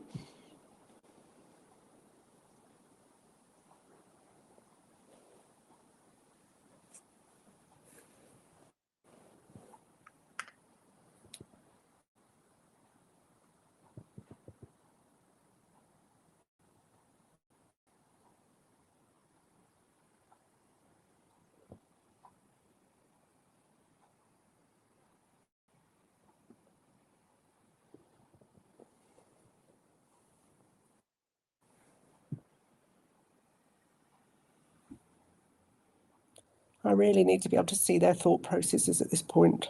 This is definitely where I'm several levels down because I'm just coasting to the win.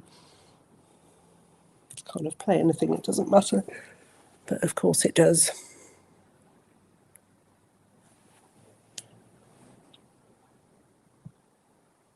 Quite liking things like RUDI, making hide.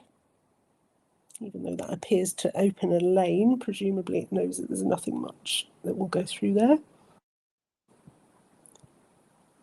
Or even PURI on top, making the PE.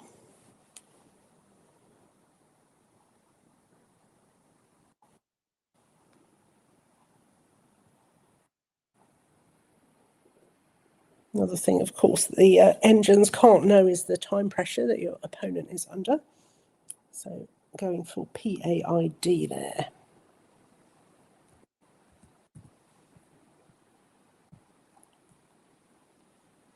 I believe 7 tiles in the bag now.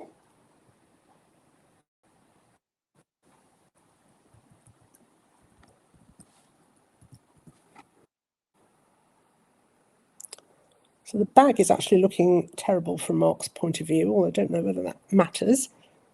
2 U's unseen, a V, loads of R's. So is there perhaps any way that he can open a lane and get just a last shot at a bonus?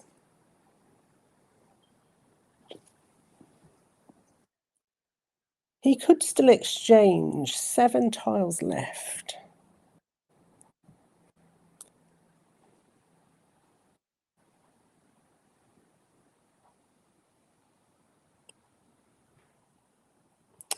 Yeah, another nice choice. Trying to keep up with the chat. The Rudd and Dado would have been nice for Harshan last time, keeping the selfish hook, C being the last hook for the front of it. So that would have been a nice setup. I think possibly some merit in Mark exchanging, although I guess he needs to make a lane. Also doesn't particularly want to put the vowels back for Harshan, because it will be to his advantage that Harshan is so deprived of vowels at this point, in theory.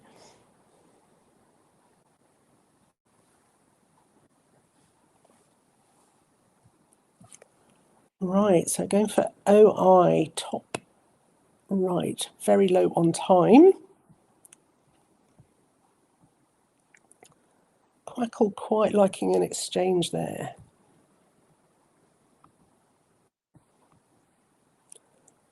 I'm just looking, OI just looks to me like it is fairly easily blocked.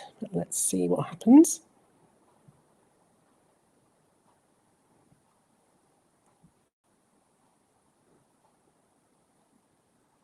Again, I can't quite see. I'm presuming that's the C on the left of Harshan's rack there. So he's got, yeah. So he's got pretty terrible tiles. 5 in the bag. He could even be really bold and go for something like Curium for 20 points onto the M of Manga. Get rid of, go through those tiles. Yes, it gives loads of floaters, but actually I don't think it's going to give him anything. I don't think he's going to do that. I'm sure he's going to be far more cautious.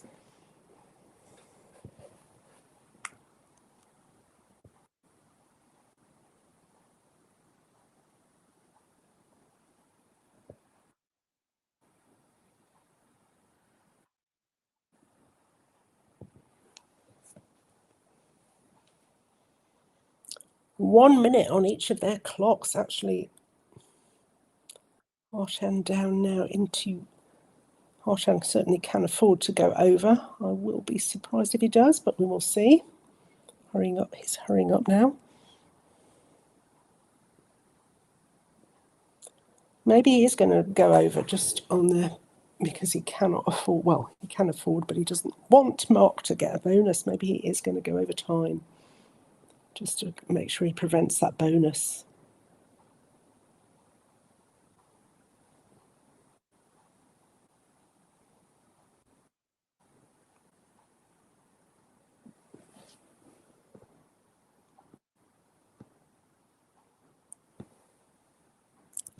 My stream just froze there, just trying to see what he's actually played there. I'm afraid my stream froze.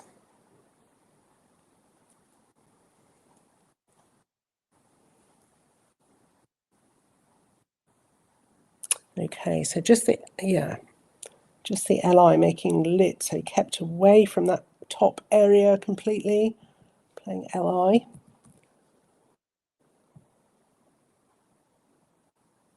Apologies if I'm not quite keeping up with these moves. They are going to be playing very fast now. Right, and Harshan now taking out any lanes with the CURS, taking out any possibility down onto that S. So Mark opened with size, keeping the other S to keep a lane. Unluckily for him, Harshan had the C, was able to shut it down, playing Kurs. And Mark with over so on his rack.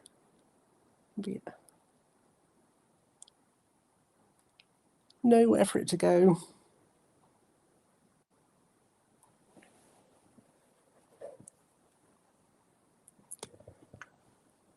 Stressful game, even though it was decided quite a number of moves ago.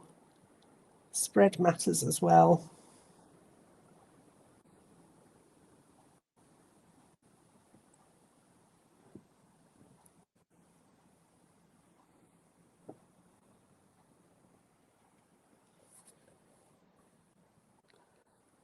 And what is over time? So it is 10 points deducted for every minute or part thereof that you go over. So he's into minus 10 minutes so far.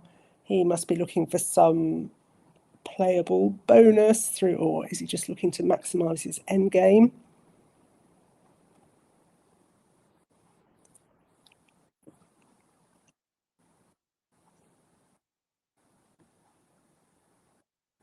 Personally, my brain is just melted at this point. Oh, the stream is jumping for me then, so we've jumped forward a couple of moves.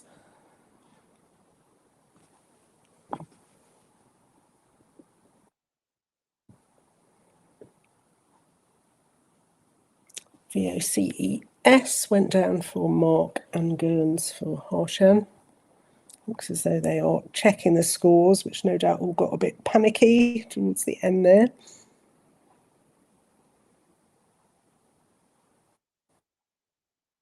Yeah, they're just confirming the scores. So not a close game, but still an exciting one.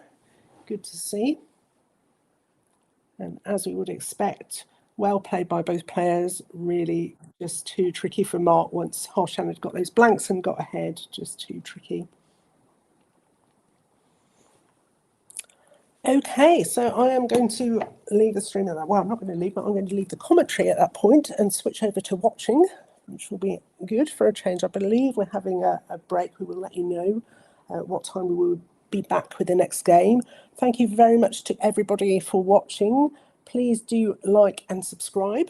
That would be fantastic. And I will see you. Well, I shall see you all. No doubt I will be chirping away in the chat shortly instead. So we'll be handing over to Lewis Mackay for some brilliant coverage after the break. We're going to cut to a break now. Thank you.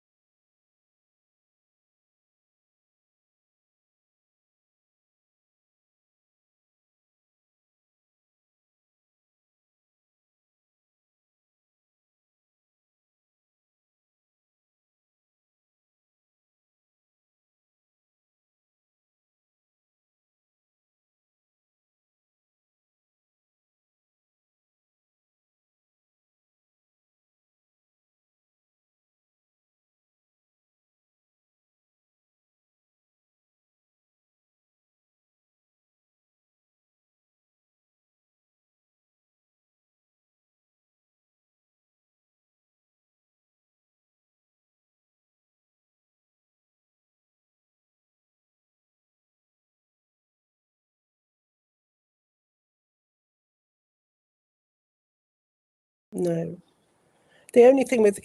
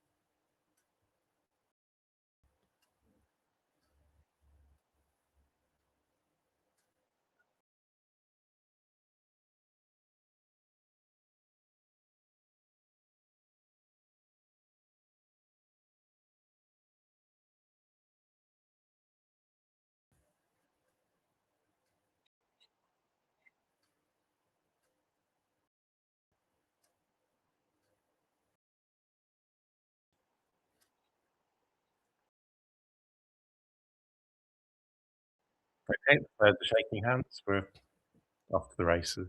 Gary to start.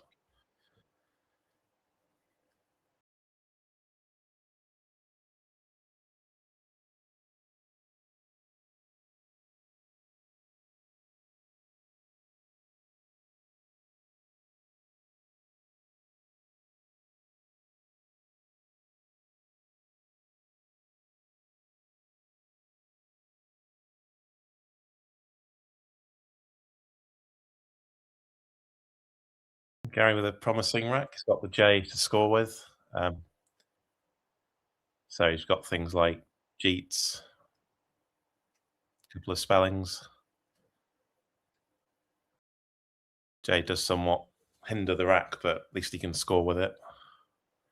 So yeah, he's going to play Jeets, not waste much time. He'd like to avoid putting the S on the centre star to avoid giving an easy bonus line to the triple, but he can't help that here. He's got to take the score and move on. So yeah, starts with Jeets for 40. Femi with a clunkier rack, only one vowel, both C's. Not the most inspiring of racks. So we're looking to play off some of the clunky consonants. Certainly the W, one of the C's. Could play something like Wicker onto the A of Jeets. LMY is a reasonable leave for a three consonant leave. The Y functions as half a vowel, and it's easy to score with. So should be able to score something next turn.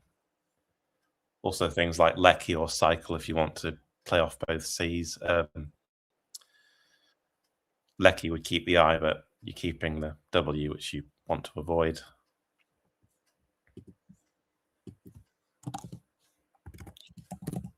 Hard to suggest much else, really.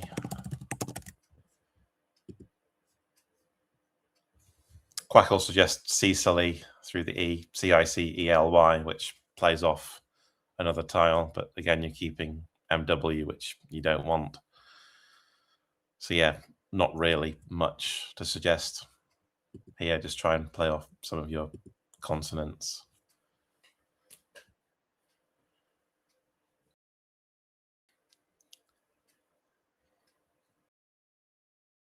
Wicker does block the 4-timer lane, opens up a new one, but it's slightly less useful putting the I in the second position. So you can't worry too much about that. He looks to have got Cycle lined up.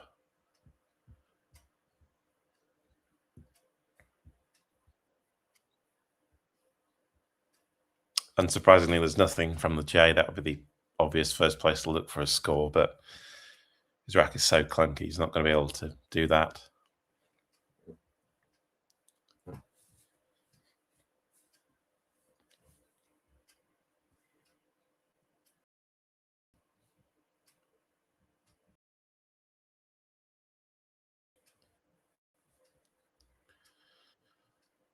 He's going for something else. He's going for Claw.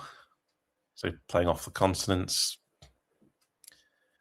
keeping his lone vowel and the Y, scoring a bit less.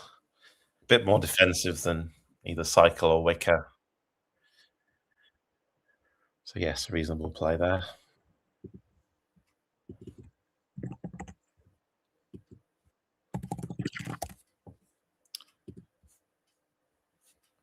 Gary again will be looking to score from that J. He's got a reasonably balanced rack, but again, no bonus. Already quite difficult to score if you don't have a bonus, either with claws or onto the S of Jeets, or if you've got nothing from the J as he doesn't, then you're going to struggle. Something like Defo and Joe is a possibility, but that does open up an easy scoring opportunity beneath Defo and also with the triple line with the D there.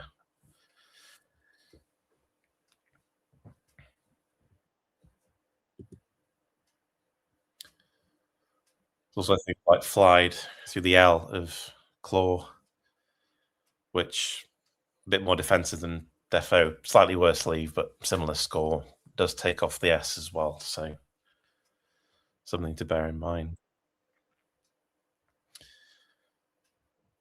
Yeah, again, as I said, it's already quite a restricted board if you don't have the key tile to hook onto Claw. He's gone a bit more defensive. He's gone for Fiats onto the S, which takes out the S as well. Scores 13. Keeps probably his best leave of EIT.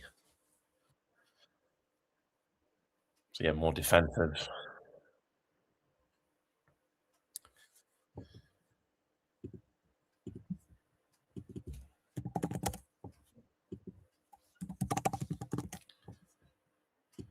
Femi trailing by 38. He does have a play this time from the J if he wants it. It's got Juicy, and he's immediately playing it.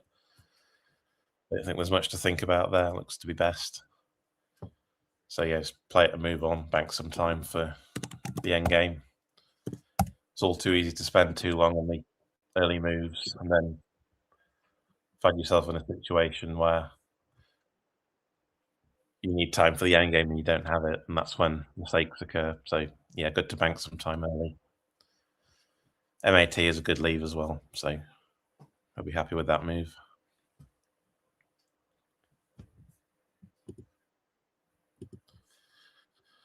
Gary's still doing his housekeeping, but yeah, we'll see his tiles now. Drawing to EIT after his previous play of Fiats.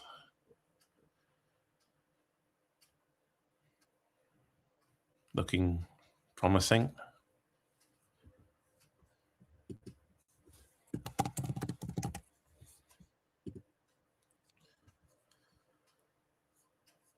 Spent a bit of time looking for a bonus, but there isn't one, as it turns out. Again, it's tricky to score if you don't have the right tiles. Juicy opens up a 4-timer possibility, starting with the C. The C is one of the best tiles for 7 and 8 letter bonuses, so it's a line that's likely to stay there unless one of the players draws an H for the parallel play next to it. Quackle suggesting Penai next to Fiats as the best static option, which scores well, doesn't give much away, keeps RT. So that looks pretty good. Other than that, there's really not much. Playing off Nip or Pin, for example, next to Fiats, or Nip forming NY, which is not a good idea because of the hooks that it has. So that would give too much away, really.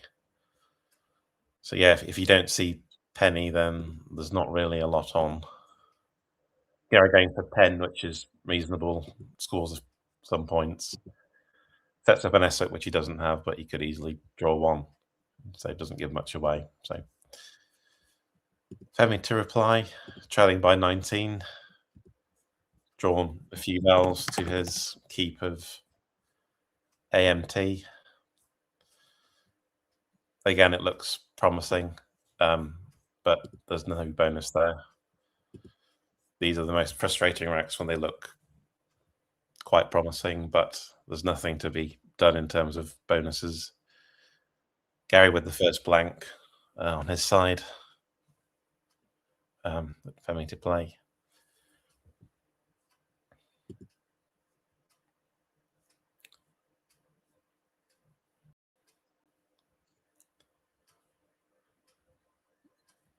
Possible plays include playing mod next to pin, which again doesn't give much away. Scores 23. Could blow up the rat by playing co-admit from the C of Juicy.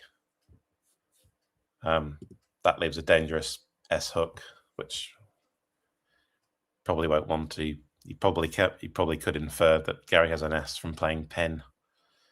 He doesn't have it, as it turns out, but it's not something I want to make at this point. There's also things like Atom through the T of Jeets, making Lad and Woe. That's a pretty good leave of DEIT. Replaces the S hook of Claws with one of Atom. Does open up the triple, but you need a 6-letter play, starting with a vowel or a Y, so or the other M. So it's not the riskiest choice.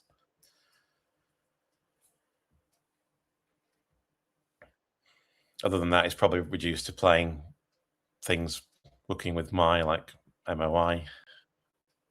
And he is going with mod by the looks of it. So, yeah, taking the points. Leaves perhaps one too many vowels, but he's not giving much away. Maybe a little concerned about the spin hook.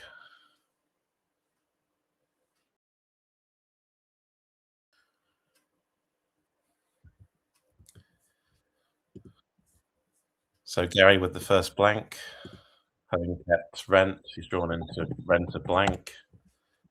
They'll be looking for a 4-timer from the C of Juicy. Blanks can be a bit of a time sink. You have to spend time iterating through likely letters, looking for the best play that you can, most scoring, or best one defensively. And he's playing something from the C of Juicy. Canterer, possibly, which unfortunately is not valid.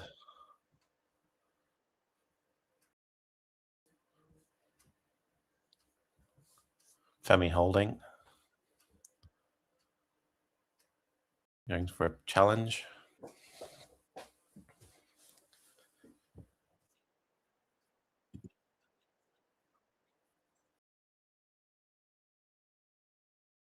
It's their recanter and recurrent. It's easy to mix them all up.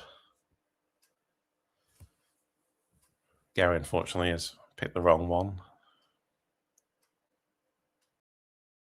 So you'll have to take that off the board.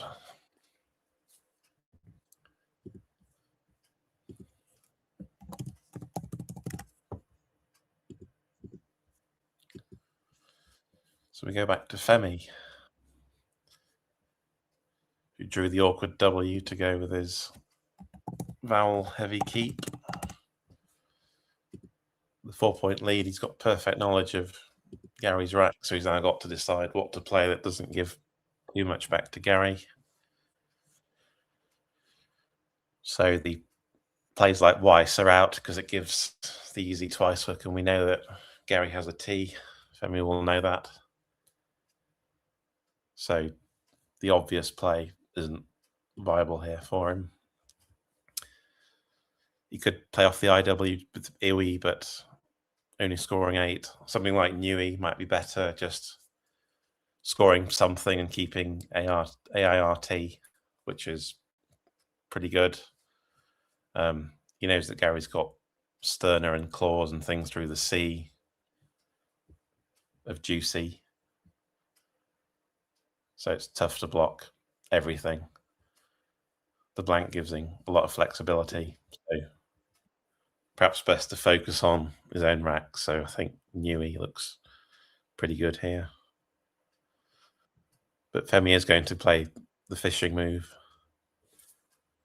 Does block Recreant and Recanter, so there is some defensive merit to it, but there are bonuses through the eye as well. So Femi going for a bonus of his own, which is perfectly reasonable. Back to Gary with the same rack that he had previously, trailing by 12. So he does have Sterner. Also things like through the eye, like reinsert, reinters. reuniter. Anything through the eye does open up triples, so I'd like to avoid that if possible. Sterner is the obvious move with claws.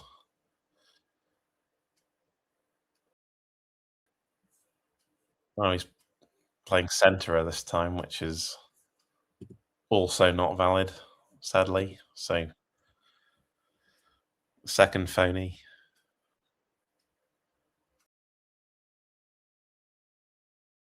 Femi holding again.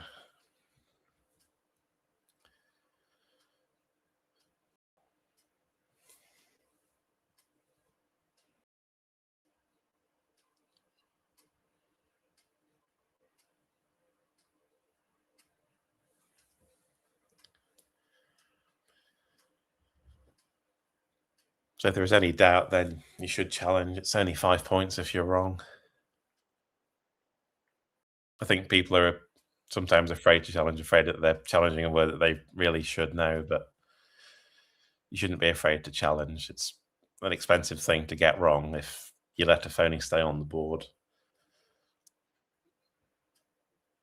Femi's accepted. He's possibly influenced by the fact that his bonus, which previously didn't play, now does.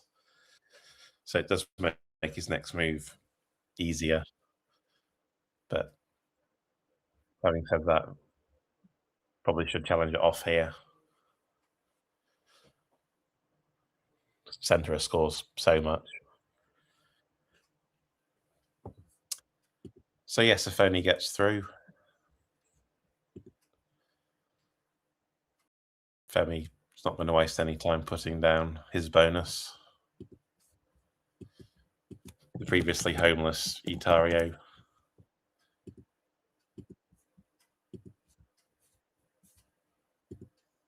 He's playing it above.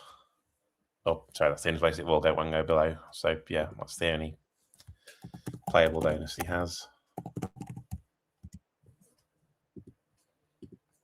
So that's 68. So Gary now with a 6-point lead. The triple open. After a cagey start, the board is starting to open up. Still 3 S's and a blank to come, and the X, Q, and Z, so could develop into a high-scoring game.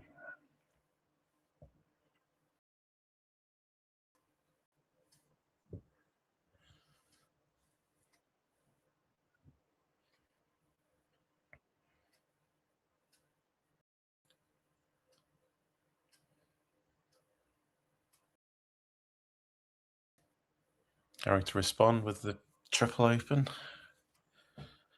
Drawn an S. And a few 3-pointers to go with it.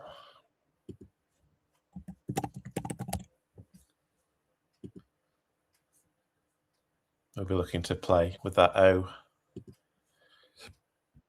There are no bonuses here, unsurprisingly. The BMP is a little too clunky for that. But you'll be looking to play through that O, so things like boom or the newly allowed Bopo are the obvious choices here. It's playing off 2 of the 3-point consonants, keeping 1 and retaining the S. Although the S is not that useful on this board as things stand. Might be interesting to see if centre comes into consideration later on. We know that centre is a phony. Femi may have been unsure himself if that was allowed or not. So might see an S being hooked onto that later on. Could be crucial if it stays on or not. Gary playing above. Itario playing Bamp, which is also not allowed.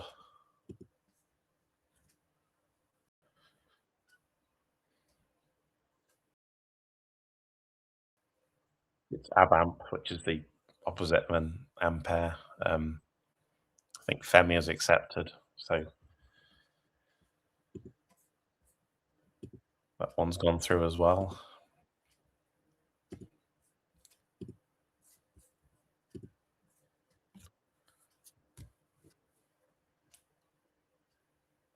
Femi with a balanced rack, but again, some clunky constants to work through.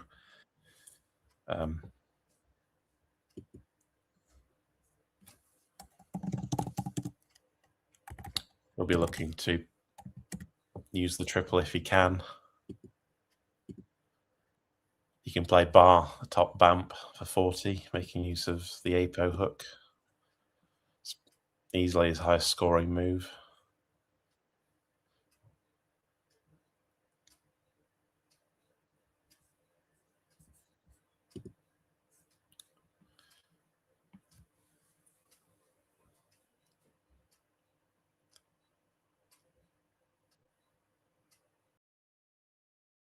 And yes, he's playing that. So that'll be 40 points.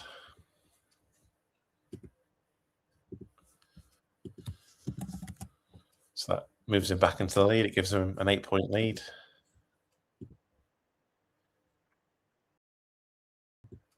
Back over to Gary, who kept iOS.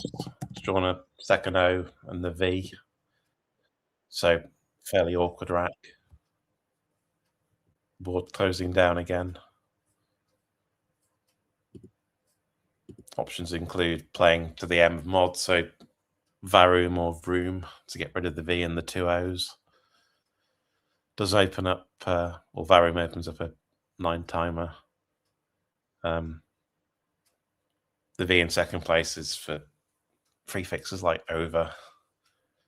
So not the riskiest of 9-timer openings, but still possible to score well there. So perhaps Vroom is a little safer, doesn't open up the triple.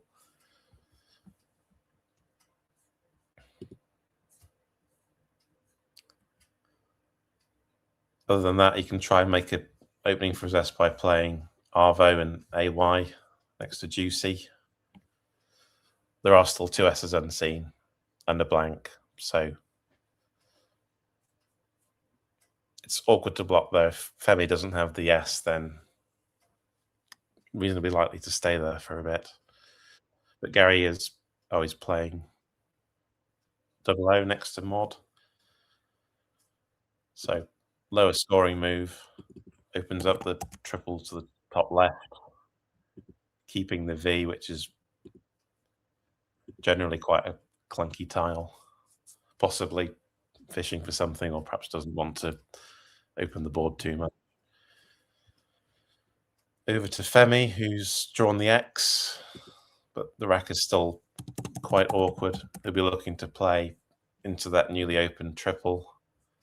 But he does have a good play with the X down from the E of Centera. So Exude is that move.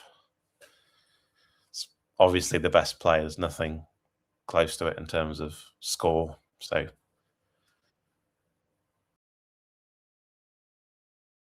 it's one downside of putting the E there is, yeah, vulnerability to EX plays like that, or even EQU plays.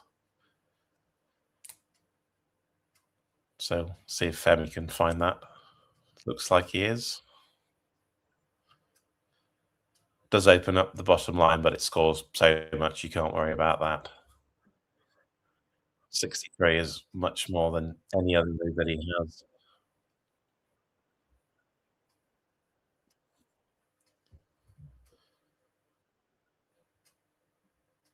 You will be wary that Gary's last move was playing 2 tiles, which suggests he's got a strong leave. So he's aware that this may give Gary a bonus, but he's got to take the 63 points. There's no reason to turn it down, and he has played it. So that puts him 60 ahead. Gary, in the meantime, has drawn the other V, but that E does give him a bonus play. Not the most obvious word. See if Gary can find it.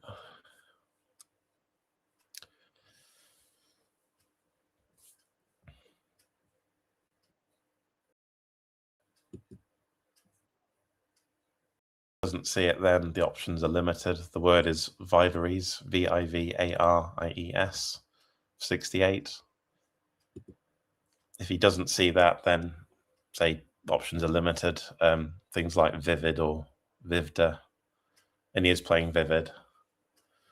So he's getting rid of the 2 Vs, scoring 20. But yes, it's a missed bonus, so quite costly.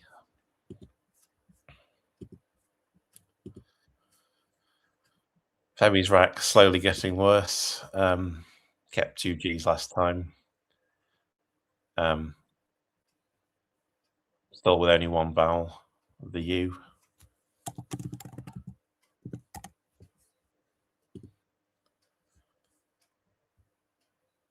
So can they play things like Glug, which he has played. He could have played it to score a few more points with Goop. Glug does take out the top triple there, which is probably the best scoring spot on the board. So it does have that merit. But given that he is behind, he possibly should have left that.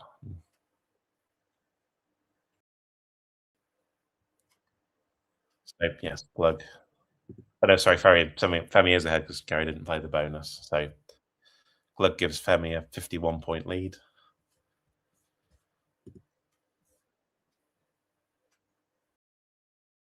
Gary should reveal his tiles after keeping ARS.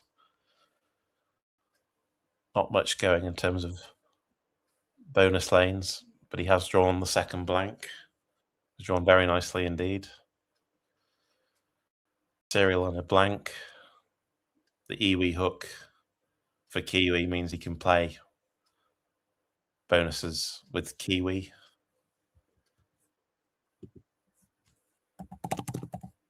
So Circly and Lakers.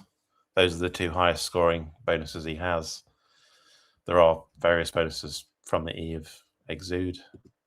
So things like earliest, emailers, which score 3 less than the ones hooking Kiwi.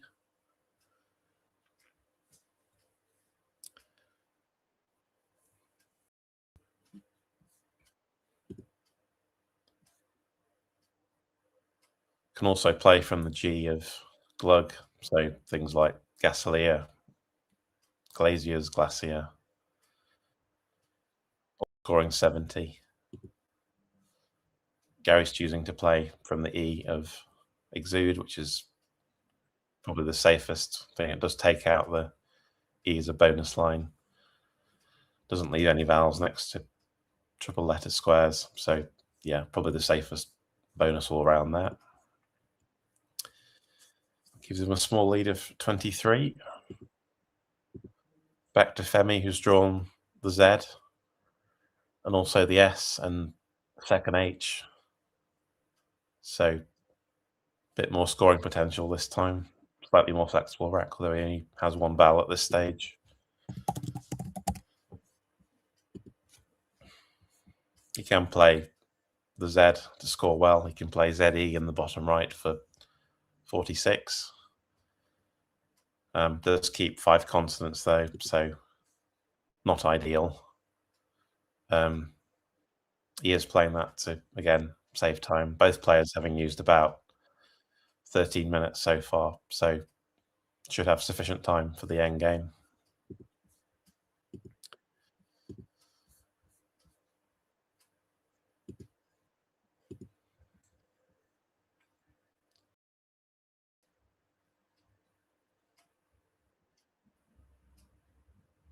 Femi's rap does have SHH in its leave, so that is a valid word. So yeah, that may come in handy if he has drawn a couple of vowels though, so won't need to make use of that. Gary has drawn that K, so he'll be making use of that. It's the drawback of Iwi. Whoever gets the K is going to score well with it, and it's likely to sit there unless someone plays a blank K or plays something through the I. So obvious things like Fork or Ferk and Kiwi score over 40.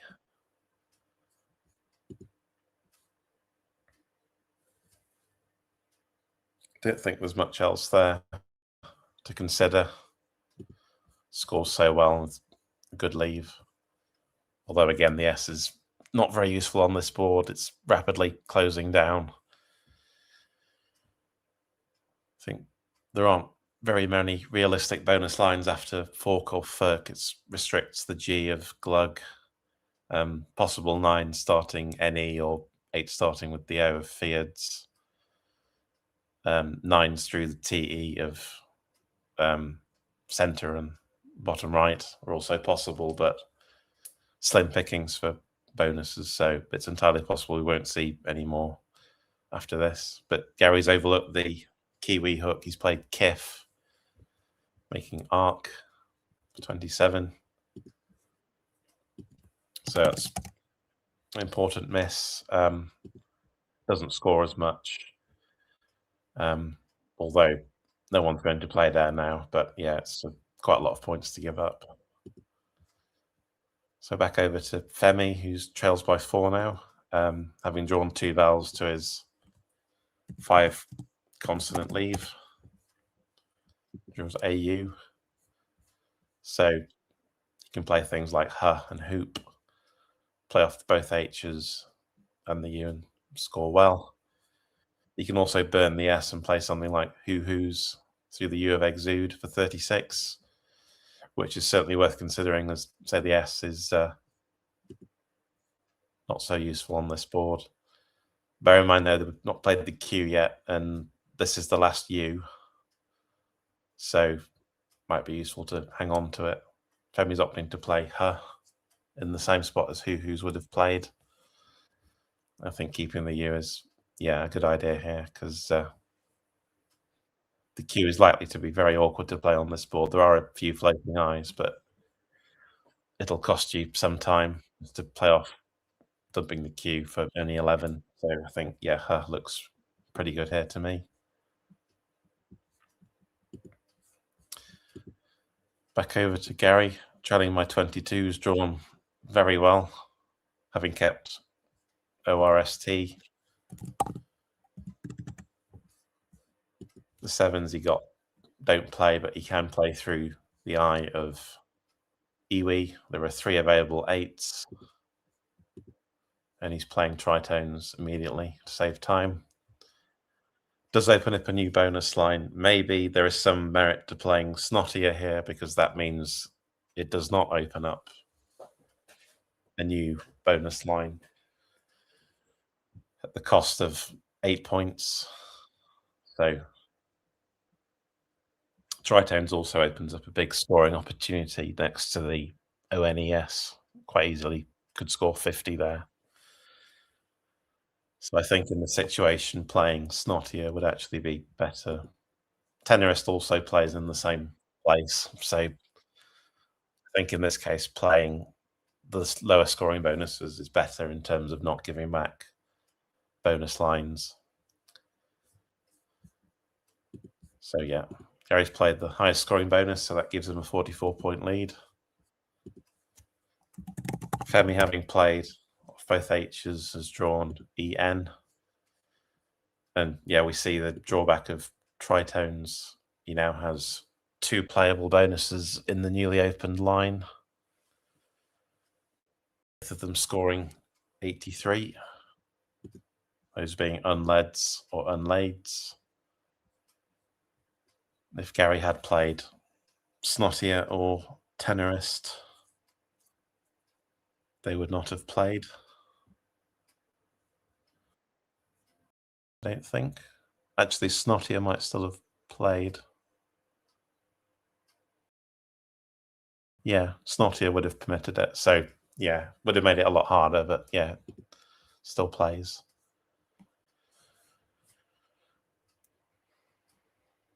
So this is quite an important move, given that Femi is 44 behind.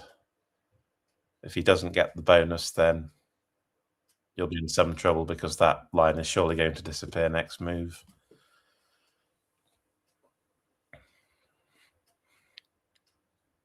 So he does need to find this to keep himself in the game.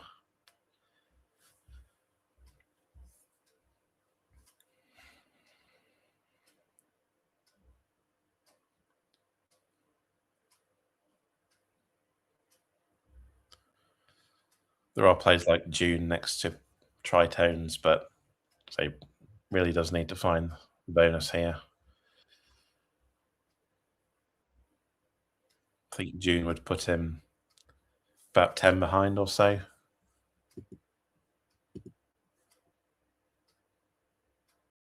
Yeah, all the other scoring plays are down in the bottom left, unsurprisingly.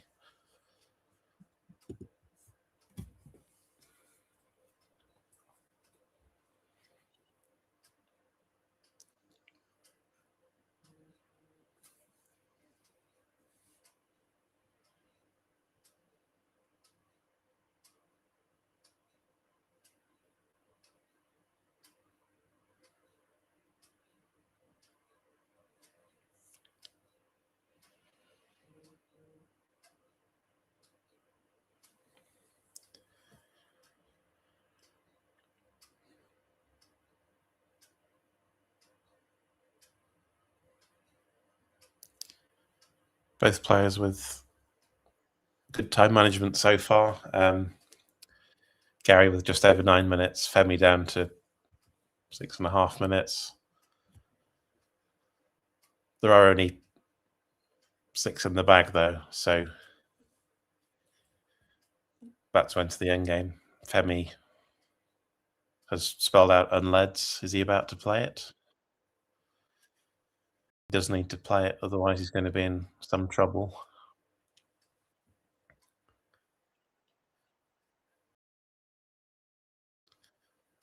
Even with Gary having drawn the Q, he can conveniently block that line with QI and IT.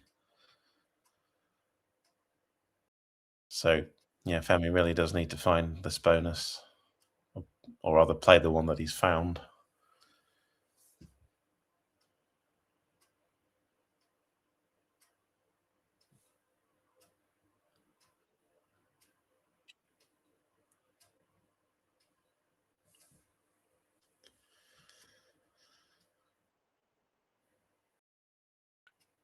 It always feels awkward when you find a bonus, but then you're not sure if it's valid or not.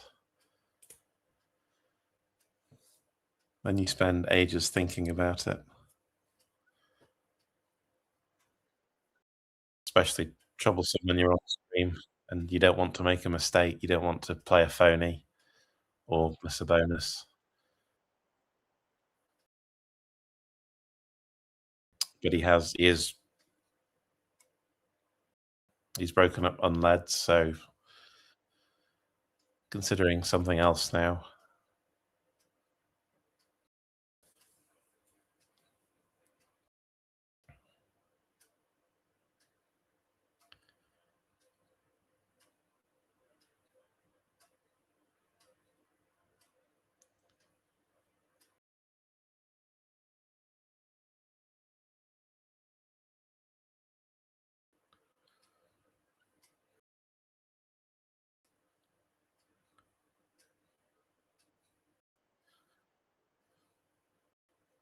Now down to 4 minutes. He does need to get a move on and play something to leave himself time for the end game.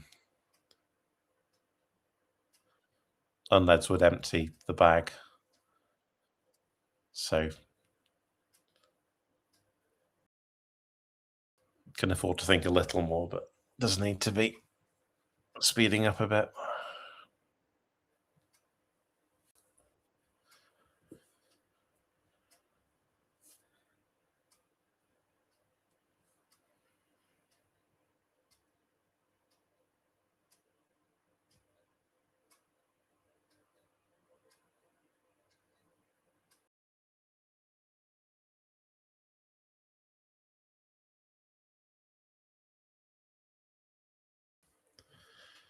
And Femi's playing June, so it's probably the best non-bonus play that he has, but costliness there, it's likely to cost him the game.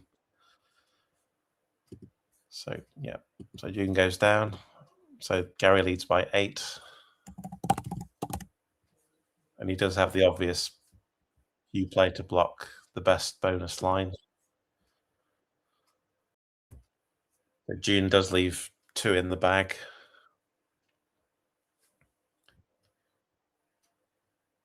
QI will empty the bag, so Gary will have to hope that Femi doesn't have a bonus from in one of the extremely limited lines that there are available after QI.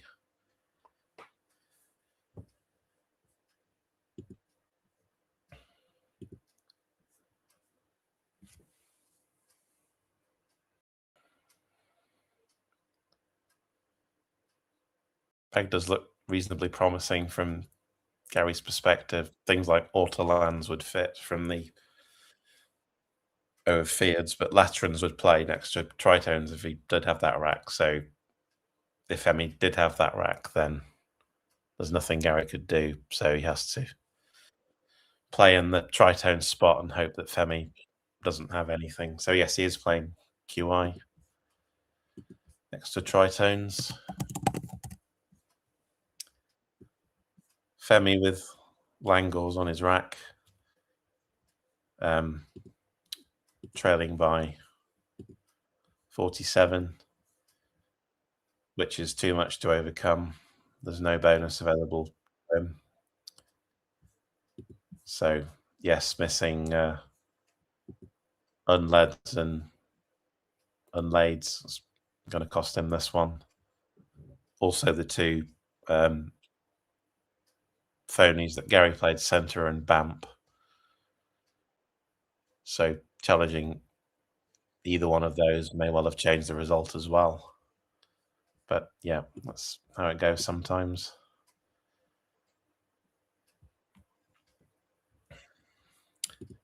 Quackle suggesting the best endgame here is to play goal, making goop for 17. Not seeing where the outplay is after that. But yeah, just anything in that spot looks to be best. Things like lawn, making loop,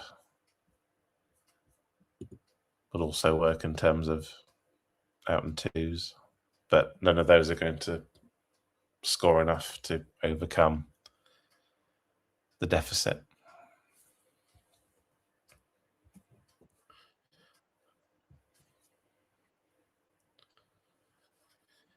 So yes, a few mistakes in this game with the, well, 3 phonies in the end, but only one of them was challenged.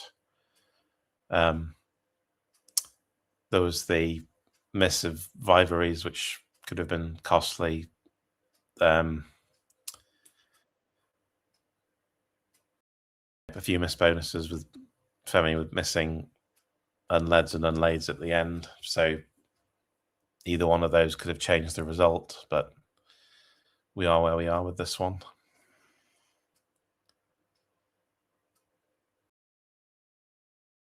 Femi down to under a minute, so he'll have to play something quickly. I think anything hooking oop, leaving a vowel should give him an out and 2 in multiple places. So just play something and don't go over time at this point.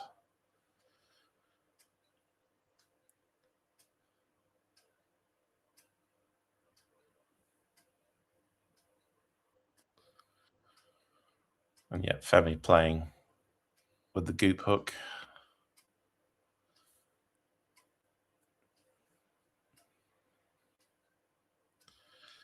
Down to 15 seconds. Now under 10. Now he's taking it back. He's going to go over time, I think. Now playing long, but yeah, the clock's going to go over while he's doing that. So that will be a 10-point penalty. It's 10 points per minute or part thereof that you go over. So yeah, long, making loop is the play.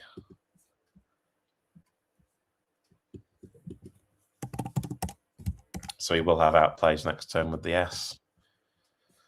Back over to Gary, who has the Y to score with. You can play things like OY under Kif. That'll easily be enough. Pretty much anything wins at this point. I think just don't play a phony, basically. Other than that, you can play whatever you want. But yeah, scoring with the Y would be enough. And sure enough, Gary plays Oi. So that's going to give him the win. And Femi going out with ARS and diffs. So there we are. So that'll give a final score of 440 to Gary and 403 to Femi. So 30-odd point win for Gary in the end.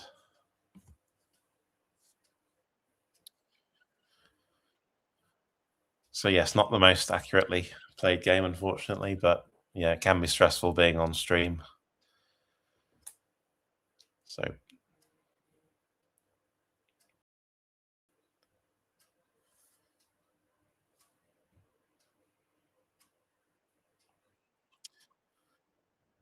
okay, we'll be back shortly with the next round. We'll see you then. Thank you.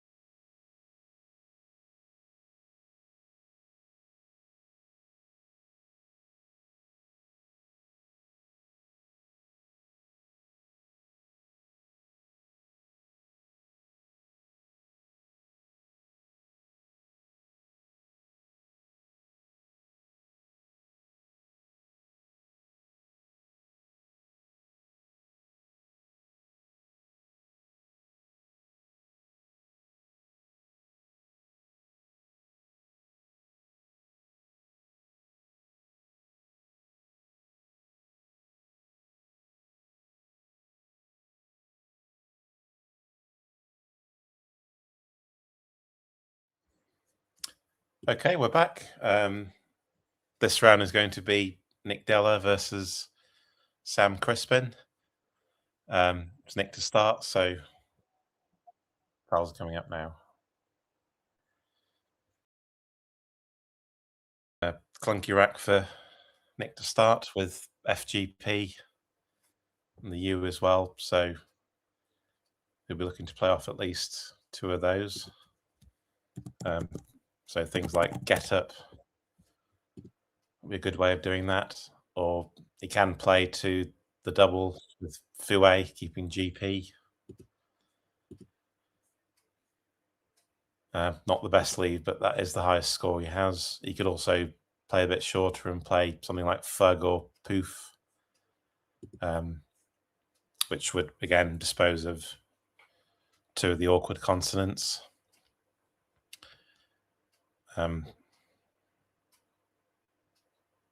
think playing short makes sense. So, and yeah, Nick's going for Fug, so not giving any easy scoring opportunities and keeping a reasonably balanced sleeve of EOPT.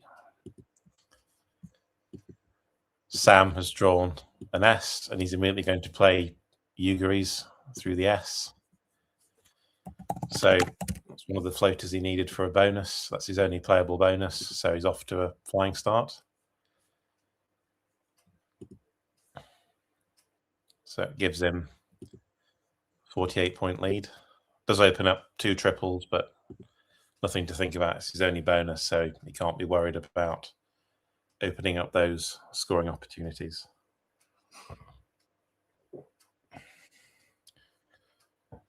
Nick's drawn the Z, which is exactly what he wants for the ZE spot. So he'll be able to score over 90 points with something like 0, making ZE and ES.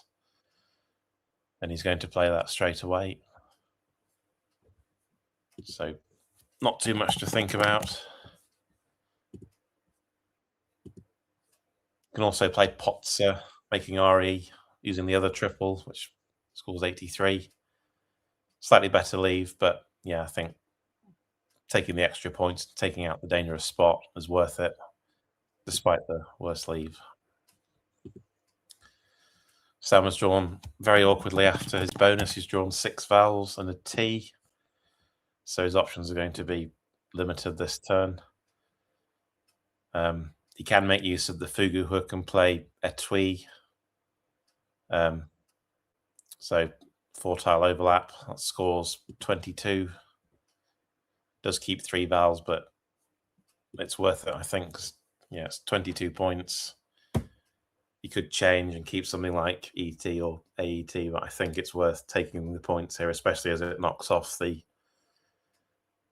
dangerous or easy place to score, the triple next to the E of Ugaries. So worth doing, I think.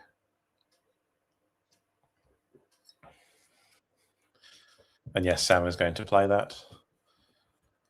So that's 22, which leaves him 22 behind, keeping those 3 vowels, hoping for some consonants to draw next time.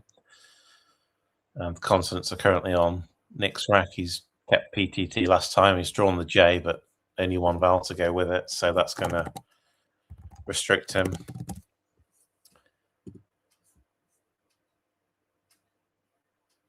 You can play things like Jut through the U of Fugu, which would get rid of the J and one of the T's, keeping a reasonably good leave, even with only 1 vowel.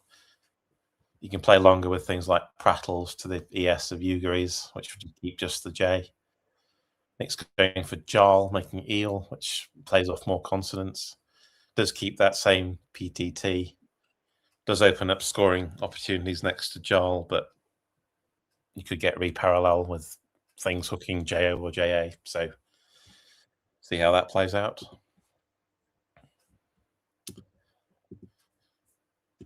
Sam has drawn the X in the meantime, which Jarl's going to give him an easy place to score with the Vax.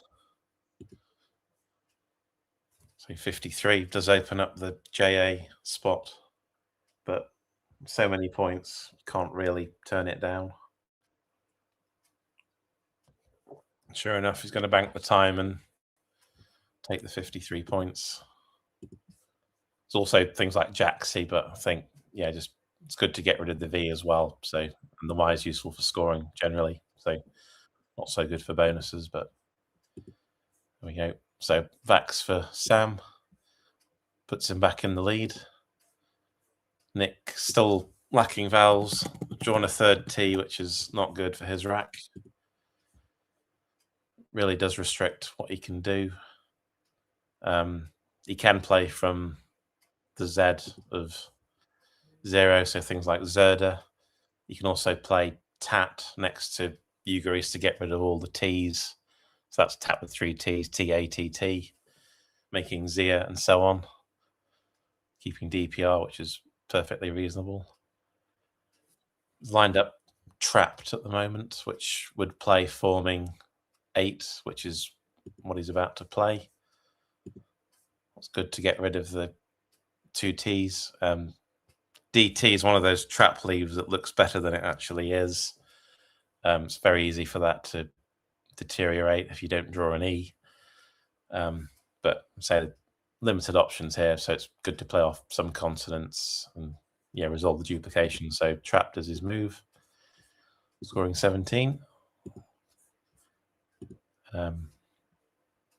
Sam has not drawn well. He's drawn 3 vowels to AASY, but he does have the Y to play next to the JA, so that's going to give him easy scoring spots.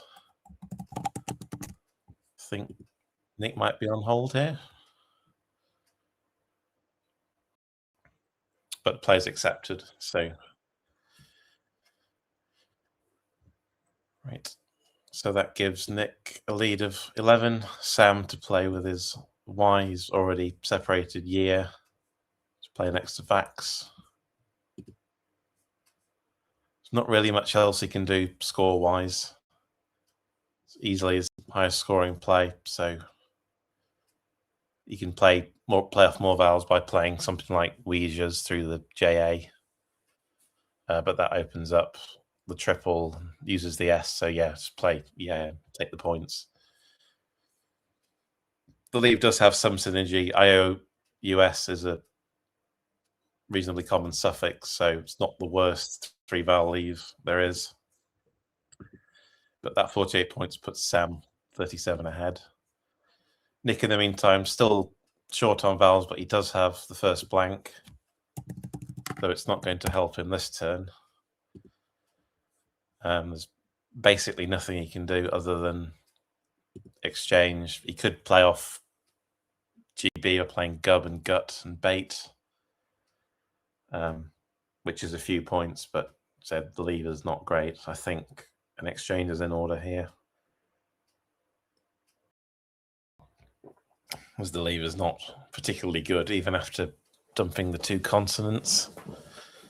It's often tricky to decide when to change and when not to. Good rule of thumb is if you can score about 25, that's probably worth doing.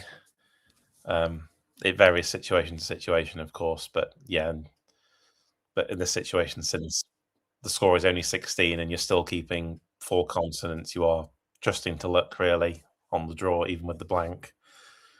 So I think exchanging down to blank T or blank D is the play here.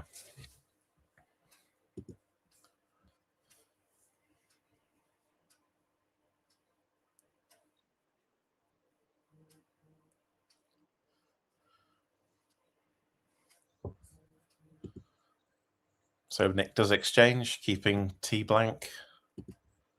Quackle suggests is the best exchange. Sam has drawn terribly, drew 2 more I's to go with his 3-vowel leave, and he may well exchange as well. He can play Piki, P-I-K-I, from the P of trapped, so playing the tiles that he just drew. But opens up the triple line.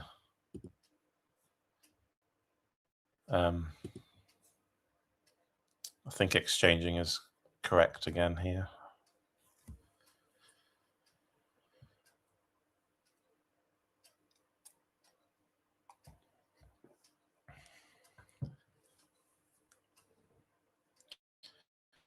There's also things like oik next to trapped, which scores reasonably well, but the leave is again really bad. IISU.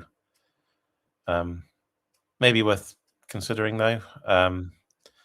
Does open up a line next to oik, but does score a bit more. Might be worth just about doing that. If you do exchange, it's probably down to IS or even just the bare S. There's also Ticky from the T of trapped, which is a lesser version of Peaky, I expect. It's not so many points, but you are setting up the S. Don't know if you can infer much from Nick's exchange. He may well have kept an S or a blank, or he could well have exchanged down to something like ER. So reasonably likely that Nick kept an S or something to hook onto those words. So with that in mind, it's always worth considering if your opponent has given you some information by their previous move in terms of what they could have done if they'd had a different tile or what their exchange might suggest. So it's case in point here with what Nick is likely to have kept as a result of exchanging 5.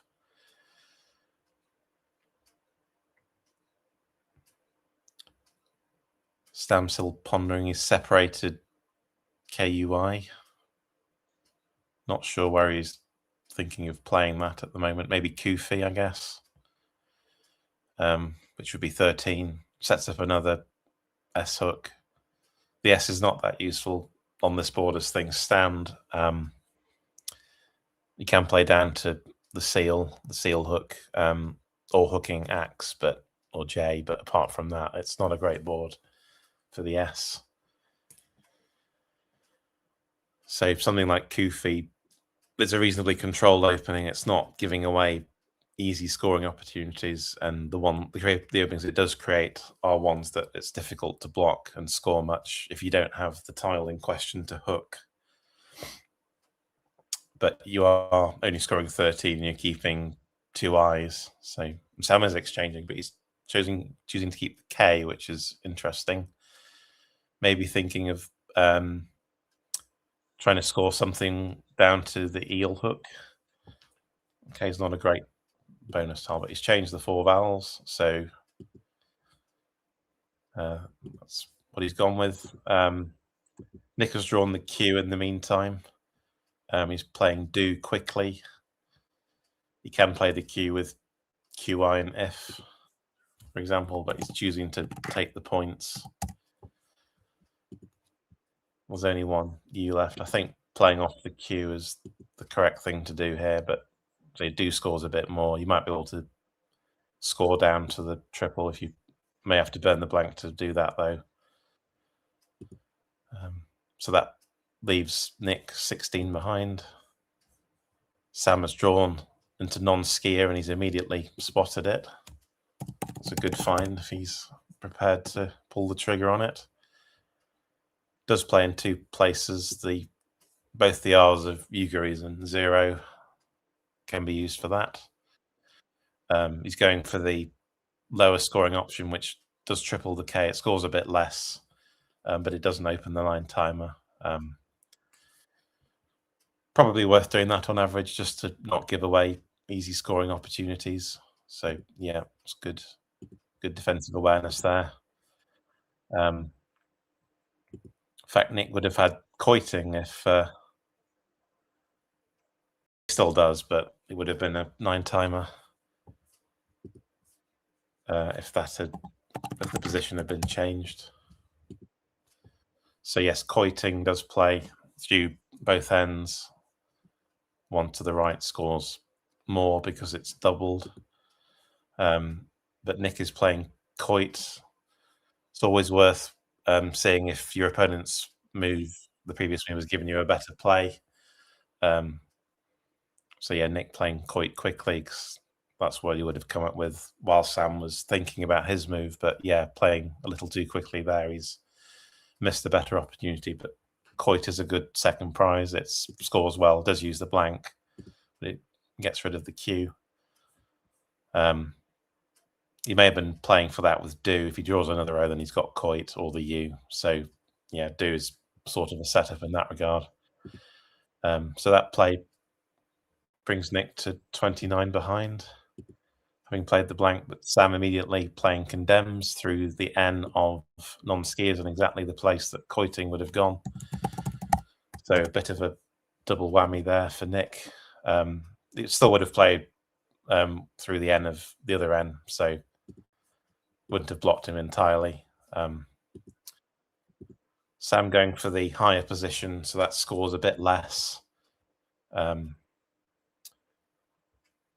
Maybe more defensive, although condemns lower down doesn't open up the top left. So maybe playing a little quickly there, but it's not much in it in terms of score. It's 6 more playing it lower down.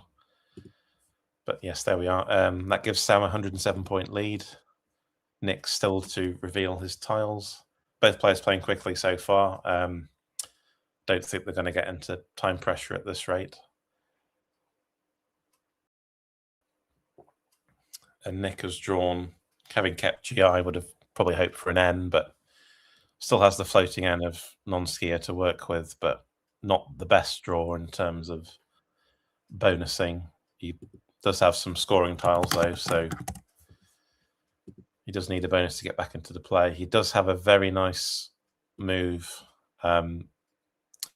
through the S of condemn, something for chat to think about maybe, which would score very well. It doesn't do much in terms of opening up the board, but it scores 42, which is the kind of score he needs to get back into this game. The play is it's an unusual 6, Meishi, M-E-I-S-H-I, 4-tile underlap, scoring 42. So it does block that N, but it's easily the best scoring play he has. There's also things like him next to quoit. Nick with GHI separated out. Might be thinking of playing that next to condemns just to try and open up the top left a bit using CH. There are still some bonus lines as the RO of 0, the ES as well could very easily accept a 9-letter word there. Nick is going for GHI 25. So lesser scoring play. It does have hooks for OI, so I'm going to try and hope to develop the top of the board if he can. And Lime is a perfectly reasonable leave. Sam has drawn another S. Slightly awkward with the CPG though. He'll be looking to try and limit some of the bonus lines that are available. He's sitting on a very good lead, 82 points. So he'd like to close down some of these openings, but he mustn't neglect that at the expense of score. It's all too easy to try and play very defensively, and then you end up being outscored because your opponent keeps scoring and is able to continue to develop lines. So you mustn't neglect score generally when defending a lead. Sam with crepe spelt out. He can play crepes or purses or things like that, making seal to score 43, which would open up an 8-line ending in C onto the triple. So the C is a very good bonus tile, both for starting and ending words. So maybe something like purses would be better to avoid that. The P is a lot less useful, especially ending in words ending in P.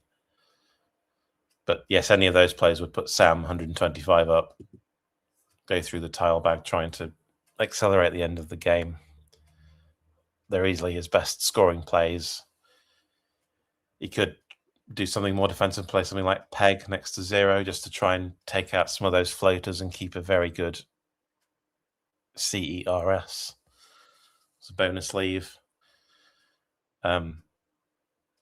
Bonus leaves aren't just for bonuses, they also make it easier to score next turn, and you're better able to deal with threats that your opponent sets up. So keeping the S means that Nick can't set up things that would require an S, and make it difficult to block. If you keep the S in hand, then you can always deal with any dangerous openings with the S that your opponent might create. And it's also easier to score if you have a more balanced rack. So playing something like Peg doesn't necessarily imply he's playing for another bonus, although he'd obviously love that if it came about, but doesn't mean he'd be able to better respond to threats that Nick can generate. He's gone for Creps, yes. Oh, he's playing it somewhere else. He's playing Crep to the left of Condemns, which is pretty good defensively. Doesn't give much away. There is the N hook, but the Z is gone, so that's the worst tile that can go there. So just keep the G, which is a bit awkward, but it scores well, 33 points. Restricts the board a bit, so yeah, playing through 5 tiles is good. So back to Nick, who's trailing by 115. Not the best rack. It's lacking a valve, perhaps, and yeah, it's no bonuses available. Unsurprisingly, it's got limb separated out. He's going to play that forming Axel, which looks pretty good. Opens another line. Not the best line, admittedly. It needs a few vowels at the beginning, but does score something, and yeah, it might function as a distraction from the other lines on the board. So yeah, looks like a good play. It's also could play things like Millet down to the eel hook 31, which doesn't disturb any of the existing lines, but I think he does have to open up another line, otherwise he's going to find himself suffocating on the board that's rapidly closing down. So I think, yeah, Lim is a good play here. But Sam was plonked down easying straight away, so that's going to end the game pretty much at this point. Good word knowledge there to immediately put it down. But Sam nearly 200 ahead, and yeah, there's not really much hope for Nick at this point. Again, some good word knowledge demonstrated by Sam. I've been very impressed with his progress recently. He's put in 2 excellent showings at the World Youth Championships, and he also finished an unbelievable 9th in the recent Ghana Westpac Championship. So he's going from strength to strength at the moment, and yeah, it's very encouraging to see how he develops, and he's certainly demonstrating that skill here in this game. So yes, not looking good for Nick, sadly for him. So nearly 200 behind, and his rack is not bonus friendly. Needs an A for votable, but there isn't one at this stage. The board is almost dead at this stage. He can play something like Beloves onto the ES of 0 and Ugaries, which does score well and gets rid of the awkward BV. He's looking at Bevel, which is also a way to get rid of the B and the V. Scores well. Does take out the floating N. In all likelihood, yeah, Sam's going to play something next to 0, and then the board will be entirely dead at that point. So, yeah, even with the blank and scene, it's pretty bleak for Nick at this point.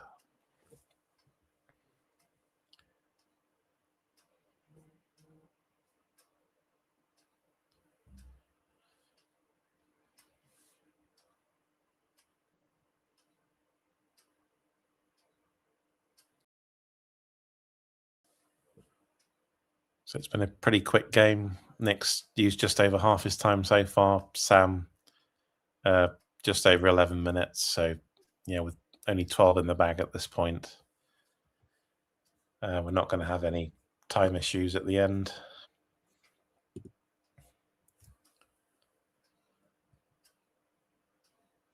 Nick's still looking at Bevel, I think. Just to play off the B and the V, which are not especially good bonus tiles. Don't know if he can try and set up something. So the B and the V really aren't very good for, well, anything really. But yeah, it lacks the S or the blank that he needs to make setups worthwhile. And there isn't much space on this board anyway. Crepe was good in that respect, just to avoid something being played next to the CH that would open up multiple lines. So yeah, playing there, putting the C in the second row makes that impossible to achieve. So Nick now spelling out vote. Not sure where he's thinking of playing that at this stage. But he is going for bevel, which, yeah, makes sense. It's about the best play he has, I think. It's worth keeping the ES open as a possible bonus line, although it's likely to disappear in short order. Sam with an awkward rack. He's drawn WU together, which is never a good thing.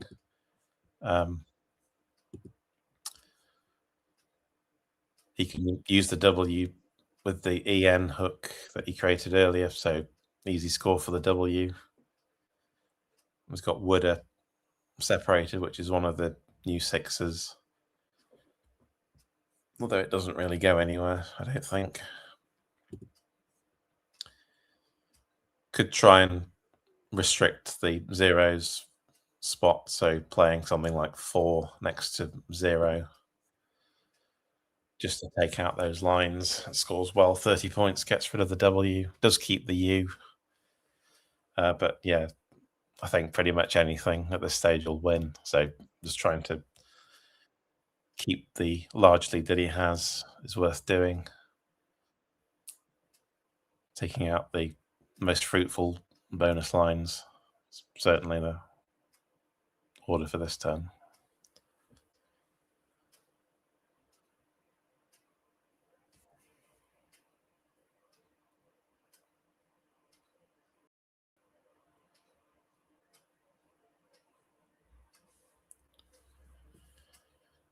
Sam's got plenty of time, so no need to rush. You want to keep as much of his lead as he can. Don't think he can infer much from bevel. It's a kind of play you'd make with a wide variety of racks, just trying to get rid of the awkward BV combination.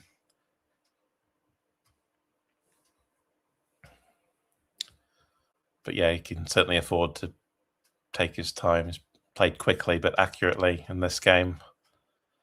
So yeah, you can afford to spend a few minutes just making sure there's no massive bonus that Nick could have that might get him back into the game. So there are 8 tiles in the bag, so pretty much playing 2 tiles or more will be enough just to ensure that Nick can't bonus twice in this position, although that would be very hard anyway. There's not much, probably not enough space to do that at this stage.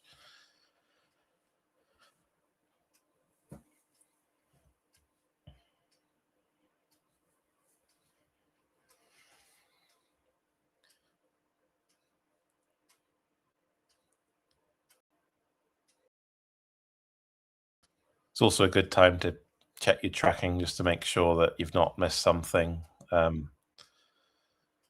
it's all in order and you're not overlooking something that your opponent could have.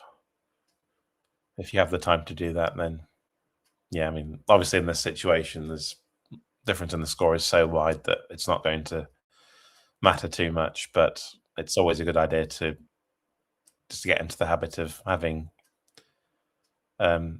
accurate paperwork in terms of the tracking, the scoring, and knowing what's left and what isn't, how many tiles are in the bag. You don't want to end up in a situation where you empty the bag because you thought there were more tiles in the bag than there actually are, and then your opponent goes out to win. That's obviously a very painful way to lose a game, so you want to avoid doing that.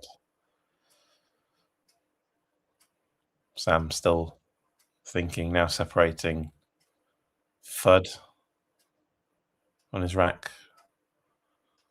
Looking at playing that next to zeros as well, possibly, which would achieve the same thing as 4, but would get rid of the U, does keep the W, but the W is quite useful for scoring next to the EN in the top left. So probably find it easier to score next turn, keeping the W rather than playing 4 now and keeping loud. Slightly counterintuitive to keep the W, but yeah, it's good to ensure that he's got some kind of a score next turn. It's all too easy to have that mentality of I must keep 1 point tiles to better facilitate a bonus, but then find that you can't score much next turn because you failed to draw anything you can score with. So yeah, at this stage, just ensuring that you're blocking and keeping something to score with is worth doing. That's what Sam's done. He's played FUD next to 0, which puts him 181 ahead. Nick, reasonable draw, but again, it's not what he needs at this stage. No bonuses available, unsurprisingly. So he can score with the H at least. He can play something like shot as he's got lined up from the S of condemns, which scores over 30 points.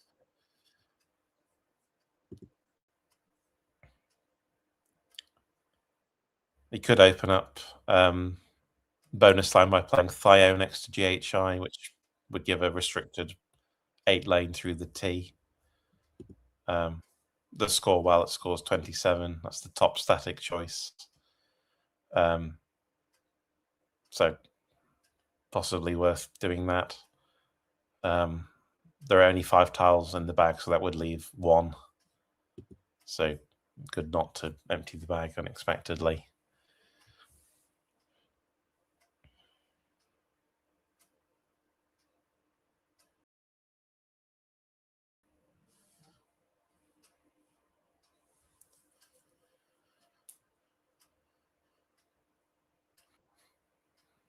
And he is going for shot. So yeah, just taking the points. But yeah, there's nothing he can really play that's going to give him winning chances here. So yeah, just take the points and move on. It's perfectly fine.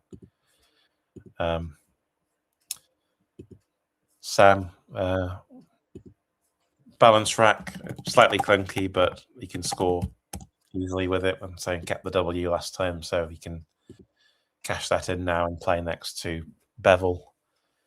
So there are 2 tiles in the bag now. Quite threatening was retain blank IW. But the board is so restricted at this point. It's possible there are 9s through DO. So he'll want to make sure he's not allowing Nick consolation bonus. He's got BA set aside, which would play next to FUD, which would take out the 9s lane through DO. So that would be a very sensible, pragmatic choice. Keeping the W for next turn. He can score easily with the W. He can play under shot if he needs to score something for the W. So yeah, I think BA is probably the best play here. Nick has drawn into a bonus in the meantime without the blank, but doesn't play at this stage. So yeah, if Sam does play BA, you'll draw W blank.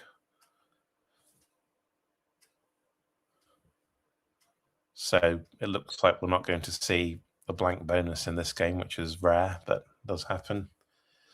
It's going to be a substantial win for Sam. And he does play BA, so takes him past 500. Nick with inertia on his rack. Doesn't play, unsurprisingly. It's a very tight board.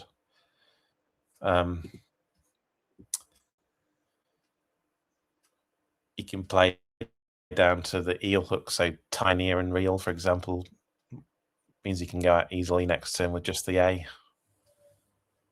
Probably the simplest move he's got. Probably the best as well, because it scores 25. And sure enough, Quackle says that is the optimal endgame. It's probably the most obvious one as well. Sam with both W's and the blank. Tanya doesn't give a bonus away, but so 2 Ws, even with the blank, the 2 Ws very much militate against that. But yeah, I think Tanya, something we'd expect to see here. Next best is try next to GHI, making GI and Esh for 18, which is 9 points worse. Plenty of ways to go out into here. It's a flexible rack. But yeah, even in situations where you've obviously lost, as Nick has here, it's always a good habit to get into, looking for the best endgame you can every time, just to get into that habit of when you actually need it, finding the best play in tight endgames. That's where mastery comes from, if you like, doing the correct thing every time, or as close to every time as you can, even in situations where it's not going to help you all that much. It's just getting that into your subconscious is useful. Just makes it easier in future. So that's what Nick will be trying to do here, even though the game is long gone.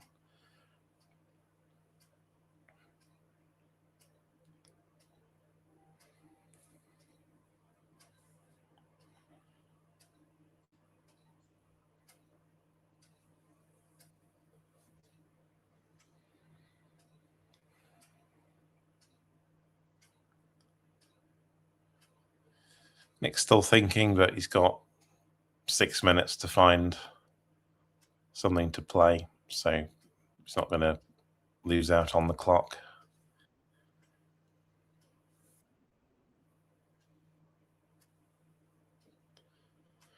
Separating ENI, looking to play that somewhere. It's playing Denny from the D of Condemns.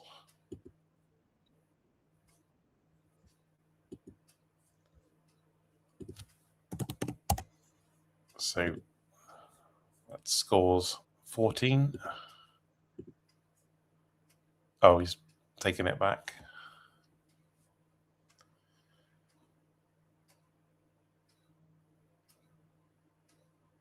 Not sure Et plays in multiple places after Denny. It does play with Teal, so might want to rethink that. And he is going for Tanya now, so yeah, that is the best end game. So yeah, that's good. Never a bad thing to play the optimal end game. So over to Sam with the blank and the 2 Ws.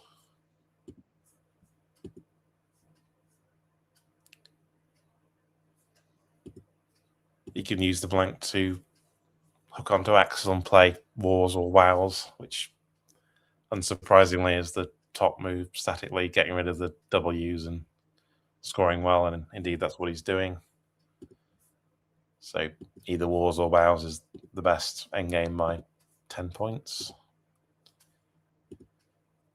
So over to Nick for the final play. He can score 11 with his A. Small puzzle for you there. Little insertion play. See if Nick spots it. And he does. So that concludes the game. Going out with Lash for 11. So that gives us a final score of Nick has 382 and Sam has 550. So substantial win for Sam. Played well. Well, they both played well. Nick missed quoting. Did cost him a few points. It wouldn't have blocked Sam's condemns. But yes, generally a well-played game. Some good word knowledge displayed. So, yeah. Sam will be very happy with that. Puts him, should propel him up the leaderboard.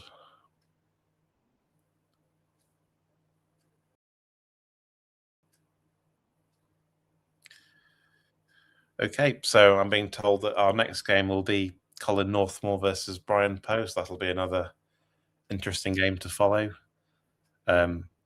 Brian is now actually in first place, so yeah, Colin is in seventh, so top of the table clash for you to look forward to. We'll see you in a few minutes. Thank you.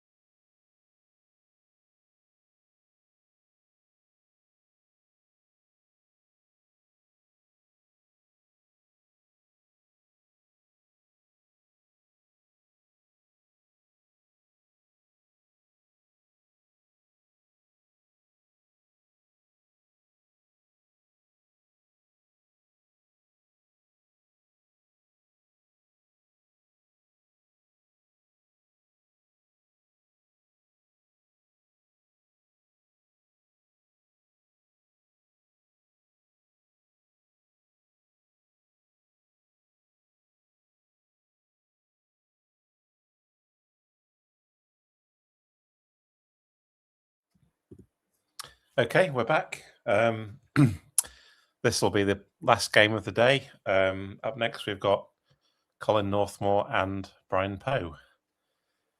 Brian is currently leading the tournament, and Colin is 7th. Brian on 12 wins, Colin on 10. So should be an interesting game. They bag the tiles.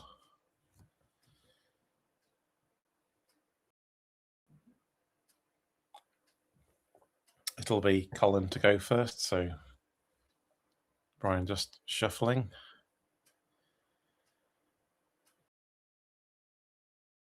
Right, and shaking hands, so we're underway.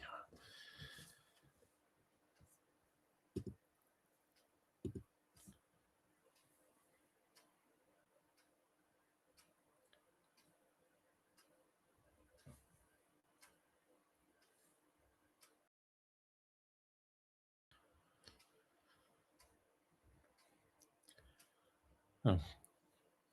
Not the best draw for Colin with 5 vowels, 3 of them eyes, so he'll probably look at exchanging here.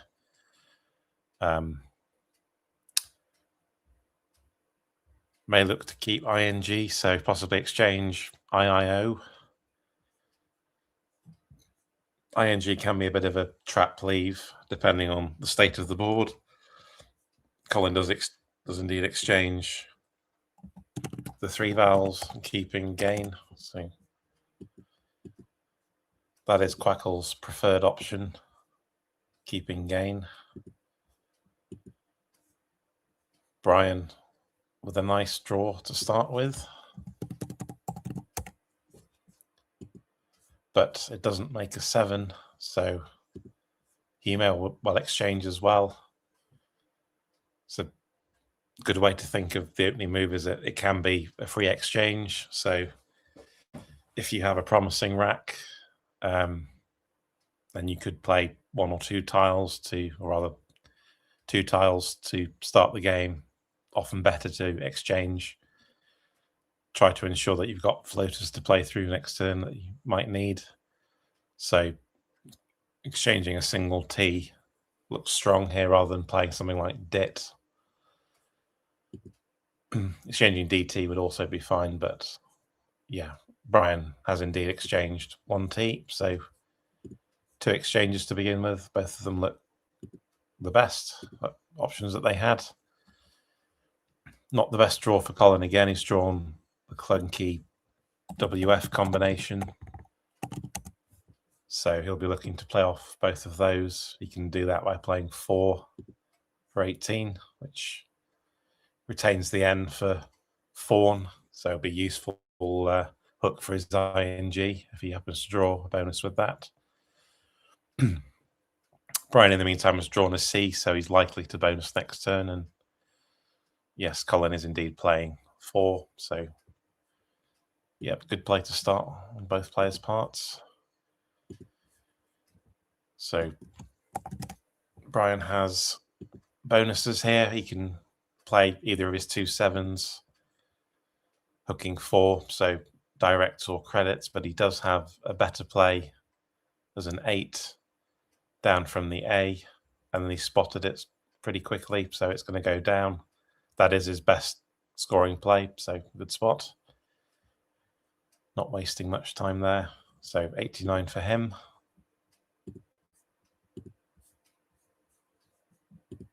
Colin with a good leave, and those floaters will help him likely, so he'll have a pretty good chance of bonusing this turn if he can draw reasonably well. He does still have the fawn hook, so any 7 he does draw will always play. It's looking promising. It's got ET to go with gain and another E. So he does indeed have playable bonuses this turn. Things like Stage Unite or Interage through the R. He has 4 playable bonuses this turn. They all do different things in terms of opening the board. Sage Unite is the highest scoring play, but it's the most risky. It opens a 9-timer with the E. 7th place, one of the most dangerous 9-timer openings you can make. The likes of Interage score less risky. That also opens up 4-timer possibilities. They're obviously not as dangerous as 9-timers, but they can still afford opportunities for cheap points. Brian has just played a bonus, so Sage Unite's perhaps not quite as risky as it would be. If Brian had played 2 or 3 tiles off the previous turn, then yeah, might be wary of doing that, because his leave will be likely to be strong. But in this situation, he has a random rack, so I think on balance, I would play the higher scoring bonus, and Colin is going to do that as well. He's playing Sage Unite. So that is his highest scoring play. Brian has drawn a good rack. He has playable bonuses in multiple places. Nothing with the E of Sage Unite, so that opening will remain usable. Various ones with the R, all scoring the same 62 points. Al Unite plays in a number of places, hooking the F or the W of 4 and also hooking Fawn. And there's also Untailed onto the D of Acridist. So the highest scoring bonuses open up more 9-timer possibilities. It's often a good idea that if there is a good scoring opening that you can't use, opening a second one is worth doing. The idea being that you'll get the one that your opponent doesn't get. So maybe something like Untail is worth doing. Opens up a second 9-timer, a less useful one than Sage Unite, admittedly, with the U in the 9-timer lane. Doesn't afford as much scoring opportunity because the vowel is covering the double letter score. In general, if that is the case, then scoring with the triple won't be as lucrative as it would be otherwise.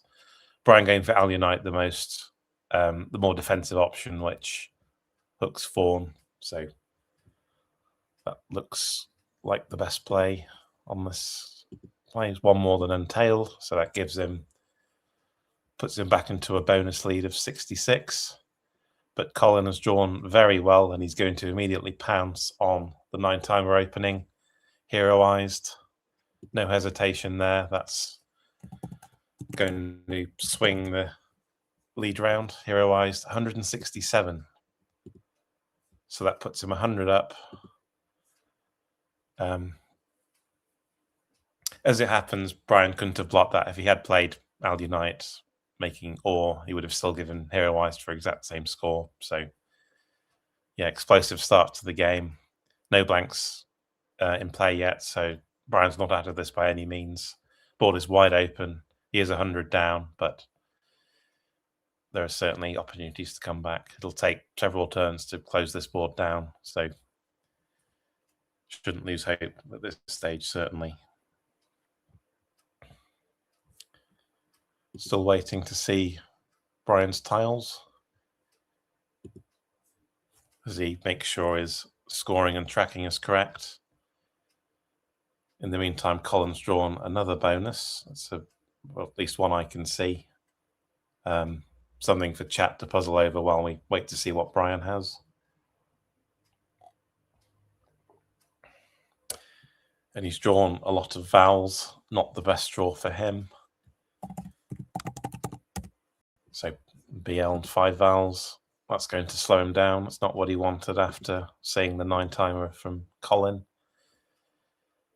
He can play things like about to the T of Sage Unite, which scores reasonably well and keeps a balanced leave. Also bows atop Sage Unite to the S of Heroized, which scores a little more, 26, but keeps a worse leave. Those are the type of things that he's got available to him. It's not the most inspiring of turns. But the nice thing about about is that it doesn't obstruct much of the board. It leaves most of the bonus lines open. It does open a new one, hooking AR. It does take out the floating eye of Sage Knight, but that's a fairly marginal bonus opening at best anyway. Looking at Baloo at the moment, which I'm not sure where he's thinking of playing that. Maybe Baloo's in the same places that Bows would fit, which, yeah, same score, but keeps 3 vowels, which is obviously worse than 2 vowels and 1 consonant. Looks like Colin has seen the bonus Jip Lures through the L of Alunite. Brian probably won't block that unless he plays next to Alunite with the B, which is possible. But I suspect his play is going to be somewhere in the bottom right, which means that the bonus will still play. It looks like Brian has seen About, which looks to be the best play for my money. Does what you want, scores something, balances the rack, opens a new line, doesn't give much away in terms of non-bonus scoring. And yes, he is playing it. So, yeah, gave it some thought and came up with the best move. So, yeah, it's good play there. Over to Colin with his bonus rack, which is the only playable bonus. He's spelt it out again, so will he pull the trigger on that?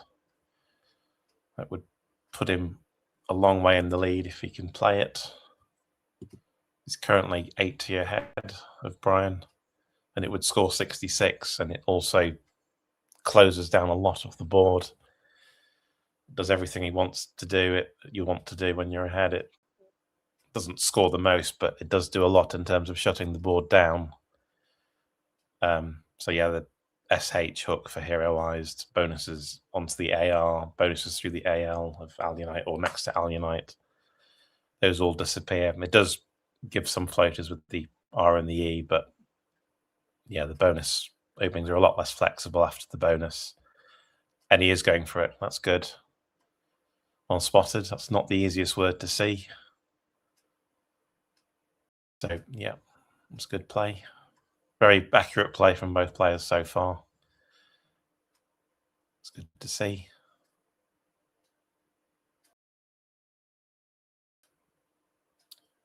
Not committed yet, but yes, he has now. So yeah, excellent.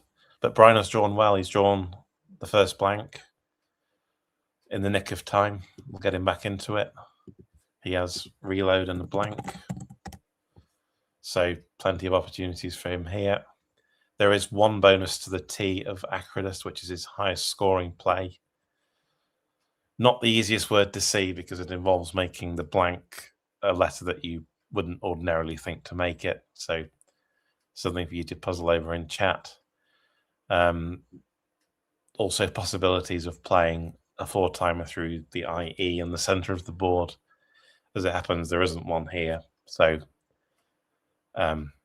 you may spend some time looking for something through the IE because that would do what he wants. It would score over 80 points and open up the left-hand side of the board, which is what he needs to do to get back into this one. But Colin has drawn the second blank, so it's very much looking like his game at this stage. Does have the J, which might slow him down, but we'll see what he can do with the J and the blank. The 80-point bonus is Leadwort. If you've seen that, well done. That's not easy to see, making the blank a W. Playing onto the T of Acridus. For 80, that would put him 66 down. So it would keep him in it. But he's not to know that Colin has sat there with the second blank. And they'll be able to score with the J. And the J plays nicely next to About. So that was about the only scoring opportunity that About opened up. And Colin has the right tile to play there. So maybe we'll see Jib next turn if there's no bonus available. But yes, this is the sort of rack where it's worth spending a bit of time. It's very flexible. Plenty of bonuses you can play. Brian looking at reloaded maybe onto the D or the E of Acrodist, which would open nicely. He does need to open the board. Playing reloaded to the D of Acrodist would open up a 9-timer, so does draw attention away from the other bonus lines. If you're ahead, you really do have to deal with the 9-timer opening because that's the fastest way for you to fall behind. So often a good tactic to open a 9-timer if you want to draw attention away from other openings on the board, because you're pretty much forced to deal with that new opening. Brian, still thinking, got plenty of time so far. It's been a fast start to the game, and he is going for reloaded. So sacrificing a few points to try and keep the board as open as he can, which he needs, given that he's so far behind. That's a good pragmatic play. Not the highest scoring, but good in terms of pragmatism, trying to keep the game alive for as long as he can.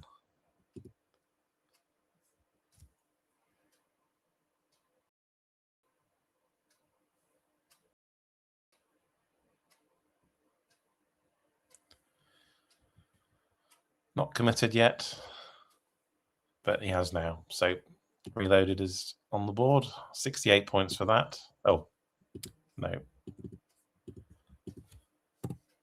Not as much as that.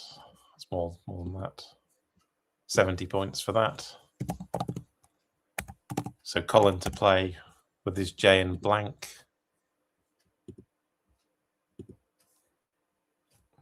You'll want to spend some time here to check that he's not missing anything, especially with the 9-timer opened up. If he can find a bonus here, that's going to be pretty much game over. He does have the simple J plays in reserve, so if there is no bonus, which as it turns out there isn't, he's got things like Jib, as I said before, next to about, or plays above reloaded, so JA. Simple plays as well to the R, like Jiber. Jiber looks pretty good just to take out the bonus line. Does open up another one, but your bonus has to have an A or an O near the end of it, so it's not the most flexible opening that you could have. So I would expect to see Jiber here in terms of the game situation. But yeah, when you have a blank, you always think you're missing something, especially when you've got an inflexible tile out the J. So very easy to spend lots of time here trying to figure out if there's anything better than just playing a J score for 40.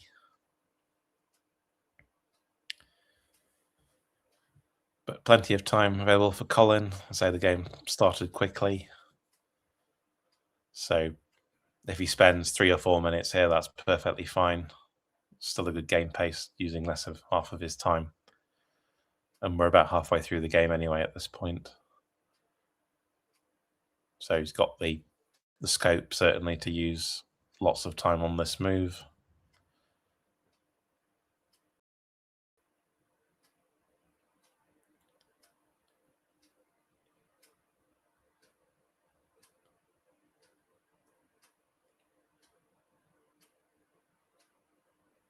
Also quite tempting to look down at the Y of Gypluas. Is there a nice play with the J, doubling the J?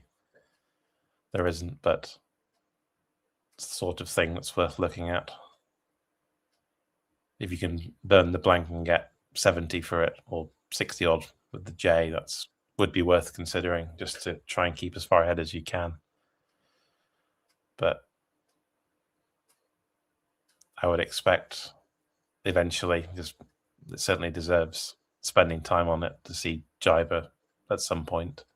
There's also Benj through the N of Sagenite, which again scores well. Plays off a vowel just to ensure you're not getting bogged down with vowels.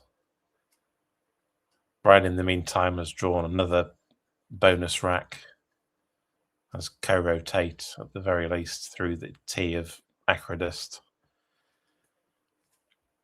which the likes of Jiber aren't going to interfere with, so he's likely to get to play that next turn, if nothing better.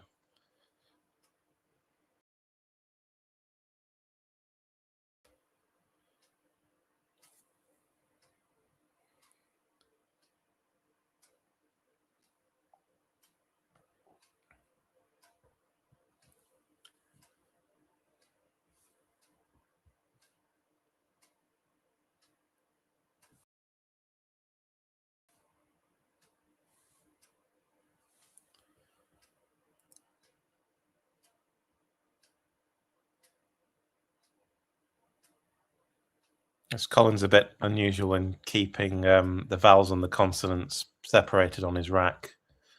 Most players will, as Brian has here, they arrange them alphabetically because that's how most of us study. We use a program called Ziziva or also Zerafin, which allows us to study words as they appear in their what's called the alphagram form, where you arrange the letters in alphabetical order and then drill yourself on what words those letters make. So Colin's unusual in alphabetizing the consonants, then the vowels separately. So that's his study method, obviously. There's no right or wrong way to do it, whatever works for the way your brain works. But yes, mostly we use alphagrams to learn words. So point of interest there.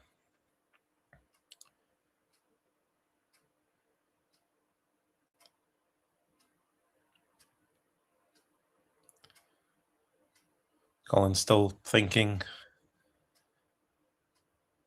Hasn't lined up any candidate plays yet. Possibly still agonizing over whether there's a bonus here. We know, of course, that there isn't, but it's hard to know that when you're sat there on your own. Opting for JA in the end, so taking the cheap JA score, maybe fancying his chances of getting a 9-timer of his own. He knows that Brian can't have a blank at this stage because he's got the second one. So hoping perhaps to draw a 9-timer and end the game immediately. So JA, good choice. Maybe not the best in terms of the pragmatics of the situation, but certainly not a mistake to play that. So over to Brian, who has drawn nicely after his bonus. He's spotted co-rotate through that T of Acridist, which is in fact his only playable bonus. The sad thing about that move from his perspective that it blocks that 9-timer, which he may well need to get back into the game. But it's his only bonus, so if he's sure of it, he has to play it because he does need the points. He is currently 115 behind. So co-rotate would draw him to within about 50, so keeps him in the game, and sure enough, he is playing it. That's a good spot. It's sort of hidden the T. There's often some kind of blindness where you think that if the T isn't completely floating, you can think, oh, it's not available for bonuses. It's easy to overlook that sort of thing, but Brian does see it. So down it goes for 63, drawing him to within 52. Back to Colin with his blank. The 9-timer position is gone, but he can still play many bonuses here. There are bonuses onto the R of Reloaded, which would be his best score. Things like Treblia or Brittler. In fact, those are the only two that would play there. The R is not as dangerous as it was because there's no 9-timer possible through it now. Perhaps you can also play through the R or the E of Chip Dewars. So Treblia would play there too for a similar score. There's also things like Liberate or Billiter. So yes, anything that doesn't open up new opportunities for Brian, especially a 9-timer, should be fine. So playing Brittler or Treblia would certainly do that. Both for 77, that would put him 120 ahead, restoring his big lead. And the bag's not looking too good in terms of bonus potential. So I think pretty much any bonus here for Colin is going to win him the game. But he's got plenty of time to think through things. Brian, in the meantime, is hoping for a D. He spotted that Pixidium is a possibility if a D appears. But I don't think that's going to happen, even though Colin does have the blank. That would be a spectacular play to see on stream, but we're going to be disappointed, I think, in that regard.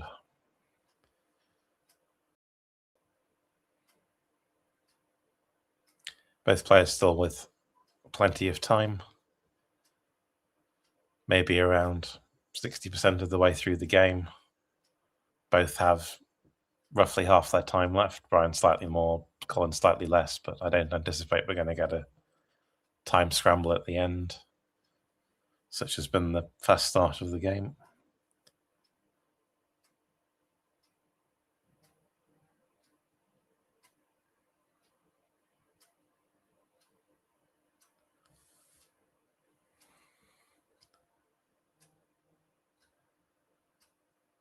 So we've had 7 bonuses this game already. And we're about to see an 8th. And Colin is going for probably the play that gives back the least in terms of bonus lines, terrible, which is not a terrible play. Through the R of Gyp Lures. Scores 1 less, 3 less than the ones on the triple line. But it does take out the floating R and E of Gyp Lures at the cost of floating a new T in place. But yeah, any bonus pretty much is going to win as long as he doesn't give ridiculous scoring opportunities back. So terrible is Colin's choice. That puts him 126 ahead. Brian has drawn Pixidium without the D. So without that, he's not going to bonus.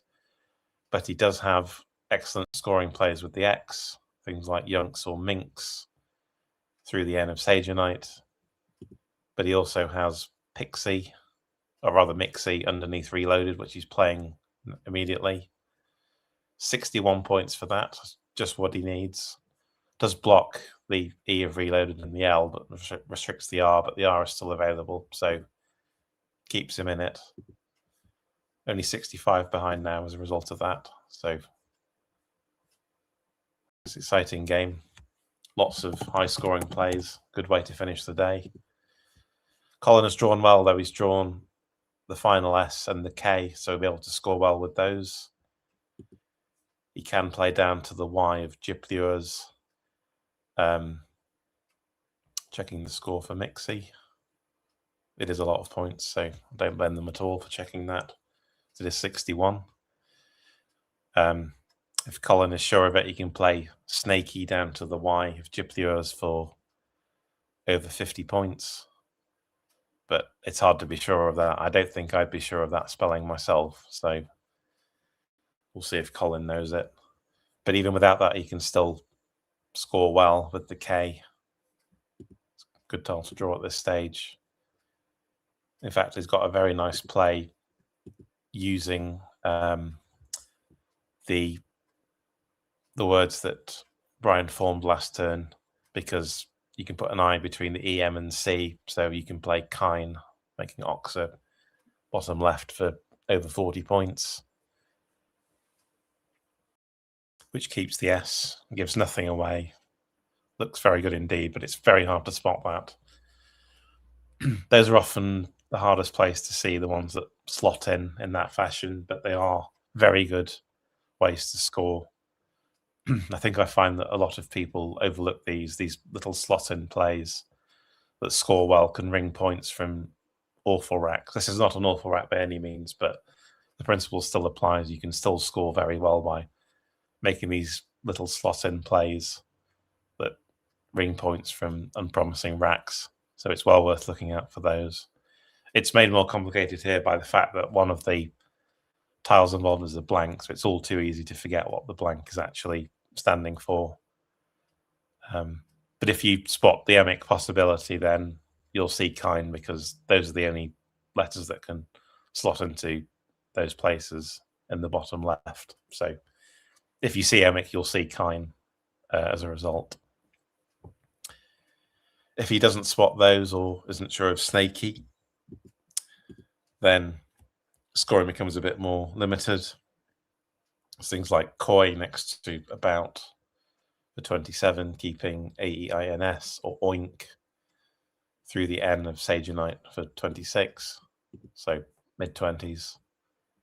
So if you don't see the emic possibility or or the snaky possibility, then scoring is a bit harder. Snaky, of course, does open up the board. It puts an S in the triple line, which may be just what Brian needs. So even if you are sure of snaky, you may be slightly loth to play it. So something like Oink would be perfectly reasonable in terms of score and leave. It's just a lot less than the likes of Kine or Snaky. So the bag is reasonably unthreatening from Colin's perspective. There is still the Q and the Z to come. So there may be some good scores on there. There's only one U left for the Q at this point. There's still 2 Vs and the W to come, which are usually fairly clunky. There aren't many vowels left as it happens. There are only 8 vowels unseen from Colin's perspective. So, but he has spotted Kine. That's very nice. That's good play. Would be all too easy to overlook that. But yes, he's thought that one through and seen what is probably on balance the best player because it gives absolutely nothing away and it scores over 40. So yeah, that's good. That puts Colin over 100 in the lead again. Brian has drawn the Q with the U, happily for him. And he can score well by playing the Q. He can also score well by not playing the Q. He's got Liquor onto the R of Reloaded for 45, which goes some way to opening up the top left. And he also has what he's spelling out now, which is Mopily onto the Y of Gypsios for 42, which keeps QU. The QU does absorb vowels, though, and there aren't that many left. So might be better to play Liquor now while you've got the vowels. But either way, you're consuming vowels with either of your plays. So yeah, it's hard to know which one is better, really. Mopily scores about as well as Liquor does. In fact, it's 3 less. But it does open up new lines. They're not the best lines, admittedly. The floating M is quite useful for starting 8-letter words. The O and the P aren't quite so useful. So it's realistically the floating M that's the best floater there. Doing some simulation, it looks as though Quackle likes Mopus, the top Sagenite, which does keep another vowel to go with the Q, which is quite important at this stage. The Q isn't going to be much use if you can't draw vowels to go with the QU. Brian is going in a different direction. He's looking at Limp, which slots in between Alunite and Terrible. So it's a similar idea to Mopus in the sense that it keeps one more vowel to go with the Q and it also scores nicely.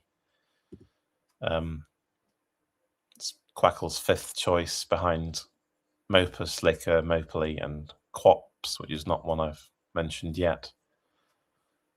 But yeah, it's not the best situation to be in, 110 behind. Not many vowels to come, which may well do him in the end. And yeah, it's generally very clunky, unseen pool from Brian's perspective.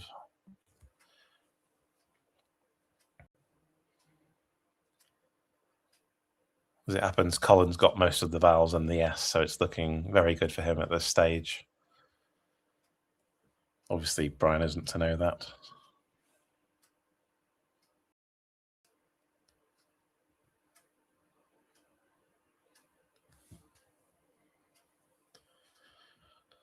Brian with just under 10 minutes remaining.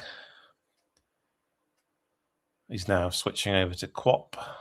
So is he going for Quops? He is recognizing that the vowels are disproportionately important here. Doesn't want to play them all off. It's likely he won't get many more. And he is going for Quops. There is some potential for him to play a good scoring play next to Quops and then try and go out with a bonus. So might be a good long-term play. Does restrict the T of Terrible. He can no longer play a double bonus through that. It's a shame he can't get something really good down next to Quops, but he'll have that potential next turn, so we'll see. So Quops is his choice. That puts him over 400. He's now 78 behind. Colin to reply with most of the vowels on the S, so looking very good for him.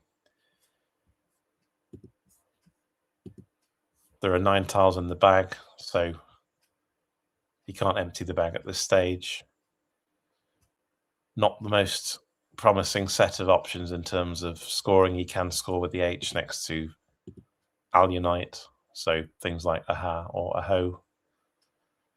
Doesn't want to play too many vowels at this stage because there's only 4 remaining from his perspective in the bag, or unseen rather. So playing off both his H and his G and one consonant, one vowel, ordinarily wouldn't be a good idea, but given the complete lack of vowels remaining, he doesn't want to play off too many of the vowels. There aren't many bonus openings left at this stage. The R of Reload is by far the best one, but that's going to require vowels, and there just aren't that many of them left. And still got the clunky F and 2 Vs to come, the W and the Z, which isn't best for scoring. Brian's best hope might be to play some kind of play down to the R with the Z in it for 40 or 50 points, then open a new line and try to go out with a bonus.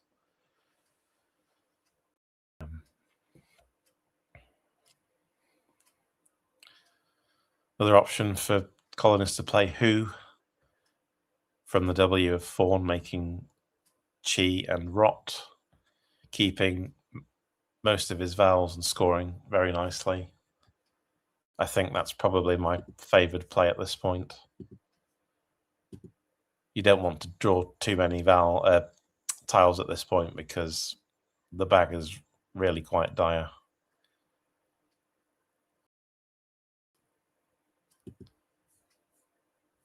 So drawing both Vs may be quite awkward on this board. There's not much scope to play them. Colin has picked up GA and he's playing next to Quops. He's playing Ag. Perhaps worried about the opening next to Quops in terms of a big score. Certainly things like Zin would fit there for nearly 50 points. So it's good to take out that possibility. It's probably the highest scoring play that there is available that isn't a bonus. So he's taking that out. Doesn't score much though, so has to be wary of that, but it does take him up to 500. Brian to reply with, he's got more vowels than perhaps might be expected. He's almost got lime water onto the R, but that's a 9, so doesn't quite work. 7 tiles in the bag now, so you may look to play next to Quops. He can still make use of the taught hook, so Wit, as he's got lined up, does score nicely, keeping both E's.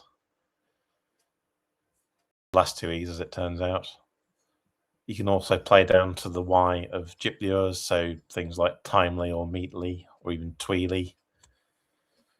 Though you don't want to play both these at this point because there's aren't any more to draw. So Timely is a possibility, but keeping EW with that unseen bag looks pretty dire. So possibly Wit is worth doing. Not the highest scoring play, but you're getting rid of the clunky W. You're not playing too many tiles and you're keeping both E's. It doesn't open up anything new, unfortunately. So he doesn't have a tile to hook in front of the G of Gyplures, so needs the A. There are no more U's to go there. So, and we know that Colin has that. So that's not an opening he's ever going to be able to use. So the R is the only real bonus line. He does have both E's to go there, which makes it easier, but he might be too far behind now unless he can somehow get a big score with the Z.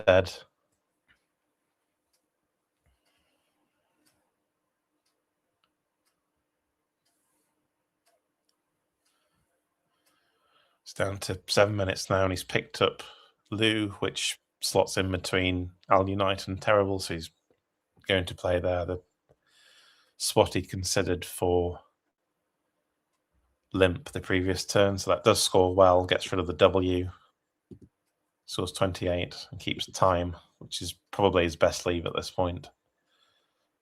Keeps him in the game, 65 behind. Back over to Colin, who's running a little low on time now. He took quite a long time on his previous play. He's drawn DV to his previous keep. So with 4 in the bag, he only wants to play 3. He can possibly ignore the R now, just try and score as much as he can. Not sure there is actually a playable bonus onto the R at this stage. So does have a nice slot in play of Diva through the E of Acridist. Just plays 3 tiles, scores 32. Puts him 97 ahead, which is almost certainly going to win. So yeah, another example of a slot in play that's not the most obvious thing to see. But yeah, he's going to have to play something reasonably quickly because he stays down to under 3 minutes. And he's going to block, just going an all-out block, playing Vor for 6, which will probably do the job given the lack of other bonus spaces here. Leaves 2 in the bag. And you can't reopen the board without emptying the bag by playing off the V. So that looks pretty safe to me. Over to Brian, who's drawn one of the Vs, perhaps not that surprisingly, given that there were 2 unseen. And yes, it's not looking good at all at this point. Could perhaps play Ivy, try and make use of his T next turn. Does empty the bag, scores only 10, but then again, Colin only scored 6 the previous turn, so it doesn't matter quite so much if he doesn't score quite as well, but it looks like he's going to need a bonus to win this one, and the board is so tied up at this stage that it's hard to see how that's going to happen. But he's got a little time to work it out, down to under 6 minutes. Not much scope to open the board, really. He has identified Ivy, I think, separating Ivy.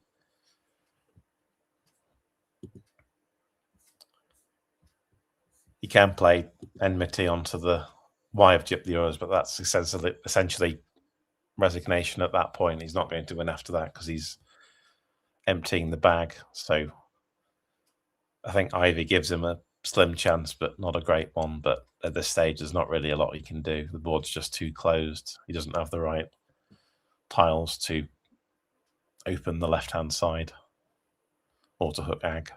So yes, he is going for Ivy. Gives him a chance, not a great one, but I think that's all he can do at this stage. So that empties the bag. He's going to draw the Z, which isn't going to help with his bonus chances, FZ, in fact. So Colin, with 2.5 minutes to play the end game. He knows that Brian doesn't have a bonus, so he knows he's going to win this game. Just a case of going out in 2 and ensuring he doesn't give Brian a big score for his Z. And he's got 2 minutes to do that.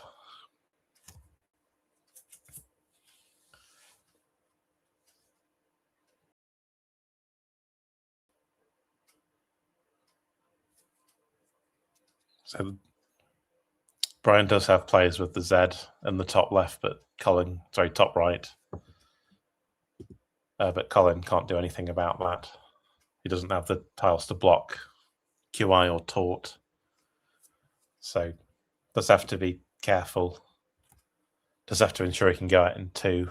His rack is flexible enough to do that, but the constricted nature of the board means that it's a little harder than it ordinarily would be. Quackle suggesting the best endgame is to play Nodus, top Sage Unite, so in the same place as we saw Mopus as an option earlier. scoring 22, keeping Sean. So it scores 22, so that should be enough, even after Zit. But yeah, it's not the easiest endgame situation, especially with your time running down. And he's gone for Haigh, which should also be enough. Doesn't score quite as much. In fact, it scores more than Nodus, but yeah, the rack is relatively inflexible after that.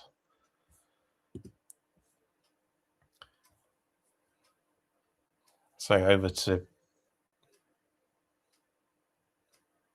Brian, who's separated Zit. Quackle suggesting that it's not correct to play Zit first. You should play Fem instead through the Eve. Acridist. Zit could only be blocked by Colin dumping his S on the top right, which doesn't score him much anyway. So, and it doesn't stop Brian playing as Z. So Fem is by a long way the best end game for Brian here, but it's not enough to win.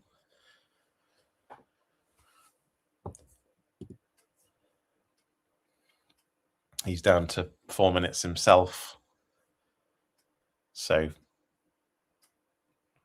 probably his only aim is to try and force Colin over time, but I think even then Colin can afford 10 or 20 point penalty. He's nearly 100 ahead again, 85 in fact. So even Zet takes Brian to within 30, but Colin should be able to score enough with his S, I would think. But you can just dump the S on the end of Zit once it appears, so that'll be about 20. Looks like he is going to play Zit. And he is. So 51 for that. Puts him up to 496, 34 behind.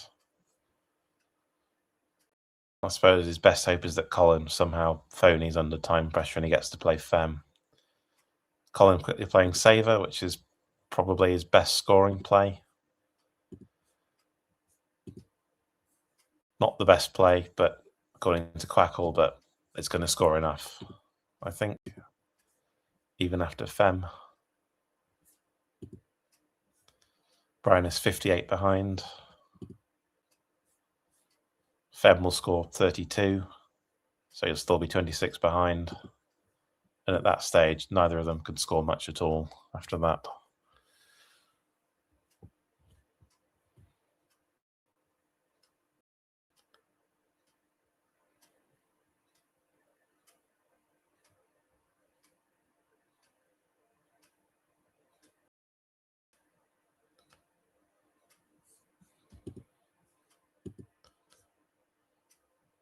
Quackle suggesting that Fem means that the final score will be a win for 24 in Colin's favour. He won't be able to score that much after Fem goes down due to his lack of vowels, but he can still do just about enough to win.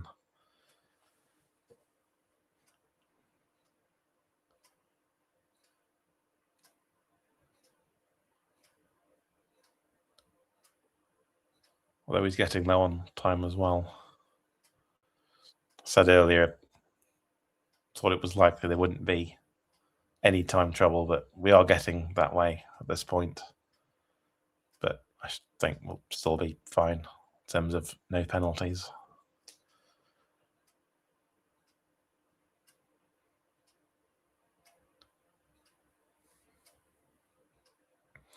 It's been a very well played game. Both players. It was an explosive start.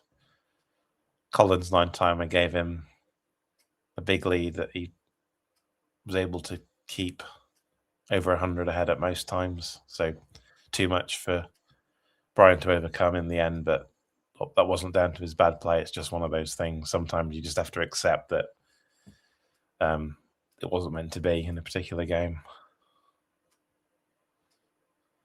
So Brian now less time available than Colin, about 30 seconds remaining. So, but he is poised to play Fem, and he does.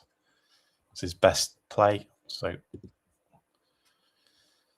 Colin dumping his D for 10 points.